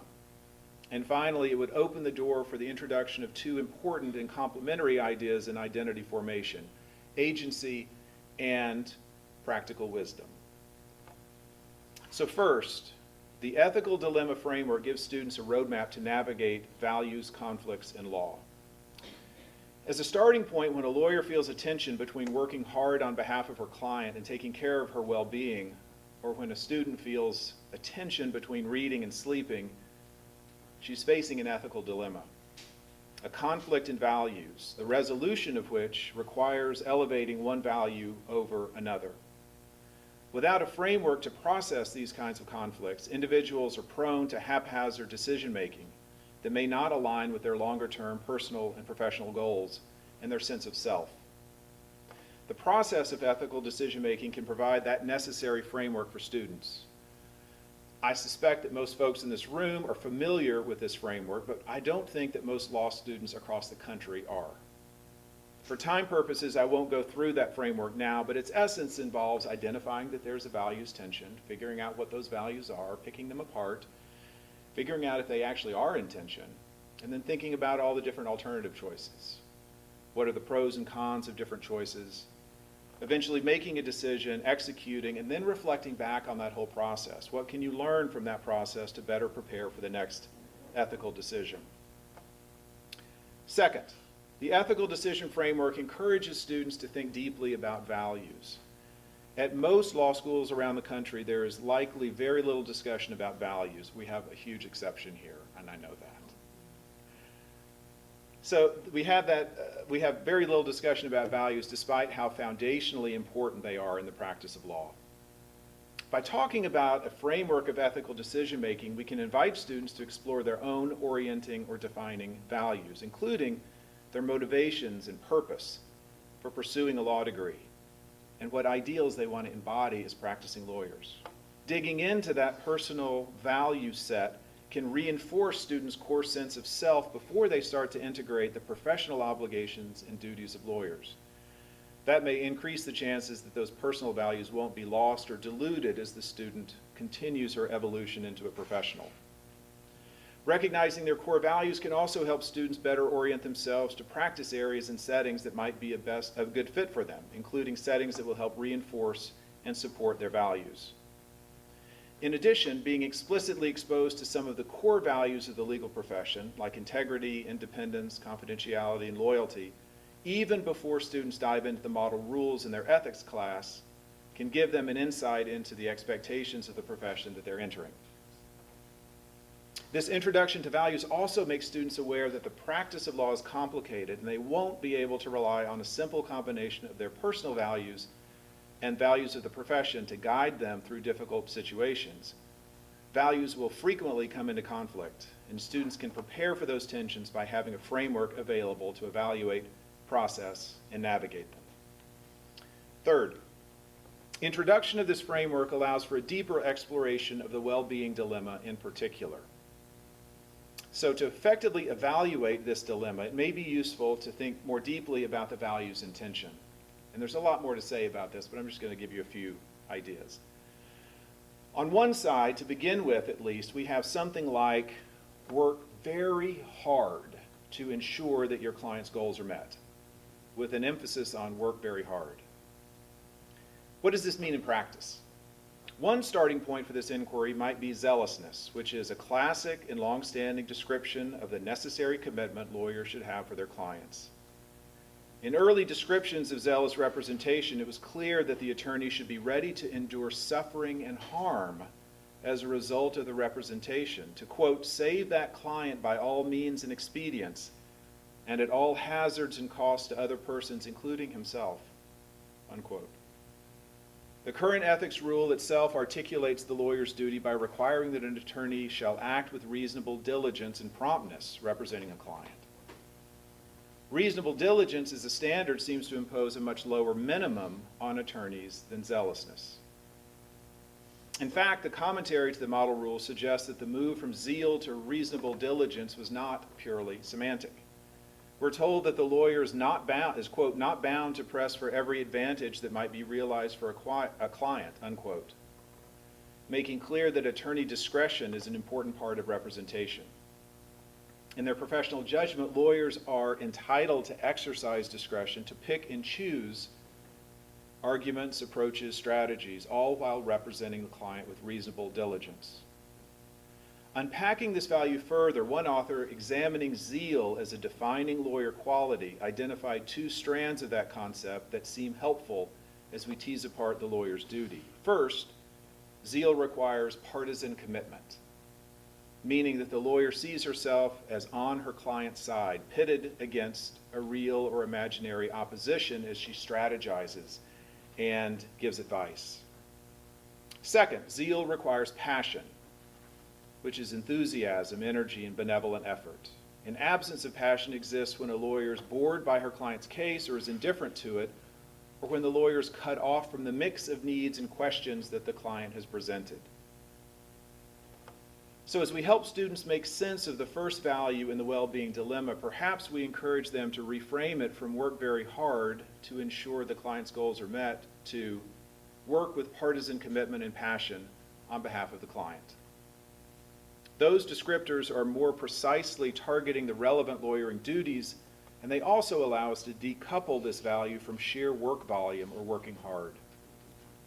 On the other side of this ethical dilemma is student and lawyer well-being. My experience is this is often a difficult value to get students to take seriously on a practical level, especially early in law school. I'm just guessing, but it may be because in general, you're young, you're healthy, you're strong. You bounce back quickly from all-nighters in college. You also enjoyed a robust social life at the same time. You can do everything, just like we can. We can do it too. But for most students, life changes in law school. And as I mentioned earlier, most students find themselves unable to actually carry out well-being efforts that they plan early in the year because they are so incredibly, overwhelmingly busy. They know that well-being is important, but they do a quick risk-utility calculation and decide most times to shave time off of well-being and add it to work. And they may not always be realistic. I've had more than one student explain to me that it's okay that they're neglecting their well-being now because school is just very busy. They will recommit to taking care of themselves, they promise, when their lives settle down in the practice of law. So how can we develop effective ways to frame well-being as a value so it's more likely to resonate with our students? And this is where I'd really love your thoughts, because you're living this. One simple idea, which I'm sure all of us try, is to not just encourage students to take care of themselves, but to provide them with information, data, and science, connecting a lack of well-being to declines in areas that matter to them as students and that will be increasingly important as lawyers. One powerful area to focus on is sleep. We have clear data, for example, connecting sleep deprivation to a host of problems relevant to law students and lawyers, including cognitive decline, overall lower productivity, slower advancement at work, increased negative emotions and mental health problems, and erosion of ethical decision-making. We can also tie decreased well-being to specific ethical obligations of lawyers. For example, lawyers who are unwell on a practical level are at a higher risk of failing to meet their professional duties to their clients. It's more likely that they won't exercise skill, thoroughness, and preparation necessary for client representation in violation of Model Rule 1.1. Lawyers who are sleep deprived and suffering from untreated depression may have a harder time being reasonably diligent and prompt in representing a client in violation of Model Rule 1.3 and so on. In emphasizing the importance of well-being, it may also be helpful to let students know that some states have begun to incorporate into their ethics rules requirements that attorneys have a professional duty to take care of themselves. For example, a comment to the Vermont Rules of Professional Conduct states, a lawyer's mental, emotional, and physical well-being may impact the lawyer's ability to represent clients.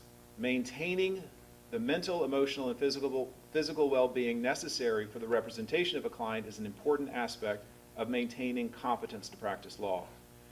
And a number of states require that lawyers complete some number of CLE credits in well-being programming each year, further underscoring the practical, real importance of well-being in law. Fourth and finally, the ethical decision-making model allows us to introduce two concepts that are critical to broader identity formation: agency and practical wisdom. First, agency. Students throughout the ethical decision-making process have the ability to exercise choice in what information they gather, which decision options they consider, whose perspectives and input to value, what decision they ultimately make, how they choose to reflect after the decision, and what lessons from that process they choose to incorporate into future decision-making. Agency also empowers students to identify career paths in legal employers that are more or less aligned with their own priorities and values. Agency is a fundamental aspect of being a professional, and internalizing one's agency is an important part of the transformation from passive learner to engaged, self-directed professional. And finally, practical wisdom. How does this concept fit into our thinking about the well-being dilemma? Well, in my humble opinion, I think Aristotle and the fine folks here at Mercer are onto something in their admiration of practical wisdom.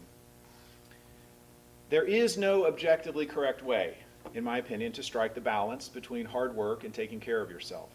All that we can hope for is that students thoughtfully understand and consider the values and tension, process their options, and make decisions that are consistent with their broader goals and values in that moment.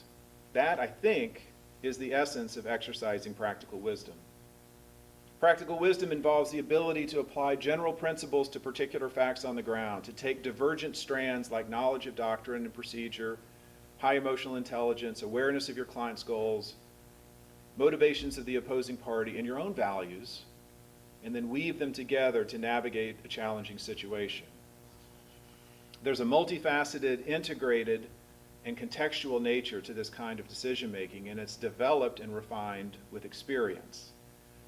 As others have described it, practical wisdom points us to the right way to do the right thing within a particular context involving specific people at a certain time.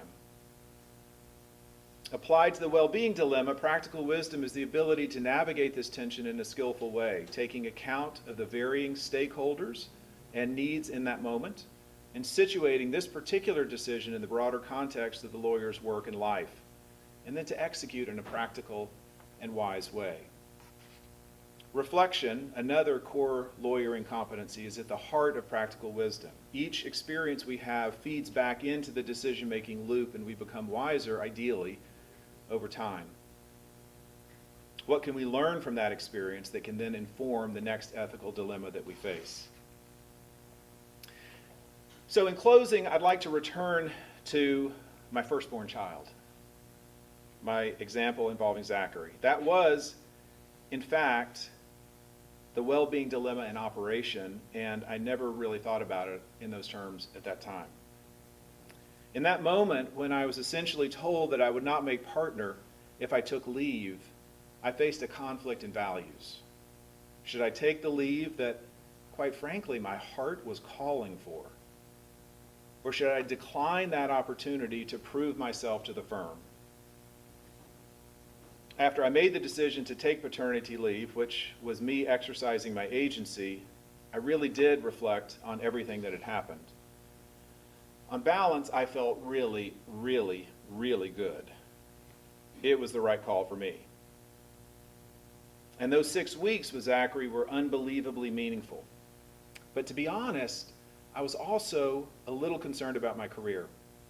So when I returned from leave, I went out of my way to volunteer for assignments and to show myself to be serious about being a good, hardworking associate.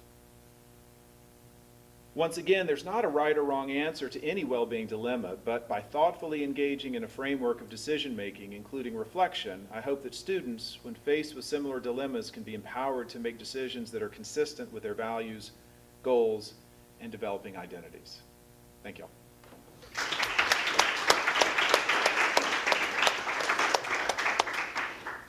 So I think the structure is my two amazing commentators are going to spend a little bit of time talking about some of these issues, and then we're going to open it up to questions, if that works.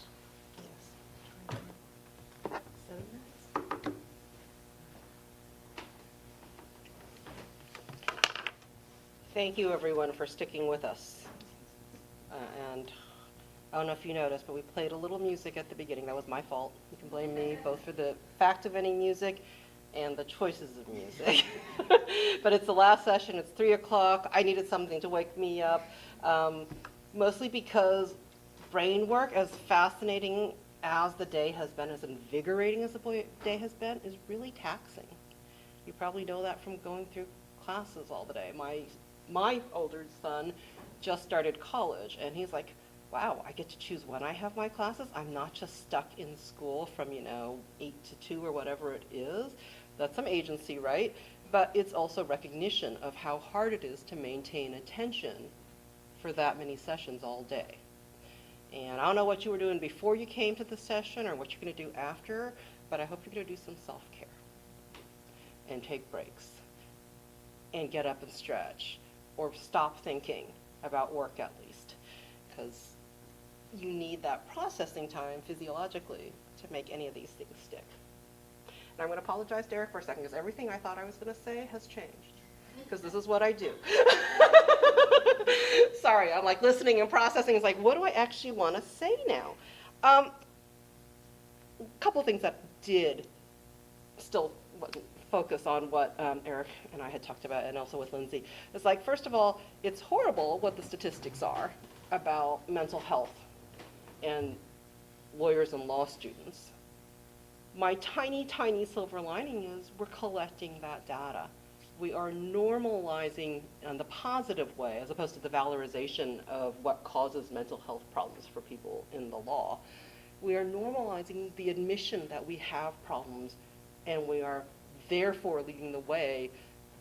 You, by reporting the problems you're having, are forcing law schools to respond. Okay, so there's that collective agency. And then second, my own personal view of law school is we create this in part by not treating anyone, the faculty, the staff, or at all you, the students, as real human beings. We give you the appearance of agency while taking it away. You can tell partly how old I am by my pop culture references and my pop cultural references that I like pop culture, but I told my students, we're in the matrix, and you all are the copper tops. law schools often, intentionally or unintentionally, are using you, your brain power, and your good old tuition dollars to fuel the artificial intelligence that is often the faculty. We need you to be able to do our work, which is not necessarily teaching or preparing you for law, and that's not everybody, obviously, but that's how I view the overall system of legal education. We're taking your dollars, your emotions, your cognitive input.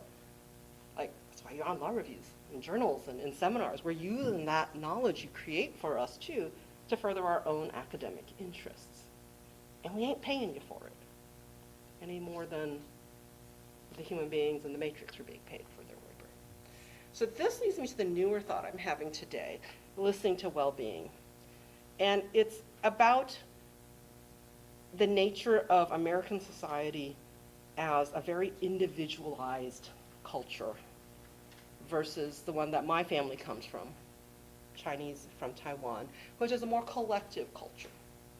The collective, the community matters in some ways more than the individual. So here in law, we say you are an individual, you are in this very competitive, individualized, zero-sum game of legal education, but you're also doing it in the service of someone else. But the way we think about service is individual. I will know no client but the one before me. I have one client at a time, except for a little bit with conflicts. But I'm supposed to put my all into that one client. And I'm going to forget my public citizen role, my obligations to society and the court in favor of that one client. Because that's the way this country tends to operate, especially if you're from outside the culture here. In a collective society, you're there, you have a role, there's an individual role, but it's partly based on your position in the society, in the family, and it's for the greater good, as it were, of the collective, the community you live in. And well-being, in part, your well-being matters, your self-actualization matters, not just for yourself, but for what you can do as a fully self-actualized well person for the community. And that feels like it's very much missing in legal education. Okay? We want you to be an individual for your own good, but also so that you can put that in service of the one person, the one client in front of you. And we want you to forget about the other pieces of your collective responsibility to each other while you're going through legal education, to your collective responsibility to the community in which you live, and the whole country in which you are living. And we talk about this as the norm. It is the hidden curriculum. It is what's expected of all of us. We all go up through it. I, ironically, when I was in law school, had the best academic experience of my life. And I don't mean that just in terms of grades, because my grades were not as good as they were in college, where I was willing to work from external motivations to keep my parents happy. It's also why I went to law school. Obviously the wrong reason to go to anything. But in law school, ironically, I found a community where I belonged. Whoops, and I'm supposed to stop now. But now, as a lawyer, I've lost that again. And it's when I come to things like this where I find my community, including you, the students, who are interested in this and who will give us feedback and will have a reciprocal well-being relationship with us because we want your ideas, that I can feel well again. And I hope for all of you that you have that experience. To remember that you are here for yourselves and your purpose and your meaning, but that is connected to the larger purpose. And your collective action, it's not your responsibility, but it's your collective action and agency, is what forces law schools to change. That's actually why I left law teaching to go to the Law School Admission Councils. I know it's really weird because we're also the LSAT people. We believe totally in just the cognitive pieces of your whole personhood. But if we can build community, we can have shared well-being as well as individual well-being. We can be more specific in our nudges, and we can help each other with the ethical dilemmas.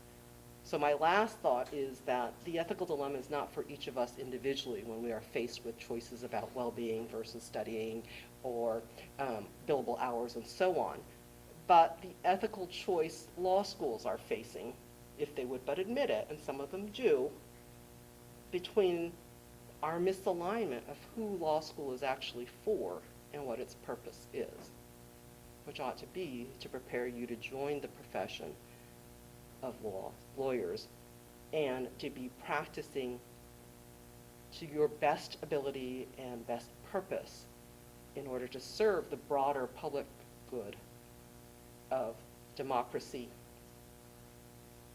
justice, and the self-actualization of this culture and community.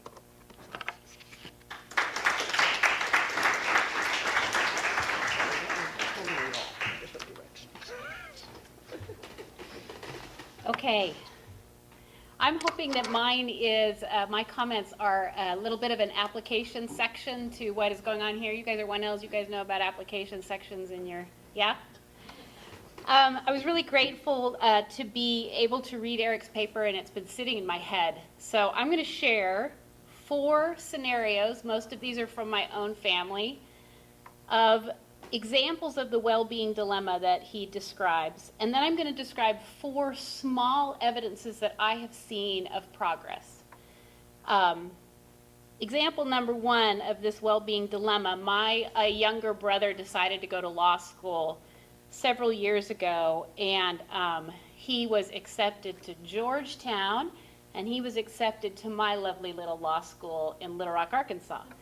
He did a lot of careful thinking, and he decided he wanted to come to my law school because he wanted to graduate without a lot of debt, he wanted to live in a small town, and he wanted, well, Little Rock's fairly small, and he wanted to have a lot of time with his family. So he came to Bowen, and he lasted for about half that first semester, and he got so scared of the perceived brilliance of the other students that he dropped out and went to Georgetown the next year. So that example to me is an example of how fear can dominate our working through the well-being dilemma. We think everybody else is ahead of us, and then, you know, how can you take a break? Example number 2, I have a daughter who's in her first semester of nursing school. She is very stressed. I talked to her this week about taking a break, stepping away, going to do something that is fun. And she said, well, I did that last week, and it was in the back of my mind the entire time how behind I was, and when I came back it was worse. So I would put that in a category of how poor planning can sometimes put us in a position, I didn't say that to her, she didn't need that right now, how can put us in a position where we can't prioritize our health. Story number 3, we have a lot of first-gen students at Bowen, and it is my unfortunate task to meet with those who are in trouble academically. And what I hear so often behind the stories is a family. So family expectations, family's pride, family hope, family pressures. So often our students are the responsible member of their family. So when I tell a student, take care of yourself, moderate your work, I am not addressing the family pressures that are behind the student. The 4th example is from my lawyer son. He is about 2 years into his practice. Last year he called me and he said, so he was in his first year of practice, and he said, one of my colleagues is going to do a judicial clerkship, and he wants to shift his caseload to me, and he chose me because a partner recommended me. And my son was grateful for that, and I was proud of him for that, but he, even in that moment, knew it was too much work. So my 4th kind of reality is he really didn't have the power in that situation to do much about it. We both knew he was going to say yes. So I think that, to me, those are 4 examples of what we're talking about. Like real life pressures that make it so we don't take care of ourselves. let me shift and talk about 4 promising steps that I've seen. And I really believe in small efforts here. Number 1, I think we are doing better with improved labeling. I think that is why we are seeing, one of the reasons why we are seeing a rise in reports of depression and anxiety, because we now know what to call it. Jerry Organ's research recently in 2021, I actually read as being more hopeful, that we are understanding the problems at least. I think that's an important first step. Second small thing that I've seen that I really appreciate is I do believe that this is a skill we can teach and practice and become better at. I really love Eric's labeling of, should I be calling you Professor Short? Eric's Sorry. no, it's perfect. Of internalized agency. I have a student at the law school who is graduating, and I had him as a first-year law student, and I knew he had a family, and I knew he had commitments outside, and he never seemed to be overwhelmed. And I asked him once, how are you doing this? And he said, I treat law school as a job. I'm here at 8 every morning, and my wife picks me up at 6, and I go home. Now, you know what the first year is like. That wasn't every day. But I started sending students to this student. Go talk to him and see if you can learn from him. I know this is a skill we can get better at.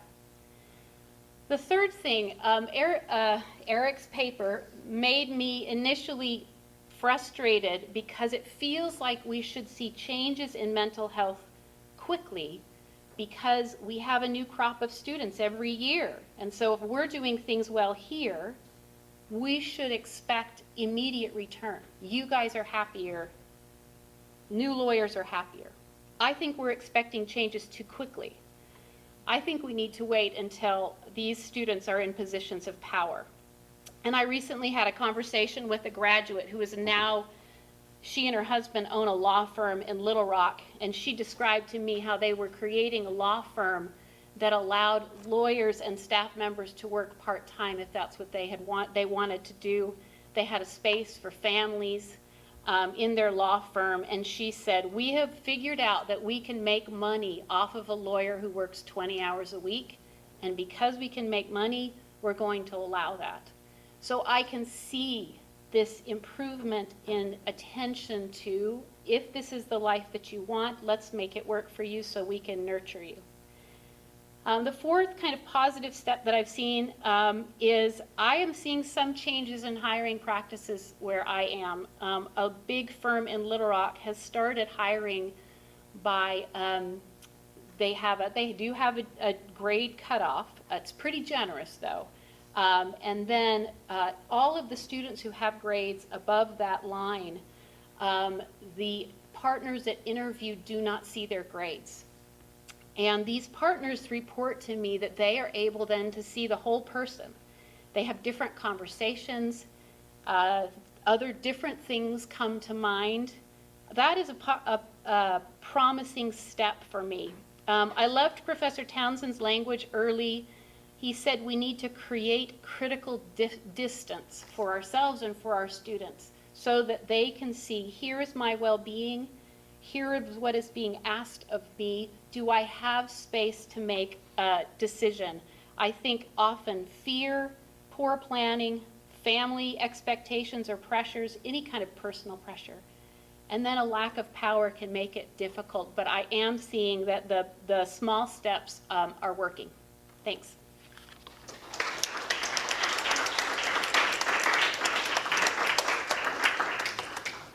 The panel's made it very clear they want to have a conversation with you. They welcome questions, comments, and we have a little bit of time left for that, so we'll just open it up. Somebody?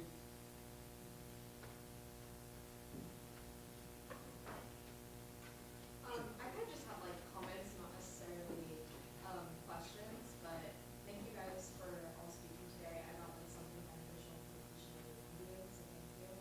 I do want to say that for one of the points that were made, especially I think mainly like with the real life examples, the one that you said with about how you meet with those from like academic relations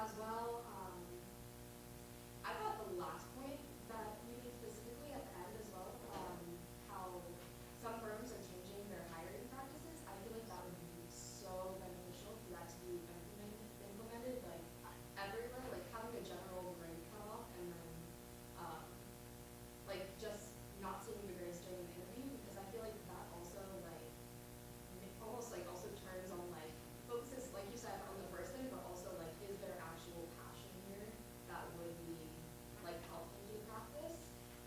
The only thing that I noticed is I feel like all of like these suggestions would be beneficial, and I have seen like honestly like if I wasn't currently at Mercer, I don't know how my mental approach would be, because I feel like especially in Professor Long's class, like all of our focus that we've been doing on like our motivations, why we're still here, and also like making goals for the future. Like it's almost, especially during the second semester of the first year, it's really like, I don't know, just like repositioned me, like gave me that like further motivation after all the stress and dedication of the first semester. But I feel like the only thing is like with a lot of these, I feel like a lot of issues in well-being, like a lot of it does root from like the stress of literally everything. So it's like all of these things will help, but I don't think that anything is necessarily like pointing at alleviating the stress. Does that make sense? Like I think the change in wording, language, I feel like that would be so beneficial from the beginning on like the roadmap of how we're thinking throughout law school. But like, I mean, we have like wellness rooms, stuff like that at Mercer, but like people don't really use it. Nothing's really like, we have the opportunities, but it's not necessarily like fully encouraged or a big focus, even though we do have the focus on like ethics, professional identity. But also I don't really have a recommendation how to further help the stress, because I feel like it's inevitable in the practice of law and in law school, just from how it's structured. So thank you guys. That's great. Thank you very much. I was going to ask you, by the way, what your recommendations were. So, because I ask my, like, I don't give midterms, and there are people who will probably yell at me tonight at dinner for not giving midterms, but my students have just gone through 3 weeks of midterms, and they have been checked out in class. They are not absorbing. They are very stressed about those tests. So it's, some students like it, some students don't. I can't yet, other than eliminating the curve and fundamental changes to law school, I don't know those efforts that are going to get widespread support among the students.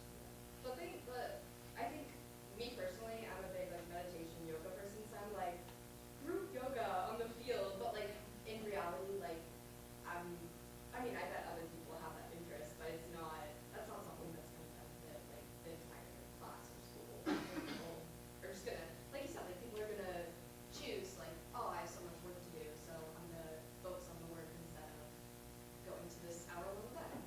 So it really, yeah, I see a lot of your points of it's the self-motivation and recognition. Thank you.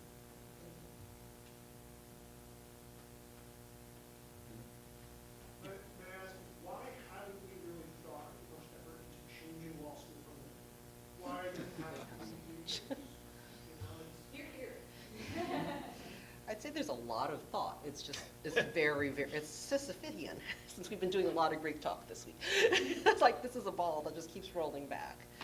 The legal profession is incredibly conservative with a small c. One of the other songs I was going to play was Tradition from Fiddler on the Roof. It's like, why do we do these things? Because it's tradition. And it's really hard to change culture. Are we the school not the profession? Yes, we are lawyers, but we are also trying to be lawyers.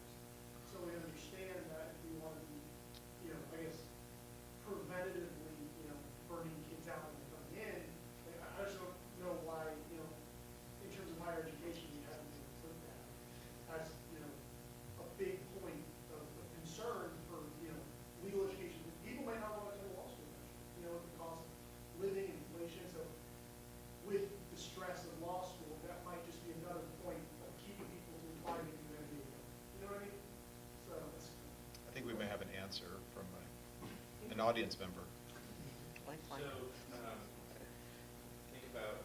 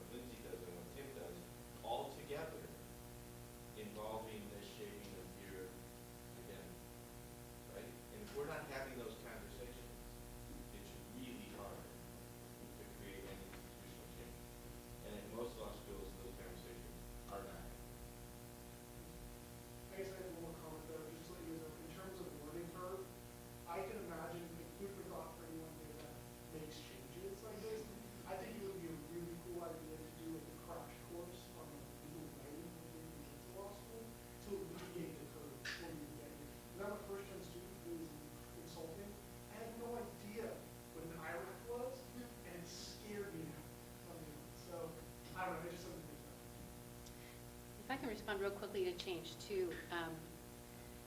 I've been thinking about kind of where power sits to change, of course, right? Students do have power. You can choose to not come to law school or to go to a law school like Mercer that values this and highlights it. But a lot of times you're uninformed, so you make an investment before you're informed. We have power. We have some individual power, so I can structure my own class. I can get some faculty members. But at the end is the hiring process and the firms. And so it is educating that end, which is why I am hopeful that as you guys get into positions of power in your hiring, you will be sympathetic to this. I also think, you know, as a culture, we're understanding what hard work looks like in different ways. Less in ways that maybe are a little more understanding of how we can work hard and still take care of ourselves. That's hopeful. Carly? I'm curious if we backed up that concept that the law firm is using of, you know, you don't know the person's grades, so the conversation changes. What if we back that up to law school admissions? What if we back that up to how students are evaluated in law school so that you've gotten the concepts, you quote unquote pass, or you need some additional help in getting the concepts, but there is no, you're in the top 10% of your class. Reimagining starting further down the line than that the law firm. I thought that was a fascinating comment. That's radical. But wouldn't that be lovely, right? Like, what if our job was to identify students we know are at risk of not passing the bar exam, right? That's part of our job, and we have to do that. And the students that we think are excelling, right? But grades are really problematic in law school. Other than that, they're problematic. And it's partly the prestige piece too. We have that bias towards prestige of what is considered elite. Because you look at the general business world, not the higher ed or the nonprofit world, and supposedly we have said we're going to go towards skills-based hiring. We're going to write a job description so that it focuses on the actual tasks and competencies that the employee will need, as opposed to sort of the years of experience or something like that. But we still hire based on who went to Harvard and Yale, as opposed to who went someplace where they got experience, real experience doing the job and building those skills. And that's true also for admission to college, law school, med school, whatever it is. It's an easy proxy. And I'm going to be very unpopular for a second and say, like, with the whole affirmative action case, we've used affirmative action hasn't been helping people who need affirmative action ever, right? I mean, I'm an Asian. I went to law school early enough that there weren't that many Asians in law school. Now, Asians are overrepresented because you can get a lot of Asians who have the other proxies, the 4.0 GPAs and the high LSAT scores. But you're not getting the original purpose of affirmative action is to help the people who have been suffering from all of these education and privilege gaps. That's been true also with black students. You know, how come you're not as careful and smart and driven as the new immigrant from Nigeria, or the Jamaican student, or whomever? You know, there's the black diaspora versus, you know, the homegrown descendants of enslaved Americans. We've used race as a proxy for diversity as opposed to affirmative action, or race as I'm not saying this well, sorry, but for affirmative action, which was originally intended to help people who have been systematically and historically and ongoingly oppressed. We use proxies for everything because then we don't have to get to know the person. I'm sorry, I'm not an optimist. I'm very pessimistic if you can't tell. Joshua. From my experience, I believe a lot of the stress, actually the vast majority of it, for me and my peers, really comes down to the grades. And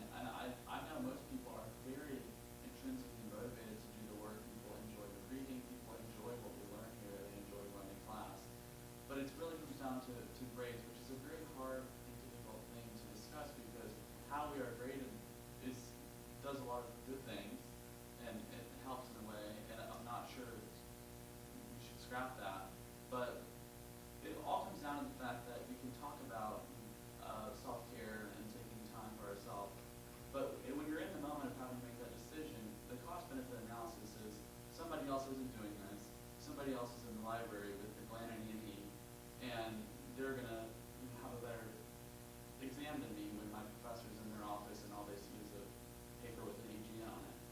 And so I think that's what really undermines this push to really be holistic about our approach, is that at the end of the day, it really is not rewarded, and it's in fact punished in a sense. And so that's just my opinion. Yeah, I appreciate that honesty, and I suspect a whole lot of students agree with you. Going back to the point about law firms, then I want to just mention something about grades. You know, when I talk to lawyers practicing, managing partners, et cetera, and I tell them I teach professional identity, and they say, what is that? What is that thing? And I tell them, and they say, oh, that's really interesting. And then I ask them about their hiring practices and when they have these grade cutoffs. And I say, defend that to me. Like, you know, don't you, that those students are not necessarily going to be good lawyers for you. You know that grades are not a good proxy for all the competencies that we know that legal employers really care about. And they said, oh yeah, right, I mean, yeah, we know that. So, well then why are you doing this? And they say it's a proxy. We just get so many applications. This is the only way to do it. We can't interview everybody. It's broken and they know it. But I'll push back a little bit on what you said. I think well-being is rewarded in the sense of there's a lot of science and data on when you have decreased well-being, you're not going to perform as well. And my sense from my students is that they over-prepare. You know, we just covered estates and land and future interests, and you know, that now they want to work every single problem they can possibly find on Earth just to make sure they can see a contingent remainder. They only needed 3 or 4 problems to see the contingent remainder, then they need to move on and maybe even go to sleep. That, you know, cramming that last night before an exam, you're not going to retain that information. You're much better. The exam is not about retention. The exam is about execution, and you need that sleep to perform better. But it takes bravery, it takes courage, and it takes a perspective that I didn't have as a 1L for sure, to say I'm going to be brave enough to step out and take care of myself and just see. And this is maybe practical wisdom, and y'all know this more than I do. Y'all are immersed in it. Did it work? You know, try something. Did it help me? Was it okay to cut off that practice problem and to sleep, or to go have dinner with somebody to re-energize? Did I perform okay? And if it didn't, you know, go back to your old ways. But maybe little steps could work. Yeah, Jerry. So that's, to me, the biggest challenge is each of you needs to develop a much greater sense of self-understanding about how much sleep you need to perform well, how much movement you need in your life to perform well. Because one of the problems with law is that time becomes the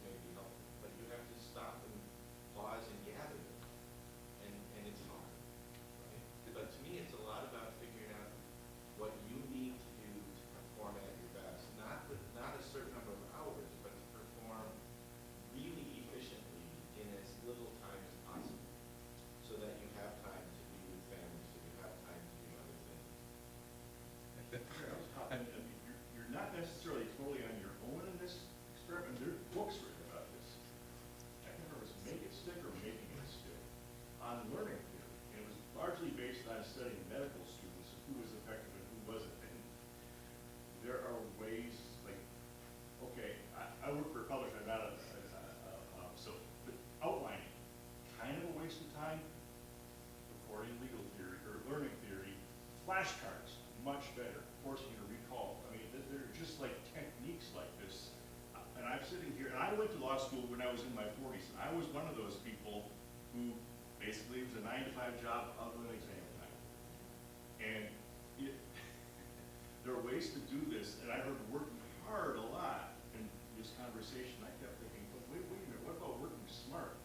Like that, there are ways to do it a little better.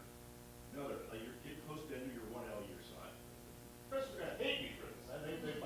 But do not read the case one more time rather than exercising for fear you might get called on in class. This is bad. Newsflash, you're graded anonymously. If you screw up in class, I don't know, like go out to dinner instead. Like, I'll be quiet. I'm conscious of time, and we talked about time for the last 75 minutes a lot, and there are other demands on time, and I don't want to keep you here. I really do appreciate our panel for raising these issues. And let me say one more thing, and I want to express appreciation, prerogative of being here and closing it out, I guess. I'm talking to our first-year students at Mercer. We don't give you all that you need to know. We don't help you as much as we could, I think. And I'm talking about we collectively, is partly what Jerry Organ says. Individually, you might get it from different teachers, but the collective word you get, and I hear it from Josh, I hear it from so many students, but I've got to make certain grades because everything else is dependent on it. And unfortunately, there's some truth to that. It's actually not nearly as true as a lot of students think, but as long as we keep grading on a curve in the way we do, I'm afraid that's going to be a reality. We've got work to do in iron is all I'm saying, and we're committed, we collectively, I hope, to doing more on that. But also really appreciate y'all coming at the end of the day on Friday. But I hope you appreciate it because you had such a great one. Thank you to our panel. Any final words, Seth? No, other than to say it's been a great day, and I want to express my appreciation on behalf of myself and on behalf of the law school and on behalf of the students for all the effort that all of our participants put forth to come here and to be with us, and all the work that went into this ahead of time. It certainly showed. I've got a notebook full of notes. The students are going to be commenting on what they heard. So you all did some good today, and we deeply appreciate it. Thank you. Thanks, everybody.